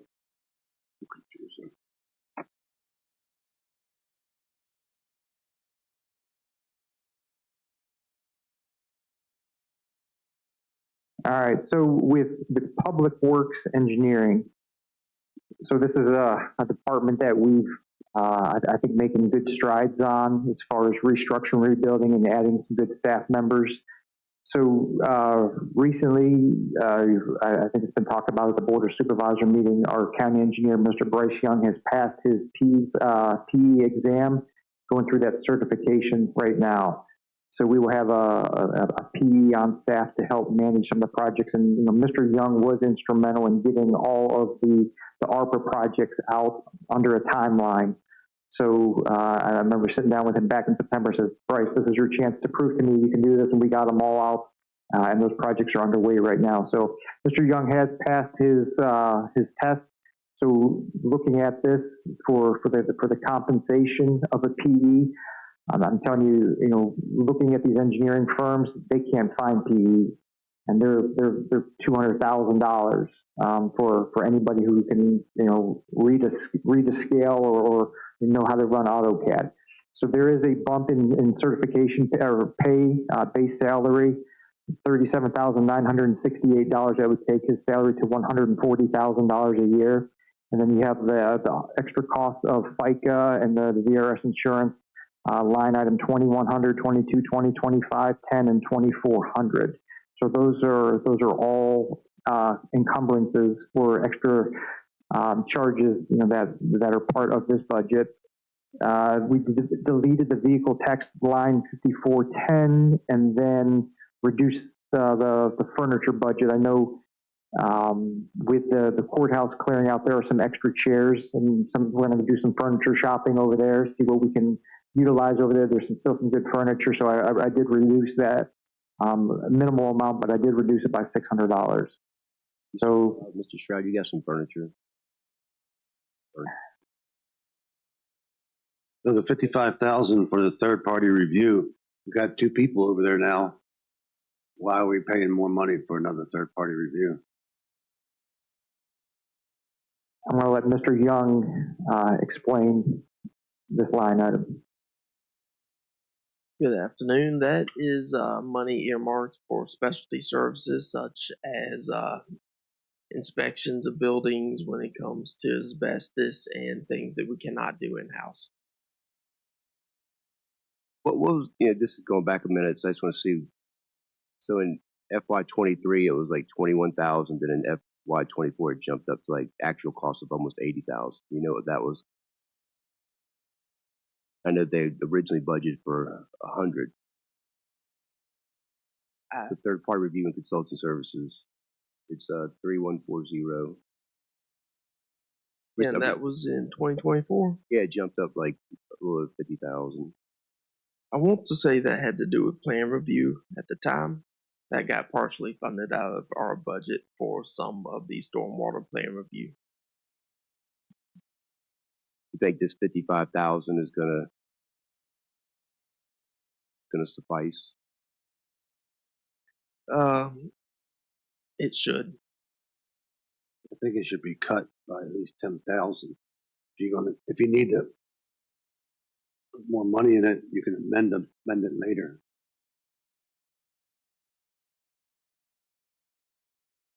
Anybody agree? Well, I mean, you could earmark it for that and just conscientious, like in every department, that the money's there. It doesn't mean we have to spend it, right? So absolutely, they did spend $80,000 in FY24, so to be down as opposed to up. Well, what I've observed over time is that if there's $55,000 in that particular thing and they don't spend that, they spend it on something else. They just move it to somewhere else. So that's why I'd rather add money than. You find that to be the case, that it's going to get spent on something else, or that 55 is for what it's supposed to be for? I will say, while my department spends a lot of money, we do everything we can to save money. That being said, if it's in the budget, we don't make efforts to spend it because it's in the budget, if that makes sense. Yes, it does. That answers your question. Whenever you go outside, who do you go to for those reviews? That is part of the engineer on call contract, and we are currently about to get bids back in to renew that to get fresh engineers in here. Okay. So the office rent, I thought you were getting them out of there and putting them over in the old courthouse. Well, have we gotten back any kind of what it's going to cost? I've got a couple questions from a couple people about. Well, you already got people in there. We've got general properties in there on all the, so we got them out of their lease, and all the rental units, storage units are in there. So those are the savings. Talking to Mr. Young, I know that the next thing that I think April 15th, there's RFPs come in for the engineering services. The next bit for Mr. Young and Mr. Conley are to get on the courthouse. So I know they're working on 9 projects right now that are almost maybe not 9 underway, but there are multiple projects, ARPA projects, that they're managing right now and inspecting on a daily basis. Why can't they move in there, them and the IT, and then, work as we go instead of spending $18,000 for another year when there's 2 of them and what, 4 IT? 4 IT. But that building has to be renovated. Yes. When is the lease due? Let us look at that. I mean, that's going to make a difference. If the lease is due next month, yeah, we need to plan to get out soon. If it's not due until October, then you're not going to leave early on a lease unless there's some sort of early out clause. So that's something we need to look at, is find that. But that third party review, we're not using Mosley for that. No, that third party review is almost always through on call contractors, and right now we're out from new. Mr. Young, one of them we use, I know, in the service authority is for asbestos, and we don't have anybody on staff that can do like asbestos review. Correct. And for example, with the courthouse, any kind of environmental sampling that have to be done with that would be done through that line item. That's why I said take it down $10,000. Actually, I'd like to bring it down $30,000 and amend it as we need it. But I was make it some consensus for 10,000. Let me, jumping off that, could Mr. Smolnik, would that be, and then if we need to sometime in this year in the budget, we would have to increase that line item, is that possible? Absolutely, and with the board, with the budget, just like last year, there's a couple $100,000 contingency line item at my discretion. So if say for instance, Mr. Young comes up and spends all his money, if it gets cut down to $30,000, and he says, Matt, I need a little bit more money, I can transfer that from contingency, or we can come back. If contingency dries up, I'd come back to the board. So there's a couple safeguards there. So I think we can cut this, and if we need money, I can either transfer or come back to you all. I would agree with that, Mr. Collins, then. Do we know what the actuals so far are for 2025? Right at $1,000. Are you okay? Yep. What number is the consensus? What would you like to cut it down to? Minus 10. Okay. Minus $10,000 for on-call services. And when was the lease up? The lease is upstairs. They don't have access to it right now, but we can look at that. I can have that information for you available on Tuesday night. So if the lease ends up, for some reason I'm thinking June, July. I don't know why that sticks in my mind, but if it's up in that time, let them stay there till June or July. But if it's up next month or something like that, let's get them over here. Would you all agree to that? I'd rather use the money for the move than I had use it for a lease. My only question is, say we do that, then when we renovate there, where does he go? There's no place to put him. That's a big building. So, like in a lot of state buildings, what they do is they renovate parts at a time. And, it's just like the middle school. They renovated part of it at a time.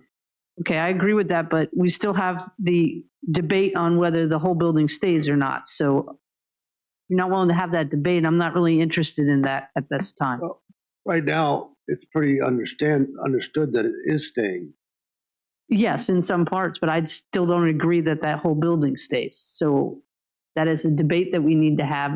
But the engineering and the IT building, they're not going. I mean, look at the space they're in now. It's just 2 offices up there. I would agree with that. You could put them in a bedroom if you needed. I'm talking about the courthouse. They do need some storage space, though. I'm just out there. So are you all agree upon that? Mr. Strauss was yes. Ms. Bender made her. No. We already have people in the courthouse now, right? Not very many. Maintenance and all the files that were in the storage units. Well, the files are in an office over on the side and some 2 conference rooms, right? The 2 little attorneys' conference rooms. Is that right? Is that correct? I believe that is the location of the files. There's still plenty of room. But that still doesn't go back to deciding what we're doing that with the building first before we start shuffling deck chairs. So no matter what you're going to do with the building, if you put them over there now or when their lease runs out, and if you decide to tear down the building, which I don't think anybody other than you might agree to that, then we'll have to move them out of there. I mean, Mr. Collins, I didn't say tear down the whole building. You're just throwing that out there. I said to evaluate whether the whole building is worth the money to renovate it or not, is what I said.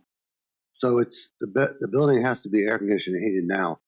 Why do we need to pay $18,000 for? That's one of the problems that we all inherited. Is, leasing all these places. Why can't those 4? Does he say 4? 6 employees across 2 departments. Yes. You could put them back in the judges area where there's plenty of offices along there, and it would be clean, healthy, no mold, no nothing. So why wouldn't you do that? It seems to make. Wouldn't you do that at home if that was an option? But we haven't even made a decision what we're doing with the building. There are parts of that building that do need to be mold mitigated, and you're just saying it's a clean, good building. Let's just throw them in there. No, that's not what I said. And no, it doesn't need to be mold mitigated. You keep saying that same narrative. And I will, Mr. Collins. Mr. Collins. No, I'm talking. they have taken care of that. And you just want to keep this drama going about this. I will keep this drama going, Mr. Collins, because I don't think you understand really when someone has, my son has asthma, and that building over there, I would not have him working there. So I do take offense when you won't even consider that. And one things I heard from one of the courthouse staff when they moved over the building is they said, I can actually breathe better, Mr. Collins. So I'm just going to leave it at that. So you want to have this debate or argument, I will have it all day. Well, you want to keep these buildings forever, and that's why you've been on this board for 8 years, and these buildings have been empty, vacant. Let's bring it back. Let's bring it back. And so I'm tired of this whole, let's just wait. Let's just put it off. Let's defer. I did not say that, Mr. Collins. So tell And me you were what's on the happened in school 8 board years. for how many years and didn't do anything? I didn't have any. Yes, I did. It turned over the middle school to you all that you wanted, that you did nothing with. Let's bring it back. Getting along so good today. See what you did? So messed it all up. That's all. Thank you, sir. So can we get them out of the building? We need to. If we find out when the lease. We will have that lease available for Tuesday night, or I know when the lease is up. But when's the study into the buildings? Has that started yet, as far as the courthouse goes, of what needs to be done to make it a healthy environment? We have not started that study yet, but that's something we can work on. I need that to be started. I think that we as a board are agreed. One of the things we do in this county is we sit on properties forever. Like that is like to the top of the list because there's so many other things that it affects. As far as it's not just money, but what we're going to do with the old school board building, all kinds of it affects. That's the piece that affects all those things. So it's kind of up the list a little bit. I know you get a lot of stuff on your plate, my friend. So please don't think I'm thinking that way. But this is an urgent piece to it as far as what we're going to do with social services, their rent, yours, countless others. So can I offer something? Yes, sir. This is just a thought, but if that was my building, regardless what I was going to do inside of it, like I know there's some parts of it that, like the courtrooms, probably no other department is going to need a courtroom. So that's where I would, if I was going to get ahead of things, I would have a contract, just start taking that stuff out. I would make a wide open, clean space to rebuild from. In the areas that I know I'm not going to use in its current condition, then I would start cleaning it out, have somebody put a contract in place to remove that stuff. And that way you start fresh and you're ready to start doing it. So once you decide what you're going to do, you get your plan put together, it's ready to go. You might even start looking at some walls that aren't load bearing and to be able to utilize the space better and the square footage to the max that we can, because we're not going to need all this stuff. Always want some of this stuff now. I mean, that's what we need to start looking at. Yeah, sure. So in other words, do what we can, I guess, right? Right now, we're going to wait till Tuesday to find out when that lease ends. Yes? Okay, good. All right, any other questions? So I have the real estate lease in front of me, and just looking at this real quick. It was entered December 6th of 2019. The lease term shall begin on to be determined and will terminate on to be determined. This is the executed lease. This is what it says. And then at the very end, there are clauses, renewal periods. Lessees shall have the right to extend lease with landlord for 3 5-year periods. Lessee shall provide landlord with 6 months prior written notice to exercise the renewal period. I don't see, with no hard dates on here, Doesn't say what they need 6 months before we. Yeah, the question is, do we need 6 months or can we leave in 2 months? I will get this to Mr. Stewart to look at this lease because it's definitely not hard and fast. I mean, this is one of those things, like there's $18,000 on there, but if we come in under budget after we post it, then we're good. But so it's one of those things we can leave in there and we can take it out as we go along. If we can move out of the building and cancel that lease this year. We could repurpose it. Yeah. All right. Anything else? You good? Are you all right? All right. Thank you, sir. Appreciate you. Congratulations, too. So next we have general properties. This is on page 35 revised. I think this was just a note change. We deleted the text for enterprise lease, building lease, taxes, insurance as we've moved out of the facility on Bloomsbury and across the parking lot. So other than that, no other monetary changes from what was presented on March 18th.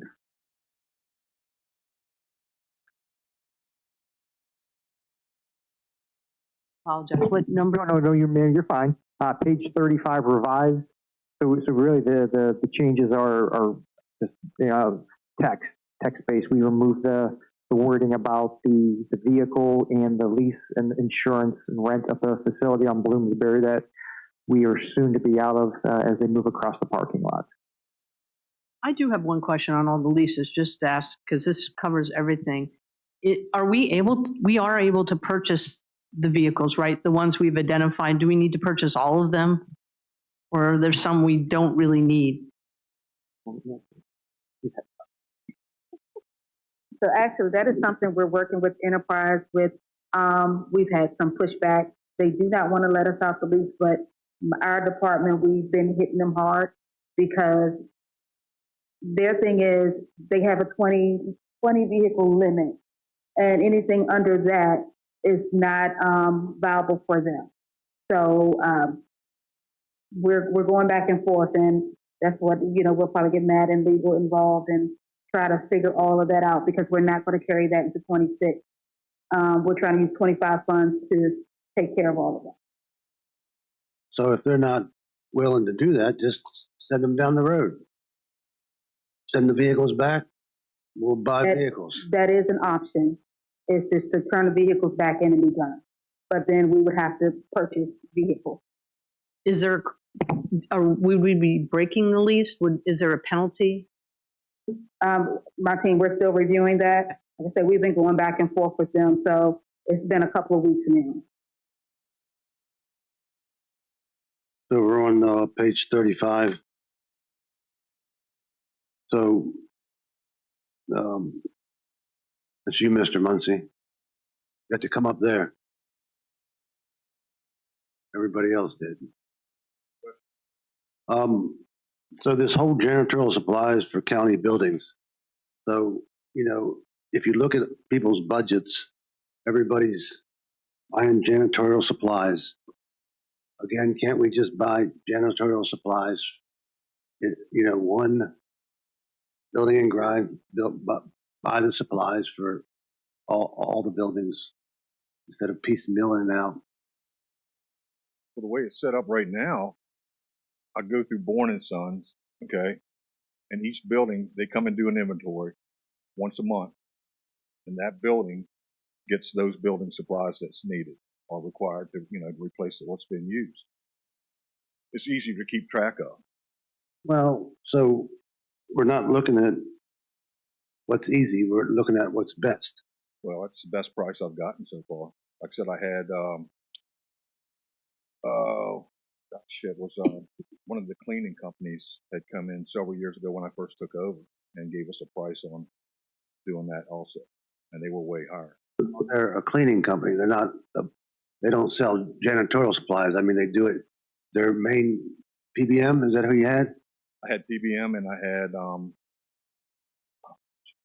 They're high. Yeah. So I think we could probably do a little better on entire deal. Also, the elevator 245. How many elevators inspections? I have this building and I have the sheriff's building, and now we got 4 elevators in the new courthouse. All right, so that's 6 elevators. Well, the ones at the new courthouse haven't been inspected yet. Well, that's 6 next year. That's 6 total. Yeah. So how much does it cost per elevator inspection? It depends on the company. So. But we put money in a budget, and we don't know exactly really what it costs. I mean, I have to look at the invoice, but they haven't changed. Well, that's the whole idea. Otis does this elevator here because that's who installed it. Otis inspects their own. Same with the one down at the sheriff's office. Are they Otis too? That is not Otis. And you don't know how much it costs? I'd have to look at the invoice, CC. Well, that's what I'm saying. I mean, we shouldn't just expect people to bill us whatever. No. I mean, it's negotiated every year. There's a price. And of course, with everything else, there's a percentage that goes up every year because of, I guess, travel costs and material or whatever. $250,000 for elevator inspections just seems pretty high to me. I'm sure there's other inspections in that. That's just they're on the screen how the 245,000 is broken up. You can see the breakdown for the 8 different items that make up 245,606. I can't see it. No, sir, I can't. I'll blow it up here. Hang on. To 245. Made what is the big one in there is the train select service contract. For the elevators? No, for the HVAC. I was talking about the 245. These items in total make the 245,000. It says elevators, etc. So that etc. is 2,500. So the etc. is really is train and HVAC, etc. Okay. Well, it makes better sense. The way it should say, right? We'll change the note. And how's it going on the 502,000 on the electrical?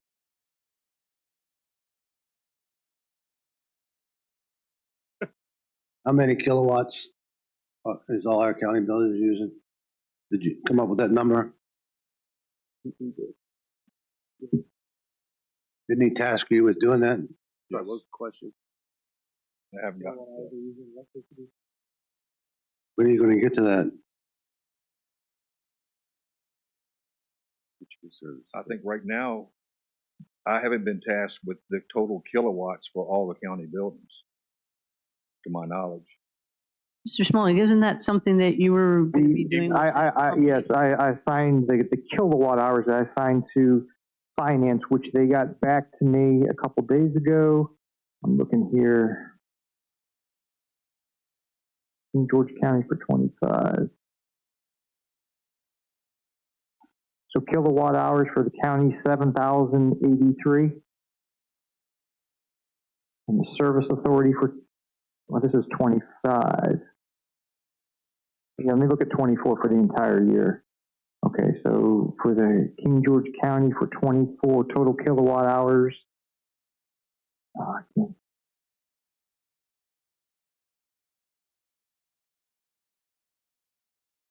Mr. Muncie. I'll just looking that up. So I think where Mr. Collins was going a while ago is if we were to like warehouse the order in bulk for the supplies that you've got the company coming around, they check in and they deliver it, it would be cheaper to do that. And so in doing like an evaluation of that, taking the cost of whatever it costs today, and then if we were to order, I could do that. And then Somewhere to store those, and then a person to take and deliver those, to each location. Yeah, so could be done. Yeah, there would be a couple of options with that. There's something that we are communicating to Mr. Smolnik on some things for the county, and with department heads, just different changes, some management within the county. Hopefully making things better, empowering department heads, but checks and balances, the ability to do performance appraisals based on evaluations, things like that. So part of that, what I was thinking, this is my brain while we're waiting, is if one of your guys they're doing building inspections and they're going around checking on these things, they could at the same time they could be the delivery guy too. And then you would have a better control on usage, where it was going. I mean, if your guy came in and said, wait a second, why is it last month they used 50 rolls and this month they used 100? I mean, but sure. That's what I was thinking. And so it's what the cost advantage is, clearly there needs to be one, but. So we have a We have the old courthouse that you can store stuff in, like it's been stored now. Now, hopefully he's gonna have a new building to store stuff in. Yeah, hopefully Right now, soon. we're in the old courthouse. Right, they're in the old courthouse, so they can put the stuff over there, and people can come by and get what they need, you know, and Well, they could do that. They could pick it up, but then they don't have the advantage of going and seeing, which. Well, some of the employees that work at these locations don't have access to a county vehicle. That would run into a problem. so what happens when you have somebody call out sick? Who does the building? I have a float. So doesn't that person have to get there? It does. They take the That materials person has with a county vehicle. them? Okay. So can't they take the supplies? They could, or like, That's what we just talked through that. yeah. None of this stuff today is rocket science, but everybody wants to make it that way. But the one thing we need to remember is that we also don't want to dump all this stuff into every abandoned building that we've done for years also. Because I've brought up before having a centralized warehouse location for the school system and for the county where it's all there and cataloged and to make sure we don't overbuy or waste. I thought we were going to do that. So we're going to go together. That's a discussion for the 27 CIP. I know we kind of kicked the school's request this year for a combined shared facility. And board members, I do have the kilowatt hours. So in 2024, King George County, average kilowatt usage, 333,000. For the service authority for that same calendar year, 2024, was 269,338. So over 500,000 kilowatts. Correct. And then I had my finance pull these together because this is what we need for VEPCA to join it. It's 10% of your kilowatt usage. So, you know, just looking at this, the VEPCA membership will cost you, where are we at here? 43.53, about $60,000 a year to join VEPCA, who would negotiate the rates with Dominion Energy on behalf of the county. So what's the kilowatt? Do we have an average kilowatt hour? We're paying should probably two numbers, one for peak and one for non-peak. I don't have that right in front of me. Oh, kilowatt. While they're figuring that out, sir, is there anything that we could do to help you in your job? I think y'all are helping me tremendously so far. I appreciate it. Appreciate you, sir. When does anybody know when that building's going up? Still waiting on the Plans? comments. The site plans have been submitted to the county. How long Waiting ago? on a comment letter. 60 days as of the 4th, I think. You've had it there for 60 days? I reached out to the site engineer yesterday, day before yesterday, and he said it was submitted 60 days ago. They have had them for 60 days? They're waiting on the comments. I'll look at that. I know we waited months to get even a set of plans in, but if it's 60 days, I'll address that. Yeah, put some fire on them. Let's get this building built. Where's the building at? It's down at the cul-de-sac by the animal shelter. No, I mean the building. Is sitting on the ground there? Yes, sir. Okay. I think go down and take an inventory every once in a while, make sure. Okay, so there's a trowel there, cardboard, a box, the parts in it. Oh no, the box, we've got that here. Okay. With all the So the only thing connectors, all the the only thing out is the steel. Okay. And the decking. Okay. Insulation is in the shed down here. Okay, good.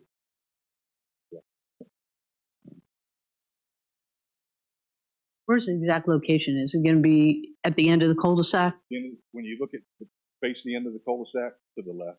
Okay, thank you. It's a good thing we bought it when we did. Oh yeah. Tariffs. Good move. What about the insulation? We didn't insulate it, did we? We did? The building insulation's down here in the shed. Okay, good. The only thing that we're going to have to purchase are the roll-up doors that did not come with the package. Oh, dang. The framing did, but not the door. So we know what they cost. Can we get them before the tariffs hit on that stuff? Because it may be too late. We may be paying 3 or 4 times the cost. We can look at it though. Yeah.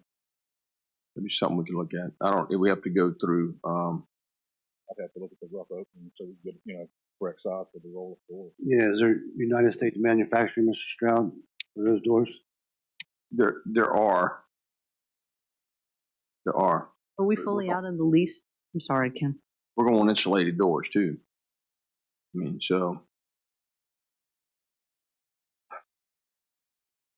Yeah, it'll be in the plans, the drawings. What have we ordered for those size doors? Yeah. Then we can, that's all we need to work off of. Okay. It's been a while since I looked at them. Yeah. Mr. Smolnick, those doors, that they need, the size, could we see what the cost of them are so we can see if we can find a United States manufacturer and try to get that, get them done, so we don't have to get it cost. Everything's going up, right? Yeah, right. It cannot turn these things off. I was asking Mr. Marcy, did we fully move out of, are you all in the courthouse now? We're in the courthouse. I'm in the judges section down there. We've got everything that general property zones is in that section. So you're fully out of the other building? We don't have to be fully out until the end of this month. So the tractor's still up there and the snowplow. So the little metal garage carport, is that y'all's? I ordered that yesterday. Now the one sitting up there now? Oh, no, that's not ours. No, I ordered one yesterday. That was theirs? Yeah, and that's not even, I don't think it would make the move. Oh. So did you gonna get one for over here? Yes, sir. Oh my God. Why don't you just see somewhere to park it in the interim? Yes, but I also need somewhere to work on these lawnmowers and the vehicles as needed. Right now we'd be out alone. There's a double door where they used to go into court. Won't fit. What, the lawnmowers? No. The double doors are 30-inch doors a piece. I thought they were 36s. So a 60-inch more won't even go through it. Because of the way the doors open, the jam clearance. I thought we could do that at first, but that's on it yesterday. There ought to be some way to get them. You ordered a little metal building to use in the interim for that, or? I just ordered it offline. That's it's $2,100 laid aside. But it'll be in the parking lot. No, it's going to be over here in the Sally Port. You won't see it. Oh, in the Sally Port? He'd still be locked up, right? Yeah. It's going to be on that concrete slab. That's good. What color? Kind of like a just asking. White that matches building here. Yeah, I was just wondering. That's all. Yeah. You done? Thank you, sir. Thank you very much, sir. Thank you, guys. Human resources, right? Yes, HR is next. That will be page 3R. 3R near the top.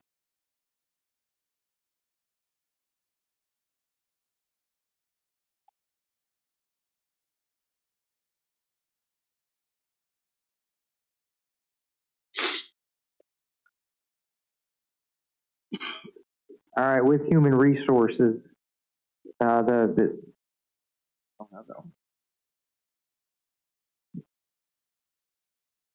You good, Ms. Bender? You all set? Okay, good deal. All right, thank you. So easy one, reduced travel budget, 7,600 to 5,000. That's $2,600 cut.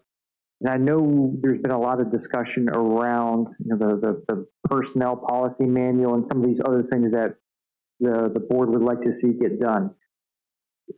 Gone back and forth thinking about this, and initially we had an HR director in this budget. I've since called around, talked to experienced HR directors to say, so-and-so people who I've known in this business for 10, 15, 20 years. The HR directors that I know, and at least in the government side, is that we farm ours out. We do not do our policy manuals. I know, I've had, talked to Mr. Stroud about this. You can have attorneys write them. That is another option to go. Looking at the budget, when I really stepped back, look at this whole budget, I said, I just need to keep the HR department as it is, unless I'm directed otherwise from this board. HR director is going to run you about $120,000. So that's where we're at. I mean, we can make changes to it, but no other personnel changes from what we've got right now is what is in the current budget before you right now. I'll be happy to answer any questions. I'm about outsourcing that, then, The policy manual. I know Mr. Stroud and I've had some conversations about having attorneys write them, and I think Ms. Courtney and I have had some discussions after we had some of our HR training in here, and my thought was we could do it in house. Based on the individuals that I know, local government HR, they farm it out. So, we can get an HR director in here. I'm not sure they're going to answer all our questions, or we can explore the options of having an attorney draft it for us. But I think we are going to need some help. Now, they are working on the policy that I mentioned earlier about the education tuition reimbursement staying longer. They are working on that, and I saw the timeline that came in a little while ago.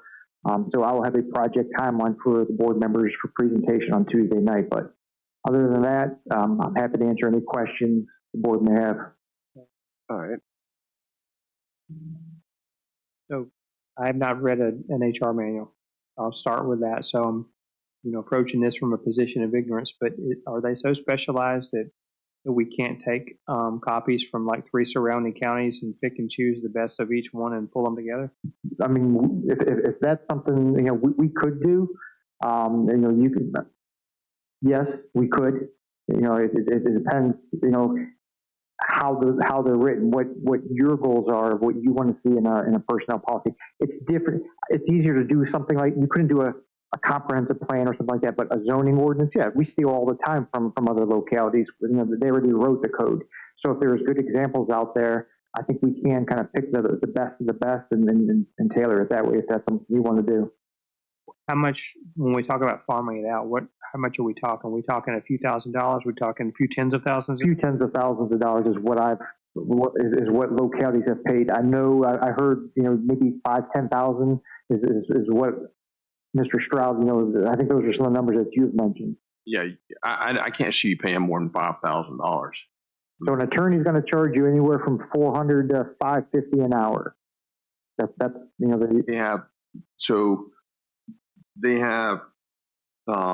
they have other people on our staff that aren't as expensive, that do a lot of the legwork for it, especially if they've done this before. So they've got good operating models to work off of. I mean, that they have. So they're based on the law, both federal law, state law, and then from there you can be more prescriptive, I guess, like you said. But so you could take surrounding counties, but you've got to have the knowledge to know. You still need to know what in those is law and what is it somebody just put in there. Okay, because there's things in there that we may not want. Well, yeah, there's a law in there that should have a reference to the code section. But when it goes through the policy, there will be a reference that for state code, or state or federal code. Because there's a lot of stuff in there that isn't code. Right. You can go to the Office of Personnel Management and get a boilerplate, which is a pretty good one. And then you can get the Spotsylvania, Stafford, and then you can make what fits here. And I think you could probably do that for less than $5,000.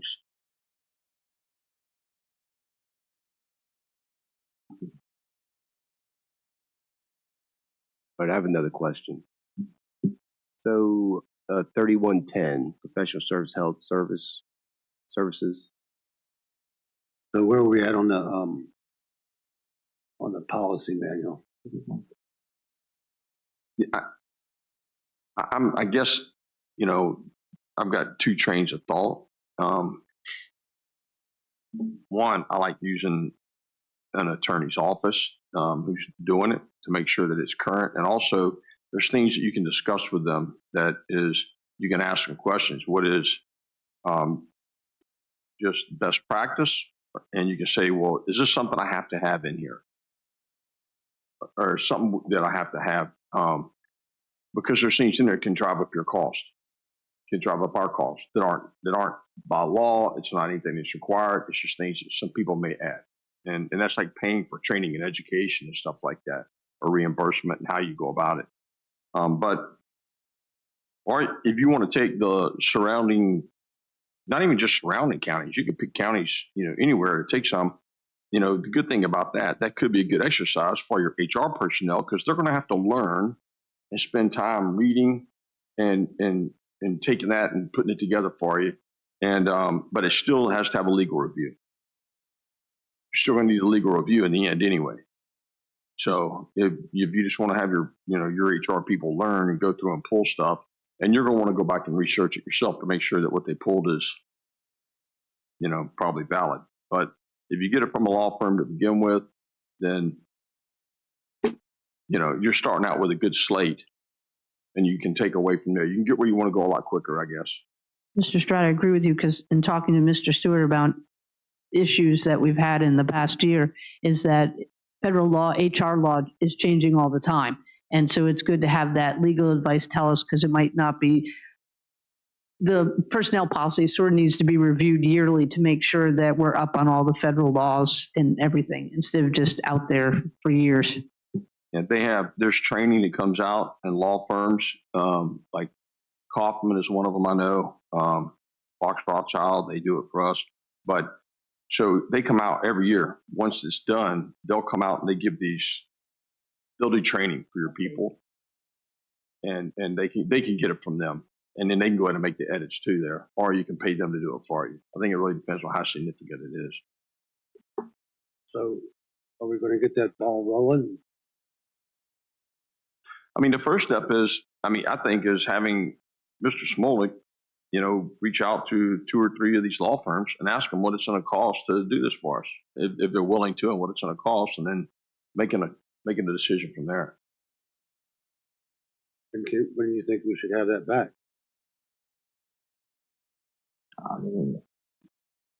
It's based on their schedules. I can call everybody right now if they don't. Some of them will be on their schedule. Yeah, like if they say, "Hey, it's going to cost you $100,000," then it will not be. I can tell you. No, but I'm yeah. just saying. Yeah. So at least we should be able to tell you that. Yeah, and then we can go from there and at least get somebody going to get that done. There's a lot of problems with that policy. All of y'all read it. There are, and I think we should have it in place before the budget. You didn't read the policy. But we got some things we need to put in there. But the county attorney recommended one firm, so maybe make a phone call there. Okay, I can do that. Hopefully, I have something back, some information for Tuesday night. Thank you, sir. Yes, sir. I've got something on here. I see whenever you're looking at the D810 dues and memberships, it's got professional memberships and there's SHRM on there. And I personally don't support having a membership to SHRM, because that's a liberal organization pushing that DEI liberal type stuff. So I wouldn't support paying for a membership. If they want to pay for it themselves, but I wouldn't have the county paying for it. There you go. There's 2. Is there 3? Is that, how much is that out of there? It has got professional memberships. There's 3 there. So it's on the, I got it up on the screen here. Let me make it a little bit bigger.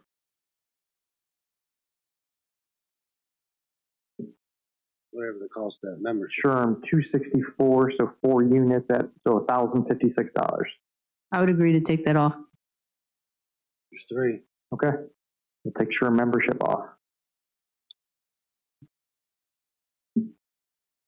All right, anything else? Human resources? All right. Department of Social Services. What page, sir? Social Services is page 36. There were no changes since my initial presentation. I see Mr. Franklin out of the corner of my eye already up at the podium. So board members, do you have any specific questions, concerns? There's a few different components to DSS. DSS administration is the large one. So you know what my concerns are, especially when you're paying $8,000 a year for rent. The energy 5,500 should be included in that. And that was, I think the very next day, Mr. Franklin got me the email here, and that is, the question about DSS electrical utilities. Those are separate because electricity is not included in a lease, only water and sewer. So when that lease was negotiated, electricity was not included. So when's that lease over? Lease is up November. And just for the board's, planning purposes, I've been anticipating this conversation actually for many years because I would love a new space with more room and meetings and visitation rooms. But I do need 6 to 12 months to coordinate with the state because we have to go through VETA and various other aspects to get things shifted over. Have you looked around the old courthouse to see if that would be what would be the best space for you? I looked at the building plans that were on the public website just a few weeks ago, just to kind of see what the layout was. I mean, I've been in the courthouse many times, but a lot of it is, I have 22 employees, so I think there's probably square footage that would house us, but there would probably need to be a good amount of walls moved and such to make it reasonable and all. So how many rooms do you have at the one you got now? So everyone has an office except for 3 in our front office. They share the front office, the front desk area. And then there's a little kitchenette, like a little rest area. There's a small conference room. A large chunk of our current space is actually the utility room right in the center of the building, which is really inconvenient. What's the square footage? I know you need more square footage, but I know that. Is it 8,000? I want to say it's 8,000. So we've been there since the early 70s. Yeah. Well, we have an interest in getting you out of there, you and the school board out of there. We're trying to figure out how much room is in that building to see how many of these off sites can be moved in there. Yeah. What? It helped to be co-located to an entrance door too. Mm-hmm. Yeah. So. Yeah, public access is really significant for us. We have a lot of disabled individuals who need easy access. You need ADA compliant. 6,000? All of them are like the ADA compliant. Currently 6,000. I'm just saying what we're looking at a building, it has to be, we can't look at a building that has stairs and. Correct. Right. So that building over there, there's several places that could be ingress, egress for that would comply. Mm-hmm. And there's some that you could make comply. Yeah. Yeah. So we haven't figured that part out yet though. But I would encourage you or Mr. Smolnick to talk to your landlord and tell him that we're paying $78,000 that you think that should be included too. If they're going to fuss over $5,000, then should have been gone out of there years ago anyhow. We can certainly include that in the negotiation. Well, how about now? Just go to them and say, hey, we want you to pull this out of our lease because we're paying you this amount of money. We think it would be fair if you remove that from our lease. And they would say no, or they'd say yes. I think it'd be also beneficial, and I can come and meet with you, but to start thinking about how you want to organize your staff, as large as your staff is, and your needs, to start thinking about some sort of a floor plan or a layout that would be it may not be what you end up with, but it give an idea. So if we have to, because some of the building over there is going to get ripped out, you know, so if it needs to be rebuilt, what does it need to look like? Sure. Yeah. So, some of your thoughts might want to go towards for office space, cubicles, and then you have an interview room and those type private things, the private, like, so in the, you know, the circuit court, you could put everybody in there in cubicles. You need cubicles. I know a bunch of them you can have for free that are really nice. High ceilings and everything. Yeah. Yeah, and that's actually, so I've already been having conversations with Spotsylvania because they're currently in the process of moving, and talked about layout with them. Other agencies in our area are in similar predicaments, small spaces, kind of piecemeal over the years. Stafford is kind of throughout their 2 different buildings. And so, yeah, I welcome those conversations and any ideas. But I know a major need for us is some smaller visitation rooms or smaller meeting rooms, as opposed to just a large conference room. I do need a large conference room so we can have staff trainings and such like that, and our board meetings and all. But what we lack right now is just meeting space with families, you know. So kids come and they sit at a board table to visit their parents if they're in foster care, and it's just not conducive. So. Well, like I was mentioning, right outside the courtrooms, there's 2 lawyer rooms that could be perfectly adapted to your needs. Correct. But just think about that, and so we can try to get you all out of there. Yeah. You know. Sounds good. And I would prefer that you all be in one building and not be in 2 buildings. Yes. I mean, even if, also think about some of these rooms in here, because they could be moved into that, and you could be in this direction, or those type of things. So I think that we're trying to move along quickly on that. Thank you. Thank you. Anything else? No. Thank you, Jonathan. Thank you. Appreciate you. Okay. Sheriff. Moving on, Sheriff. Let me pull this up. So Sheriff can be found on page 19 revised. How you doing today, Mr. Giles? Living the dream, Chairman, living the dream. So since the March 18th presentation, I've made 2 changes to the sheriff's budget. The first is regarding 5540, the travel. It was 112,850. I took it down to 85,000 flat. And the reason for doing this, I looked at last year's budget, it was 84,987, and I looked at the years before that, 43,000 actual expenditures, 57,000 actual expenditures the year before. I believe there's one specific course that the sheriff has added. I think that threw the cost up. But looking at the actual expenditures for the last couple of years, I've kept it at a flat budget at 85,000. The other it's a large cut, but down in 80 where were we at? 8201, $120,000. This is for the upfit of new patrol vehicles. So this item was actually passed in the CIP, so it is no longer needed. The police interceptors the packages that are purchased, there's the upfitting of the equipment on those vehicles. That was included in the $65,000 total price tag for each vehicle in the CIP. So we were able to pull it out of the operating budget.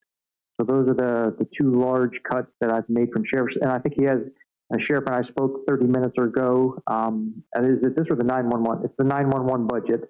So he's here for a couple. We've got the Sheriff's Office and the 911 with Sheriff Giles here. So Animal control. Animal control, we got 3. So you want to focus on, do you want me to go through, there's some cuts to the animal control that I'm proposing also. Would you like to hear them all right now and then come back, or how would you like to do it? Everything he's involved with. Sounds good. So animal control is page 30 revised. So So there were some changes since the March 18th, and those changes involved the vehicle was actually not removed. It was reduced the vehicle repair maintenance budget from $5,000 to $3,000. That was a $2,000 cut, and then remove funds for adoption for advertising in its entirety for $1,000.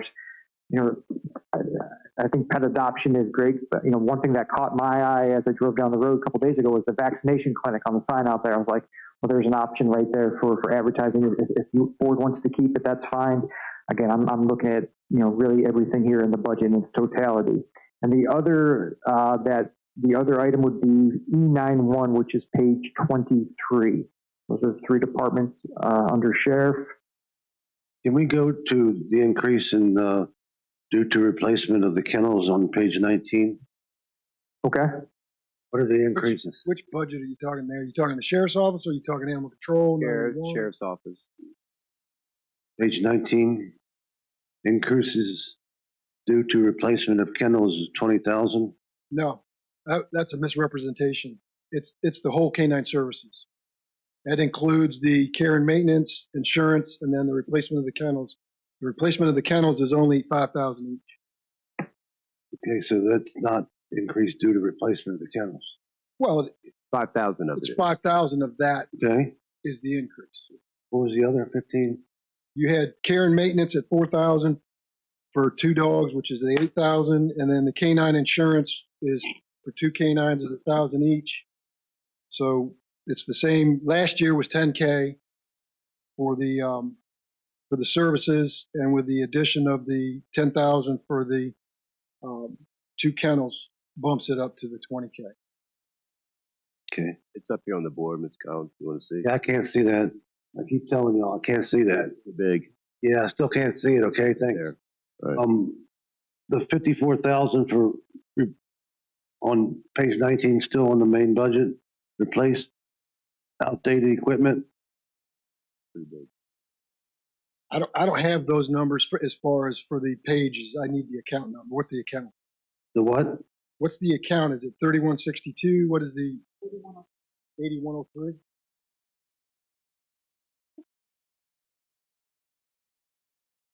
Yes.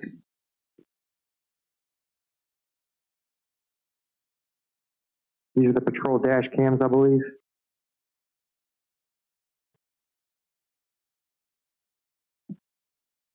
They're replacing the outdated equipment that's no longer in service. I mean, under warranty. So there's a $54,000 one and a $10,000 one.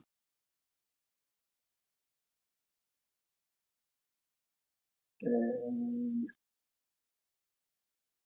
8107. So 8107 is the ID card printers that we would use to do our badges to get in and out of our building.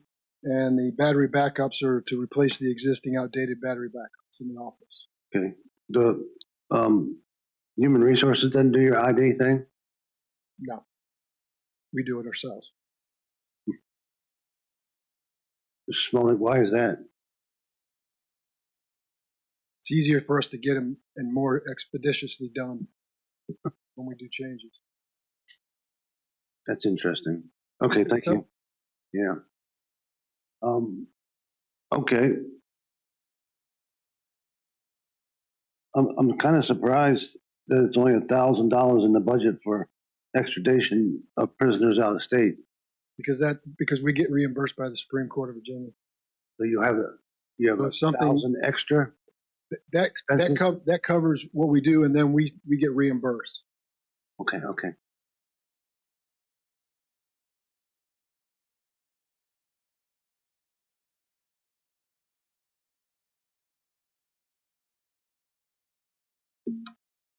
That's all I got. Good. Any other questions? Can we do the 911 that we started to do? What page is that, sir? Mr. Yeah, 23. Under 3160, professional services, employee wellness. That was inadvertently put in there for Telecommunications Week. We cover that under our law enforcement project funds. So I've asked Mr. Smolik and Levita to take that out.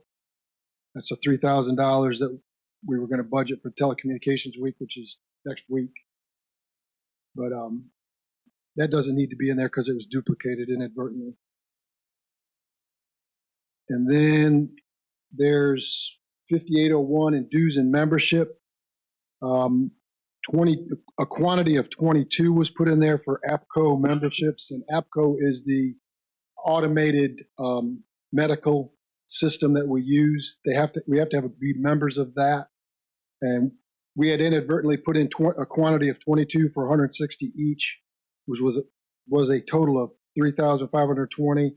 I'm reducing it to 12, which would put the total at 1,920.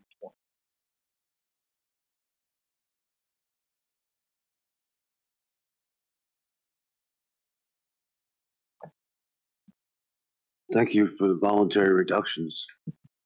I thought you'd be like that. Is there anything else, Mr. Chairman, on this one? Good. Thank you, Sheriff. Thank you. Chief.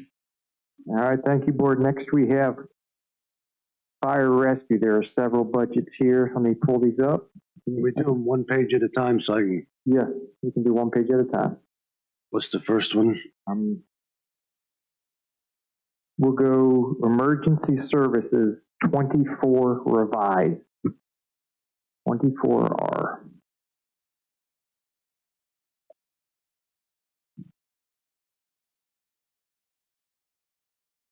Okay, so looking at the budget, and I know I've already read some things. I think we all got an email from Mr. Beverly. I know it's already out on social media right now. So the state gets it's an aid to locality. So the way this works is 1% of insurance premiums go into a pot in the Commonwealth, and then those funds are divvied out by population. As the population goes up, the amount of money goes up. FY26, our allocation will be $136,950. And I pulled the Aid to Localities program, and I'm going to read you eligible uses of the funds. The eligible uses of the funds include funding fire prevention and public education programs, payment of personnel costs related to fire and medical training, purchasing personal protective equipment, and purchasing equipment and supplies. So these are eligible costs. This is free money that does not come out of the taxpayers' money. However, it comes to us. Last year, I know with the aid to localities, most recently there was a purchase of a new boat, $43,000. And I know some of the warrants that have been discussed at the boards were for education, for bachelor degrees for some of our staff members. My position on this is if we have $136,000 to pay for PPE, to pay for gear, to pay for training, we should use the free money first rather than using the taxpayer money. So whenever I read this memorandum from Mr. Beverly talking about areas that are cut, $45,000 for $45,500 for training, PPE and turnout gear, $35,000, and then fire prevention education, $5,000 reduction, which is a total elimination. Not a total elimination because these funds that I cut, these are part of them are fully covered by the grant. It encourages our staff to use the grant first and to buy PPE turnout gear rather than paying for college education for some staff members. And that's why I pulled it out. And on top of that, looking at, you know, the budget as an overall, Mr. Skolnick, before we get to that next thing about when you mentioned that those supposed the cuts. So first off, Virginia doesn't recognize unions. Okay. Second of all, there is no collective bargaining unless the localities agree, and we haven't agreed. So therefore, any employee that's not a constitutional officer's employee is governed by the county administrator and their supervisor.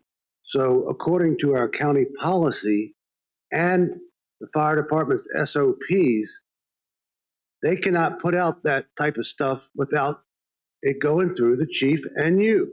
And I'm really tired of them circumventing these policies because they think they have some negotiating powers. They need to be held accountable for what they're doing, and I'm tired of it. So they're not union, you know, they don't scare me. There needs to be some sort of action taken on this. Disciplinary action. Okay. So noted. What I was, and in addition, on top of this, again, focus on using free money instead of taxpayer money to pay for the turnout gear. Looking right now, so we are 10 weeks away from the end of this fiscal year. Right now, the emergency service budget has about $2.9 million that they have not spent from FY25. That's a substantial amount of money. $400,000 is a penny. So, I mean, you're looking at 7.5 pennies worth of money that's still there for 10 weeks left to go in the year. And then looking at what I did for all departments, I went ahead and pulled a 4-year look back of what was returned at the end of every year. This particular department, emergency services, the 4-year average was $1,040,249 returned to the county. So I wanted to set the stage with that because I know this came out to the board members. It's already out on social media right now. We are not making cuts. There's money that will pay for the turnout gear. There's money that will pay for fire prevention, and there's money that will pay for the training. So, my recommendation is to use that money versus how it's been spent in the past. So, if any board members have any questions on that, use the grant money first. Use the grant money first. So that's why in emergency services 5540, I've reduced the travel budget from 49,600 to 4,100, savings of 45.5. I removed all funds from fire prevention education, 5,000 down to zero. Removed all funds for supply for the upkeep of vehicles. That was a savings of 11,000. And remove all funds for the replacement of PPP and turnout gear. Not all funds. I removed 35,000. It went from 96,720 to 61,720. So all those funds, those cuts in sheet 24R are reimbursable by the Aid to Localities grant. Very good job, sir. Thank you. Thank you. So the 7437, which is code books, the NFPA and subscriptions, how many code books? How many sets of code books? I'll pull that up real shortly here, sir. Well,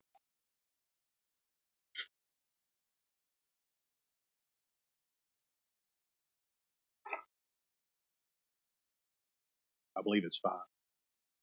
I believe so. Let me pull it up myself as Mr. Smolin is looking at it. These are online subscriptions. This is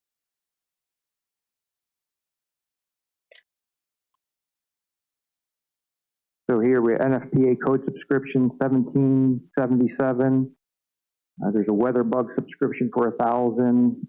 Active 911 subscriptions 125 at 1350. The freelance start.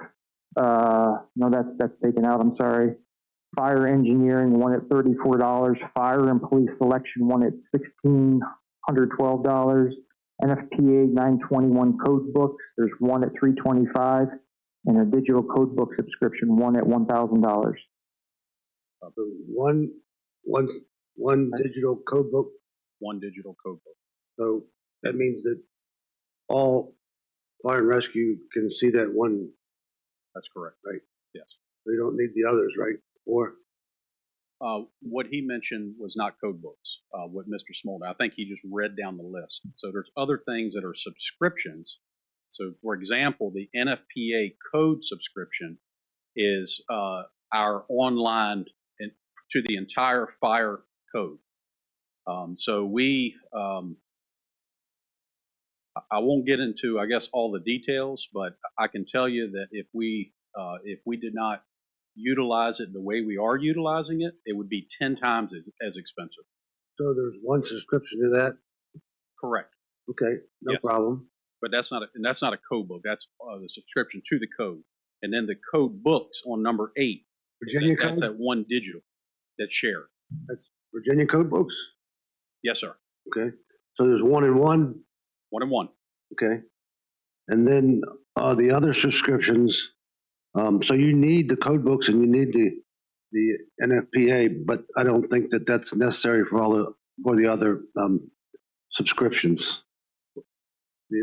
Well, the fire engineering and all that type of stuff. Well, I can tell you the Freelance Star after this week, they can probably not going to be renewing that.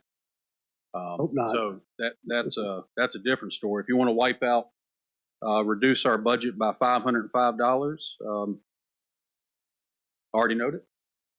We already reduced. Okay, I must have reduced it before I submitted the budget. Was that so? Freelance is out. Freelance is out. Good. It's $505. And you can go online and get that for free anyhow. No, we were told this week that the $160 we paid for an online subscription was that 3 days later after we made that purchase, they changed the terms.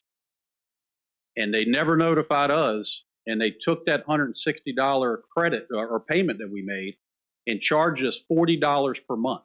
So today, if you want Freelance Star online subscription, it's $40 per month, which is $560 a year. Well, that's that, isn't it? That's that. So if maybe I'll share Mr. Smolnick's account. So. Do you get a subscription in this office? We do, just to keep up with all the advertisements and what we have to put to make sure that everything's in there. Yes, sir. We share it. And I, yeah. Keep up on the news. There's definitely some other ones in here that I would certainly advocate not eliminating. The fire and police selection. This is what that is when we hire new people, we have to hire a company, and the company provides us the test. So when we have 40 people show up and they want to be firefighters, they have to take a written exam. And so they provide these written exams. They provide all of our promotional exams. These exams, you cannot just say, hey, I'm going to whip up an exam, here you go. They have to be vetted, accredited, and authorized, because there's times that those exams have gotten into question.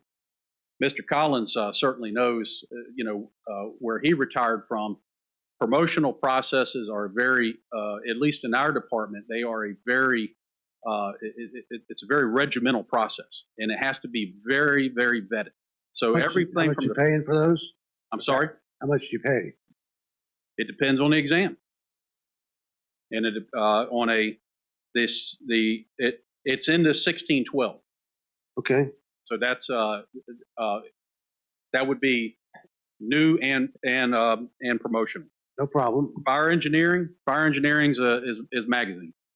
We get fire engineering. We've had it for years. It's got a lot of good articles. It's great for career development. We got 100 people that can read the same magazine. That's a lot better than buying a whole lot of separate subscriptions, or we have one for the department. There's a lot of subscriptions we don't have. We don't do a lot of them, but that's one that we have done. If we want to cut out $34 a year and find that that's more value, I wouldn't recommend it, but we could do that. The active 911 subscription, as Supervisor Bender, Supervisor Collins, you are on active 911. Mr. Smolnick's on active 911. Like to get the others on it too. But that is, every time we get a fire and rescue call, that pops across your phone, tells you what the call is, tells you where it's at, tells you who may be responding, whether it's a mutual aid call or not, and it gives us a map. I would highly, we utilize it more from an operational standpoint. How much is that? That is,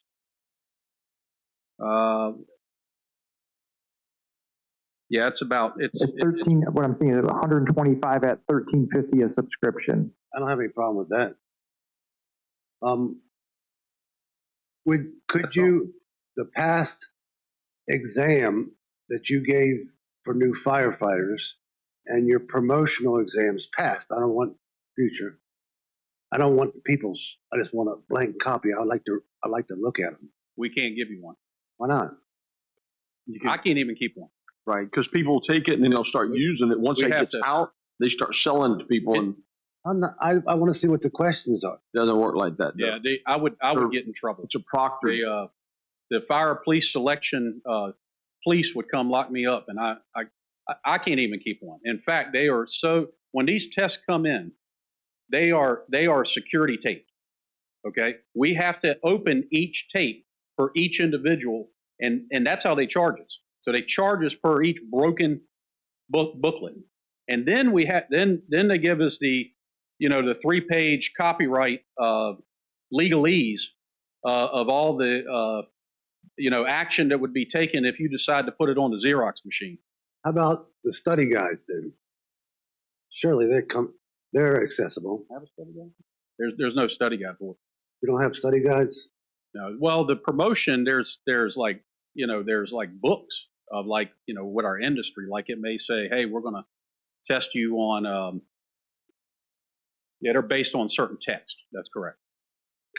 Could you send me the contact of that testing organization? Absolutely. It's called Fire and Police Selection. I can send you the Send it to me by email, please. Sure. Yep.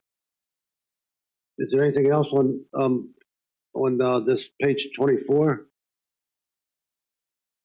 I have a question. It was brought up earlier, so we're talking on there. There's a line for postage meter in RICO, right? RICO, which is let me. That's line. I think it's 5410. Okay. I'm pretty sure we got rid of the postage meter. But C410 on page 24R. Yes, sir. I'm with you. Yes, sir. That is that is listed in there. It is not part of the budget. We got rid of it. Am I right? That is correct. I've got it up on the screen here. Yes, the initial request came in, but it was deleted when it came in, and I've since pulled off the lease for the one vehicle. So just the RICO copier. I'm thinking it may have came in. That may have been carried over from last year, but we got rid of it last year. So the postage meter is gone. Gone. Yes. So this amount is only for the copy machine, correct? Yes, $3,213.84. And we need a new copy machine. The one we have now has been in service for over probably close to a decade, and we bought it used. We've had it repaired. The repair prices are going up. The last 3 times it's been repaired, the repairman came there from Southern Copier, and he said, you need to start planning to get rid of this thing. He said the parts are just he said, we can't even hardly find them. And then we're out without a copy machine, which is also not the copier. It's the fax. It's the scanner. It's the, it's a multi-purpose. When you get one, don't get one that comes from China. When you get a replacement. I'm not sure of RICO, but yeah, I agree. I think we can get one here, but more the better. Is the union allowed to use the copier? No. And can I state something Sure. before I don't speak on behalf of Mr. Beverly or the local 4438. So, and I know you know that. I work for this man and for you. And that's a county department. So I am not as the chief of the department. I know I've heard some people say, hey, chief, you're a member of the union. I'm not a member of the union. I can't be a member of the union, even if I wanted to be a member. So I don't come here today. I don't speak on his behalf. I did see the letter this morning. Personally, I thought it was written fairly, I guess, respectful. I didn't see anything derogatory in the letter, but I think they're just certainly advocating for a robust budget to provide services to the community, and I think it is in good intent, but I understand where some of you are coming from. So, Chief, he is an employee of yours. Correct. He doesn't have the authority to put out that information. He can put it out as a private citizen, but he is not anything that has to do with the fire service. He is your employee, all of them. And they can't just be spilling out stuff and then causing community havoc. That's usually their goal. You don't have to respond to me on that. I'd like to. But what I'm telling you is that you manage them. They need to stop doing some of their actions and follow your SOPs and the county personnel policies as they are presented now. Can I respond? Thank you, Mr. Chairman. I would encourage that if that is the direction of the board, I have been told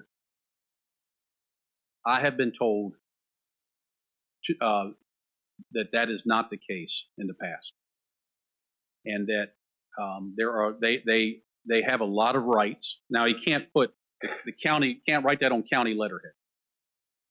I've been told that they cannot that if they want to have a union association, I as the chief and us as a county cannot say whether they can exist or cannot exist. That's true.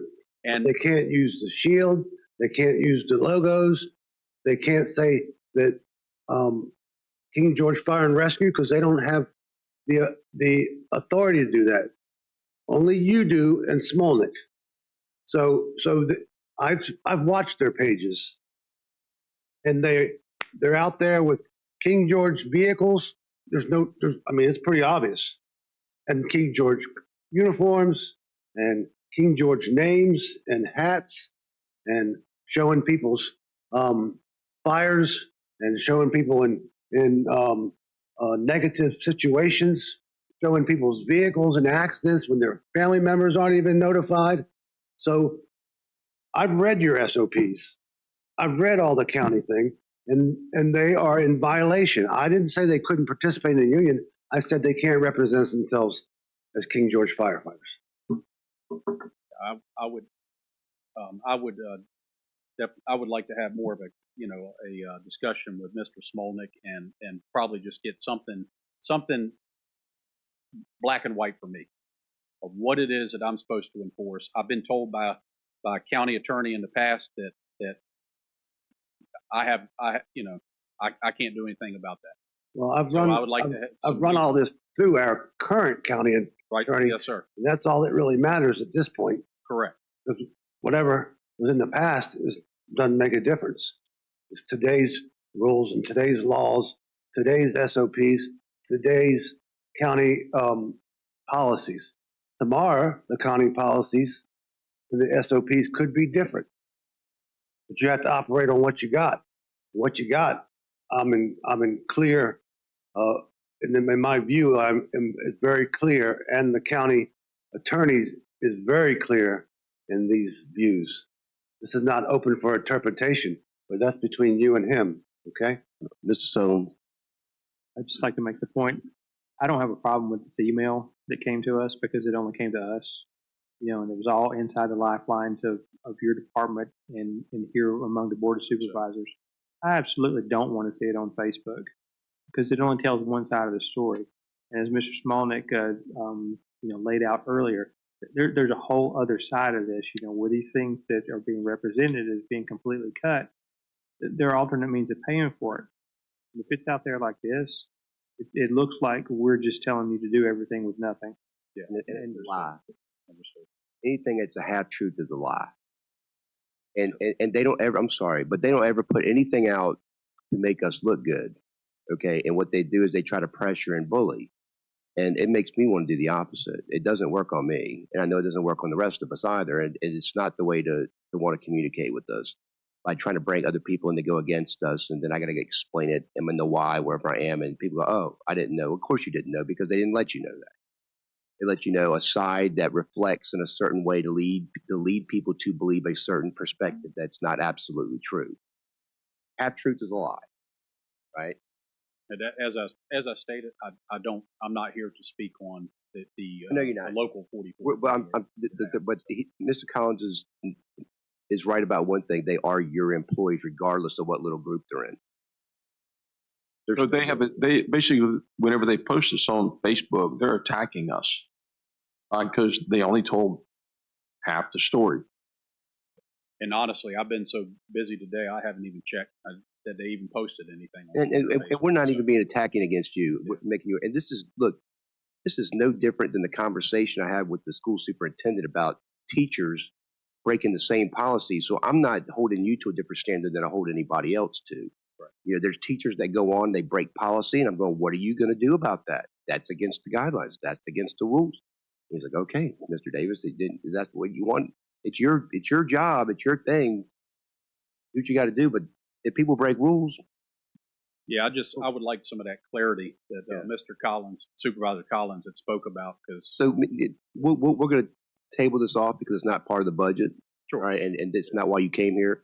But this is a conversation that you need to have with Mr. Smolnick, and y'all, and then we'll catch up with Mr. Smolnick on where it is, and maybe you and I can catch up about some of this stuff later on down the line too. Okay, does that sound good? Yeah, absolutely. All right, but this is not budget talk, so let's get off of this. All right. I do have a question just on the last one because we're talking about leases. Related, please. Yep, we're talking about leases. Is this another one that's going to roll off as a lease? The Dodge Ram that's right there on the bottom. Yes, you see the reduction, the county administrator adjustment, negative 43.99. That is off. Yes, ma'am. I just wanted clarifying because I was going to ask that earlier, but we kind of deviated. Can I ask a question? Because I actually have one on the lease. I'm not, at least on my copy, I'm not showing where it's per month. Okay. Yeah. Okay. Never mind. Y'all got the right one, but the one I printed off did not. So maybe there was some last minute adjustments. Now, this is the one that was submitted by your department right here. Okay. Yeah. I'm not sure why I didn't print on my end, but that's yours is the main one. Yes, sir. So just so you know, the letter as written, it's on Facebook right now. Understood. Okay. I mean, I don't have a problem at all with them coming to us and advocating. Not a problem at all. But when you're putting a half-truth out there on Facebook, that pisses me off. Gotcha. Yeah. Understood. But we're supposed to be finished with this topic. We are. But Sully jumped in one more comment, so I am too. So I've sent Mr. Smolnick every violation of the SOP and county policy that has occurred. He has a copy of it. So he's fully aware of the violations. With the union? With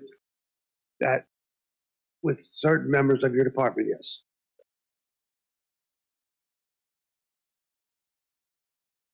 Means that the state doesn't recognize them as a union, or we refer to them as your employees. I don't know what little a group that they're part of and all that, but at the end of the day, they're your employees. Sure. Right. That's just how we look at them.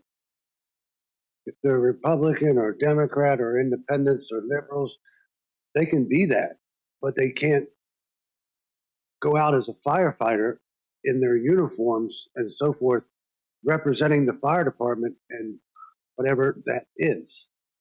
Like, you could come to the Republican Party, but not represent, you'd be saying just the informational. You can't say, I support this person or that person. You understand what I'm saying? Same thing. Very much understand what you're saying. Yes. We'll send this again.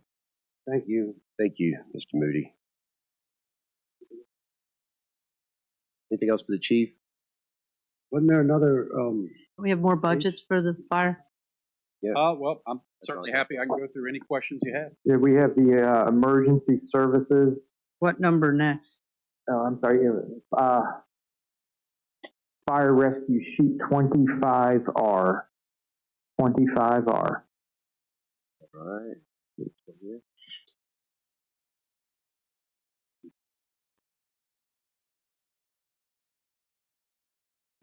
And I was listening earlier, and I took some notes. I think there was a question about about our fuel tanks, our new fuel tanks we have in. And later, at some point, I'll be giving coming back to you in one of your meetings and giving a presentation about that project. Very excited about that project. We're coming in way under budget. I think you'll be very pleased with the with the turnout. But to answer that question that was asked, in case it was forgotten, I jotted it down before I came in there. Is that about the size? It's about the size, and also how do we know when they have to be filled up? Right. And the answer to that is that so we will have Corals. Corals will be our vendor that will supply us, and they have a transmitter, just like a lot of your propane tanks. Your propane tanks has a transmitter. The company knows when it gets to a certain level, and it's on automatic delivery. The beauty of that is that we can log into that and see it. We can see where it's at when it gets filled.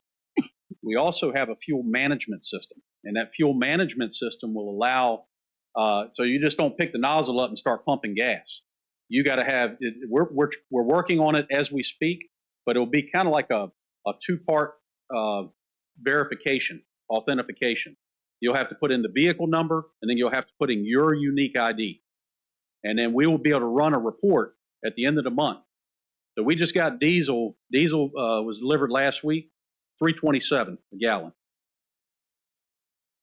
Probably not too bad for where diesel is right at all. So we got a price today on gasoline, and I was really shocked because I told my staff, I said, I want a price on regular pump gas, and I want a price on non-ethanol gas. Because we use a lot of chainsaws and generators and things. You need non-ethanol gas in them, preferably. And $3.17 a gallon, regardless whether it's non-ethanol. Wow. So I said non-ethanol, same price for pump gas and non-ethanol. And anybody knows about getting non-ethanol, usually it's about 20, 30 cents more a gallon, if not more. So we're excited about that, and more to come. More to come. I'll walk through the project. We're gonna give you more information on it. So with putting that verification, that's great. That we're going to be able to. You're going to know, who pumped the fuel or what for. That's right. Supposedly. So if you put in a bin or something, but what about for a chainsaw, or what about for a fuel can that's being used for chainsaws, power equipment, lawnmowers, things? So we were talking about having the general properties or Parks and Rec coming over to be able to get fuel, because right now they're going to sheets. Yes. So if they come over, we're going to have to maybe in your system. I'm just thinking that there is a code that identifies Parks and Rec, and maybe so maybe the first 3 digits Park and Rec, the 4th digit tells them whether it's going for landscaping or whatever, or it's going to vehicle fuel, some kind of a way to put that code in so that we can figure it out. Yes, sir. And we were anticipating that for it to be set up with multiple users other than our department, and that we can track them. And then come the end of the month when I have to get it filled up, I come to them and say, here's what you owe us. Okay, here's your bill. And that way we can keep it separated by department for the fuel expenses. And plus it helps budget for the year. So you have 1 year, you see what this is, and next year, so you'll give you an average usage, and by the even by the weather usage, because, you run more stuff, plows and stuff in the winter with snow blowers and all that stuff. But like Parks and Rec and a vehicle number 2705, employee number 5263. It goes in there. If I'm getting gas for my lawnmowers, still the same employee number, but it's lawnmower gas. Of course, if somebody is using 25,000 gallons of lawnmower gas a year, there might be a problem. You know what I mean? And if I could mention 2 points about this, I'm excited about that project, as you can probably tell. It's been a long time in the making. The biggest thing that I think that it brings to the county is it is a critical infrastructure for us as an entire county. Okay, we've had when we had the Colonial Pipeline hacked, and we were in a fuel crisis for about a week. We had emergency vehicles, ambulances, and fire trucks backed up past Company 1 trying to get into the sheets. Gas stations were running out of fuel. Okay, In 2012, there was a diesel fuel crisis. The state can provide us in a state of emergency fuel. Guess what we got to have? A place to put it. Now we have a place to put it. So so more than just saving money, we'll save some money, but more than saving money, we're going to have that. The fuel is a critical commodity, especially in a state of emergency, and we have that now, and that's good. And the second point is that also about security. We're going to have a camera pointed out there, and it's going to be under video surveillance. So if we ever have say, hey, we got a question, what's this weird 30 gallons for a lawnmower? Well, we can go back and look at the tape on it. So let me ask you a question. Moving on from there, the cleaning supplies. If you were listening earlier, you heard me speak to Mr. Muncie about the cleaning supplies. You're at $3,600, and so I've been asking for us to buy in bulk, and that includes y'all cleaning supplies. So, Mr. Smolnick, when you do that whole cleaning supplies business. Yes, and then Chief Moody, just like Mr. Franklin, Mr. Clark had a response. They watched the March 18th meeting. So the $3,600 cleaning supplies is for 3 volunteer county-owned buildings. It includes $1,200 per building per year. It also includes cleaning materials to clean and disinfect ambulances, fire trucks, bathrooms, bunkhouses, and equipment decontamination. So what that's used for, it's $100 a month you can figure for each station to do those items that I just mentioned. Yeah. And a lot of that also in decon, a part of that $1,200 per station. Okay. That's not bad. Is there anything else on that, Mr. Chairman? I don't see anything else. Any other questions? Well, if I can move, we have the 2 other budgets. The one that's up right now, the next one will be the 35 hour. So this is fire rescue. So item 6011, remove funds for turnout gear and PPE from 52.5 to 22,000. Again, this came across, yes, as a county administrator cut. This does not mean the county administrator, we're not buying PPE. This means we're saving the taxpayers $30,500 and using the free grant money instead of the general fund. So the turnout gear is still going to be purchased, and rest assured our firefighters will be safe. So that is one cut, and the other cut was remove funds from the general operations equipment, $50,100 to $40,150 for a reduction of $99.50. Again, using the aid to localities grant, this will still be purchased. There's still money to purchase it, just from the grant money instead of taxpayers. And Mr. Smolnick, just to add on that line also about some of the protective gear, I'm hoping we get some of that that funding out of the eventually out of that siting agreement for the battery energy storage. They went on record, said they provide us 5 sets of gear every I think every 5 years. So that's a good add-on. Well, so if you were listening to the solar, I advocated for equipment and training and pay. A lot of it. Yeah. So, I did. We're trying to get these organizations that are interested in coming here to pay their fair share of your needs. Yes. And we appreciate you being the advocate for that, because if not, then it goes back into budget requests like we're here today. Well, if you read Facebook, you would think that I'm not an advocate of the fire and rescue, which I am, but you wouldn't believe that by reading that. I don't do Facebook. I don't have an account. Mm-hmm. Never have. So anyhow, is there another one with Mr. Chief Moody? No, sir, that was it. I'm looking at my notes here. 911 was covered under sheriff, so we just had fire rescue emergency services. What's next? Whenever you're talking to department heads, Mr. Smolnick, whenever you're doing your reviews on them, that's another thing is identifying their review, how much money they were able to cut out of the budget and save. So yes, if I could, I just got some correspondence this came from Judge Strickland regarding, so he's I guess he's It was relayed back to him. He wanted to apologize for not being here.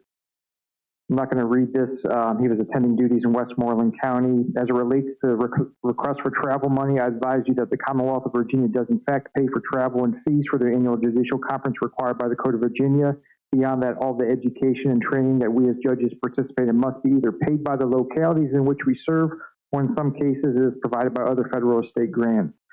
I've endeavored over the years to be frugal in my travel and training. I've attended, when possible, various free and grant-funded seminars, both in the Commonwealth and elsewhere. For example, the National Computer Forensics Institute puts on a week-long seminar relating to digital evidence, privacy, and Fourth Amendment issues related to the same. I took that class in 2022 and have found it to be extremely helpful in my work reviewing search warrants and handling everyday criminal cases. This class was in Hoover, Alabama, but all was paid by federal government. Another example is a one-day seminar I attended last year at the Department of Forensic Sciences in Richmond. This class gave judges an inside look at how blood and breath samples were analyzed in criminal cases. That was free. While I was sitting in Stafford, I attended a neuroscience seminar in Boston, sponsored in part by Harvard Medical School, about the science behind addiction. This was paid partially by the grants, and Stafford County paid a particular per diem for any meals. The bottom line is that I'm here to serve King George County. I would like to avail myself the opportunities to learn and better myself as a judge so I can do a better job more efficiently and more effectively. The money which is being sought would only be used annually to attend educational seminars on various topics.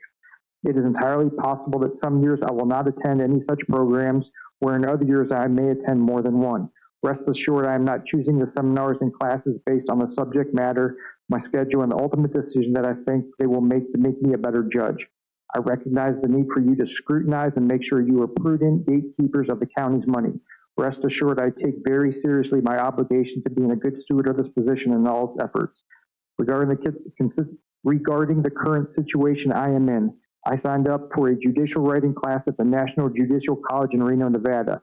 This is a nationally accredited facility that trains judges on a wide array of topics. The total cost of the class itself was $1,998. This does not include any travel and is solely for the course, which is 4 days. I was able to obtain a $1,000 scholarship from the college and then use $998 of funds from the Virginia Supreme Court Fund that is limited annually to $1,500.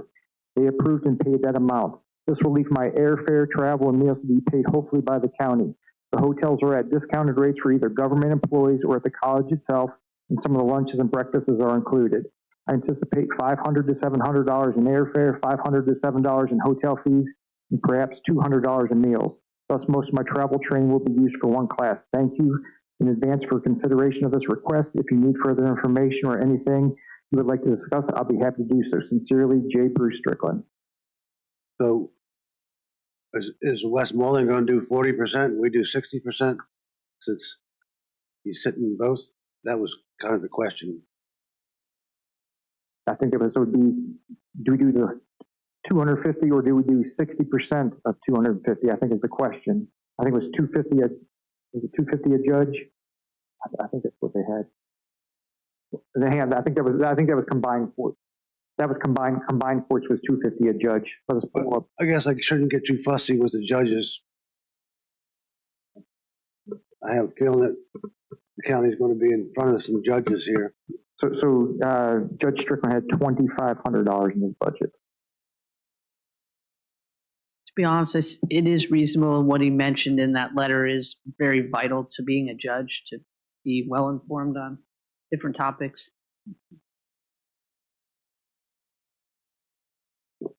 So we have outside agencies, but before I go there, as it was presented on the, I guess I can pull it up here. So Mr. Smolnick, can I tell you which ones I support? For fire rescue or for the one?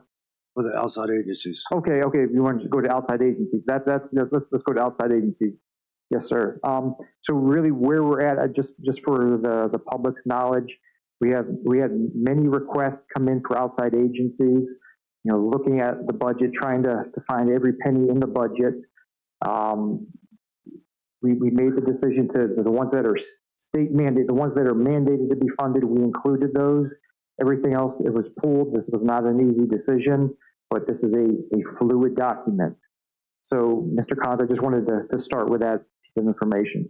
So I support the Fredericksburg Regional Food Bank, the Rappahannock Council Against Sexual Abuse, the Thurman Briston Homeless Shelter, the SPCA, and Safe Harbor, and $1 for the FRA.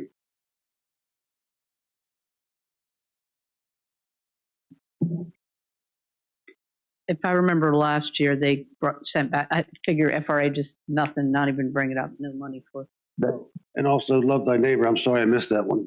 That was on my list. Well, I would like to add on to Mr. Collins' Love Thy Neighbor, because I do support Love Thy Neighbor, but I did find out that I would like to restrict it just to amount for King George residents, not for Caroline, because they do give to anyone who comes. So if we are looking at it strategically, it should be for King George residents only.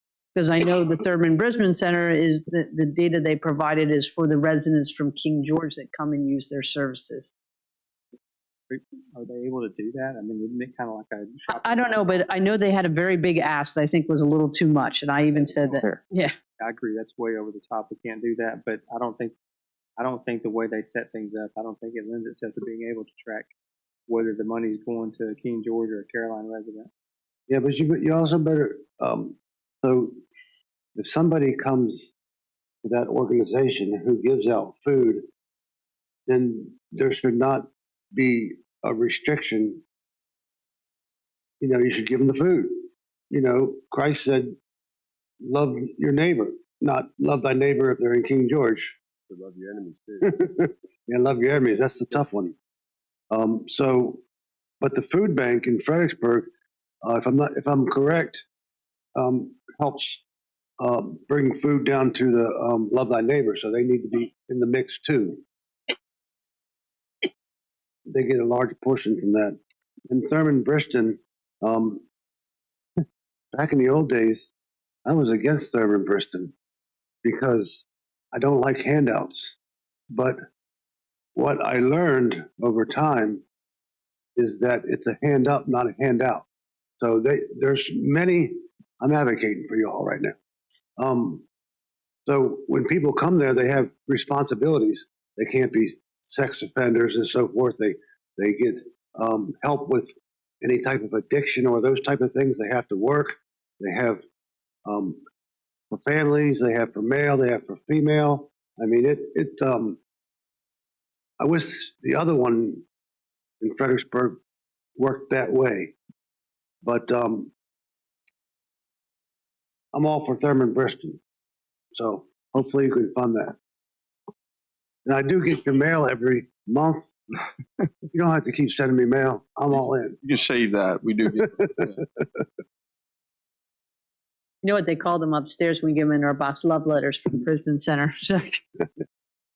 But I'm totally in support with you, and I've spoken out many times that I think there should be multiple models, and especially I think the Brisbane Center, they don't always get the love because you don't take everyone because you wanted to do a hand up and to make sure everybody's safe. So I 100% support that. The one other thing that I would like to add in that we funded for the first time last year was the legal aid, because there are, as the lady came out, and I forget her name, I feel bad that I did forget her name, she came and spoke to us, that there were King George residents that were served last year with legal aid assistance. So I would at least like to add the legal aid works into that.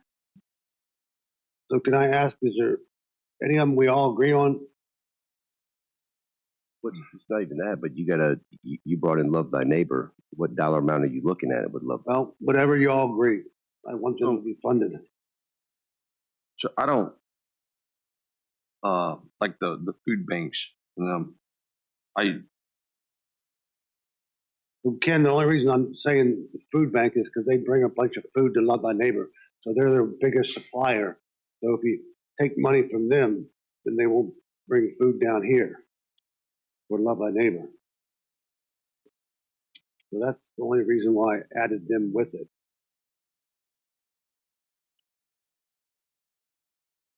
Mr. Chairman, when you look at the outside, just for clarification, just so everyone's on the same page, so Love Thy Neighbor's requesting $76,800.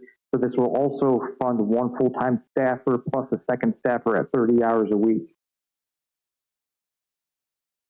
Can we go down the list Sure. one at a time, not the popcorn all over the place crap, and actually address whether we want to fund this one or not? And then, I mean, if we want to, we can talk about how much with each one, or that we can come back and make a second pass and address the amounts. But I mean, I can't keep up with the bam, bam, bam all over. All right. I'll go one at a time. So the first one on the list would be American Red Cross or Rappahannock. No. I'm okay with no. I'm okay with no. Okay. Disability Resource Center. No. Do you know what that is? What do they do? You know what that is? There was I can Google it. It was in the in our it was an email. There was a hyperlink for all the requests that Ms. Fish had sent to you all. And all of them tell you why they want money. So. If they have anything to do with that DEI or anything like that, they don't get my vote.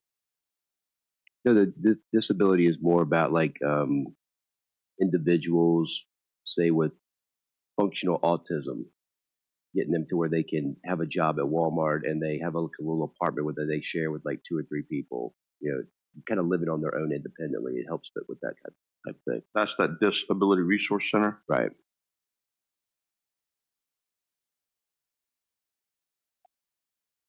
Well, I think I like Sully's approach. We may have to come back because, you know, whenever these things work on your heart, then it does make it tough. But, you know, that, because what you just said, that makes me want to help those guys. Right. So, salesman. So when we go through these, I think about what benefits King George citizens, not Spotsylvania and Fredericksburg. We have to, yeah. A lot of these things, they don't really help much down here, like the Moss Clinic. You know, there's hardly any. Anyhow, what's the next one? Empower House Domestic Violence Education Supports. No, because you got Safe Harbor down there. That does the domestic violence for the folks in here, and the Safe Harbor is the one that the sheriff supports. That's why I support that one, so people can be safe. What are you guys on that one? Concur. Yeah, if it's being redundant, I would rather go with a Safe Harbor. Okay, so we'll move Empower House. Next one is Fredericksburg Regional Food Bank. Yes. What did we do last year for them? 10. I was going to ask, can we reduce the amount of some of these to be able to fund more, but how much? How about the same as last year? Isn't that 10? No. It was $10,000. Yes. It was 10, right? Yes. Okay. Well, here's the other thing. So, TC, you're saying we should fund the Fredericksburg because they give food to here. They give a large quantity to Love Thy Neighbor. Okay, so but is it more beneficial just to give it straight to Love Thy Neighbor then? Well, so the food bank buys in super bulk. So they bring, you know, they buy that Love Thy Neighbor. So it's better to contribute. So $10,000, let's say, to the food bank, and then maybe $35,000 for the Love Thy Neighbor. Okay. You're saying you get more bang for the buck going to the Fredericksburg other than going to Love Thy Neighbor. Yes. So we said 10,000 for 10,000. Demerna Community College. I would say no because no. If you, especially when you're talking about your DEI, if you've been reading the Freelance Start lately, they're all about. They're become very liberal. Just, I said it. Well, I would say too, because one of our outside, our state mandated is Rappahannock Community College because that's the one we're assigned to. So this would be on, you know. That's how I look at it. Germana, the one that was bringing the vocational things though to the county, they were talking about bringing the vocational stuff, right? Workforce development. Yeah. Yeah, but that's neither here nor there. Whether we give them money or don't give them money, that's through the school programs. The school, Ms. Rinko, that's all through their funding. Okay. Yeah, Ken, if you look down here, Rappahannock Community College, we already fund. It's a state mandated. Healthy families, no. I'm sorry, can we go back? So Germana, did I get 3, keep it unfunded? Or I don't know. Okay, 3, very good, thank you. You can skip down to Love Thy Neighbor. I think we're not going to do any of the other ones. Love Thy Neighbor, so you all wanted to, yeah, well, so the 76, yeah, because, you know, I don't think we really want to be funding their personnel, because then we'll be. That's what we did last year when we decided to give them money. It was for their first person. Well, it was 35,000 last year. Yeah, I know. So if you want to up it to 40, you know, talk about inflation, as opposed to the 76. They're a 501c. Yeah. There's several of them in there that. What if we did 35? I'm trying to also be able to. I would say keep it at 35. Because that would be 500. Yeah. Okay, we'll keep Love Thy Neighbor. We'll increase it 500 to 35 flat. Okay. America. No. Micah. No. Northern Virginia 4-H education. No. Does that help the 4-H? Does that support the 4-H in high school? That basically is for their I think it's in Front Royal. It basically funds that, if I remember correctly. So the school has the FHA. So this is for Northern Virginia 4-H Educational Center. So we agreed no on that one. Rappahannock Council. Yes. Last year we did $450 or $400.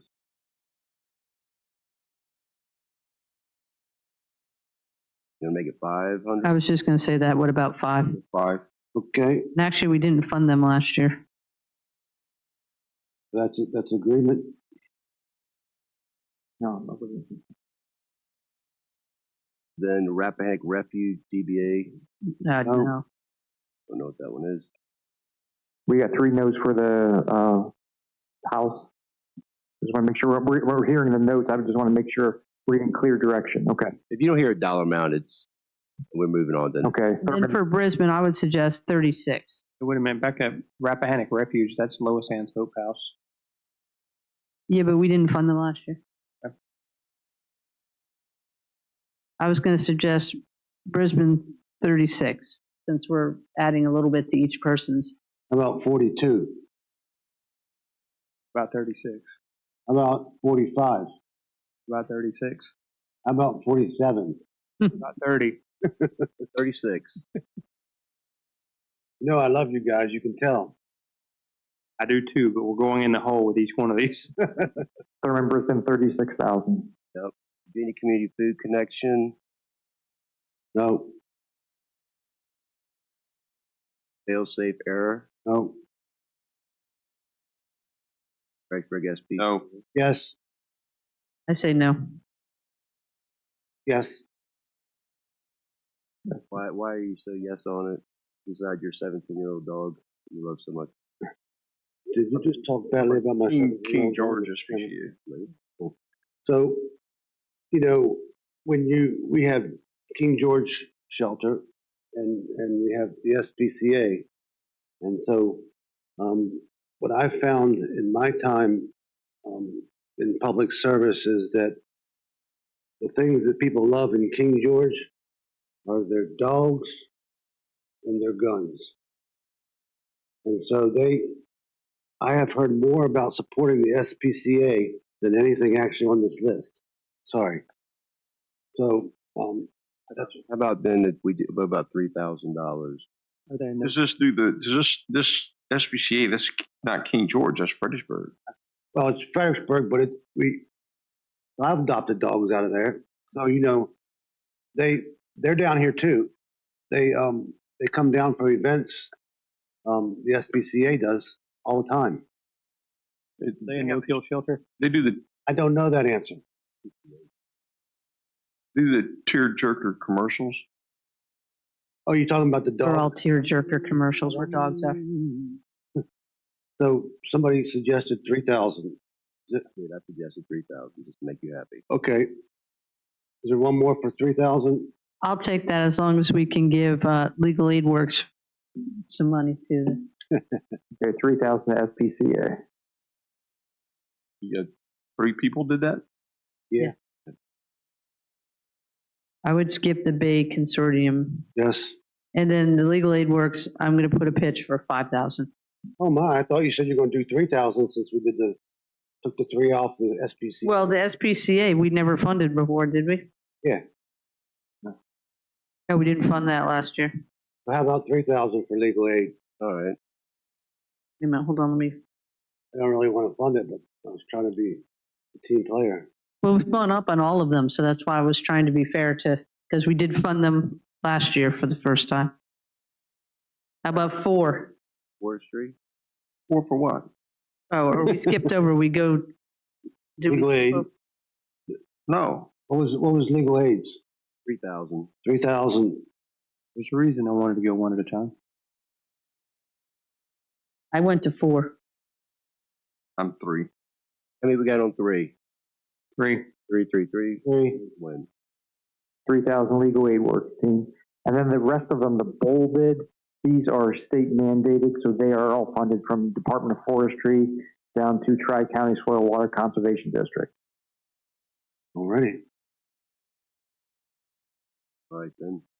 So those amounts are solid. That's non-negotiable. That's just what we do. That's correct. So we're done? That's not a donation. That's an expense then if it's mandated, right? So is there anything else, Mr. Chairman? It depends if you have anything else you want to talk about, Mr. Collins. No, I think I've done pretty well for today. You have done your fair share. Yes, sir. Is everybody happy and content? I don't think so, but. Well, you know what we're going to do then? We're going to close out outside agencies. I'm going to open up the secondary public comment. Is there anyone who wants to speak for public comment? No one? Would you guys like to speak? Come on. Since there's no one else, you get 3 minutes.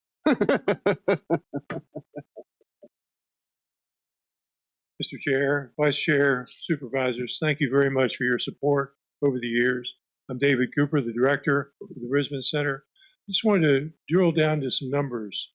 We served 8 individuals from King George County over the last year. One of those was a child. We served those over 807 bed nights. The cost for those bed nights is $58.21.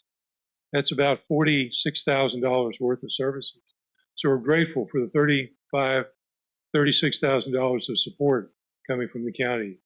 But what we do, as Mr. Collins is saying, we do provide a hand up. We work with folks, we equip folks with the tools that they need to be successful in the community. So when we work with them about returning to the community, we want them to be employed. We want them to be good parents.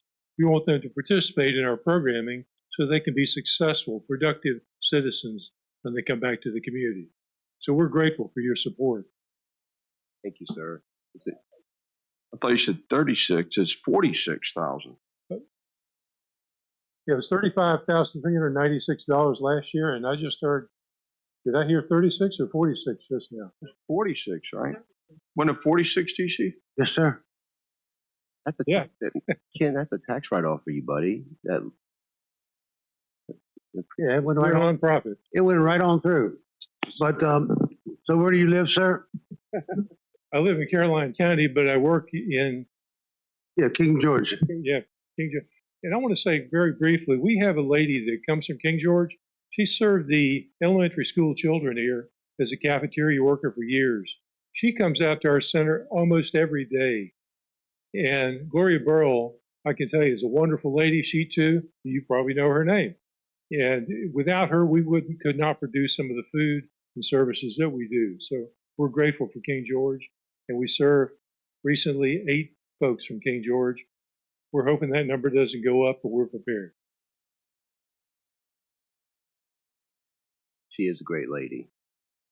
Yeah. I grew up, one of her sons was one of my best friends, and she was another mom, you know. I know you're talking about, yeah. Thank you for everything you guys do, because that's a good model. Thank you very much. Hand up. Yes, sir. Thank you. Try that fish in the other places. Yeah. You got that change, Mr. Smolin? Is there anyone else? Anyone online? That was a change. Any correspondence? Mr. Chair, Yes. I move that we adjourn the Board of Supervisors to Tuesday, April 15th, 2025 at 5:30 p.m. in the boardroom of the River Home Building. Second. Motion properly second. Is there any further discussion? All in favor say aye. Aye. Aye. We are adjourned.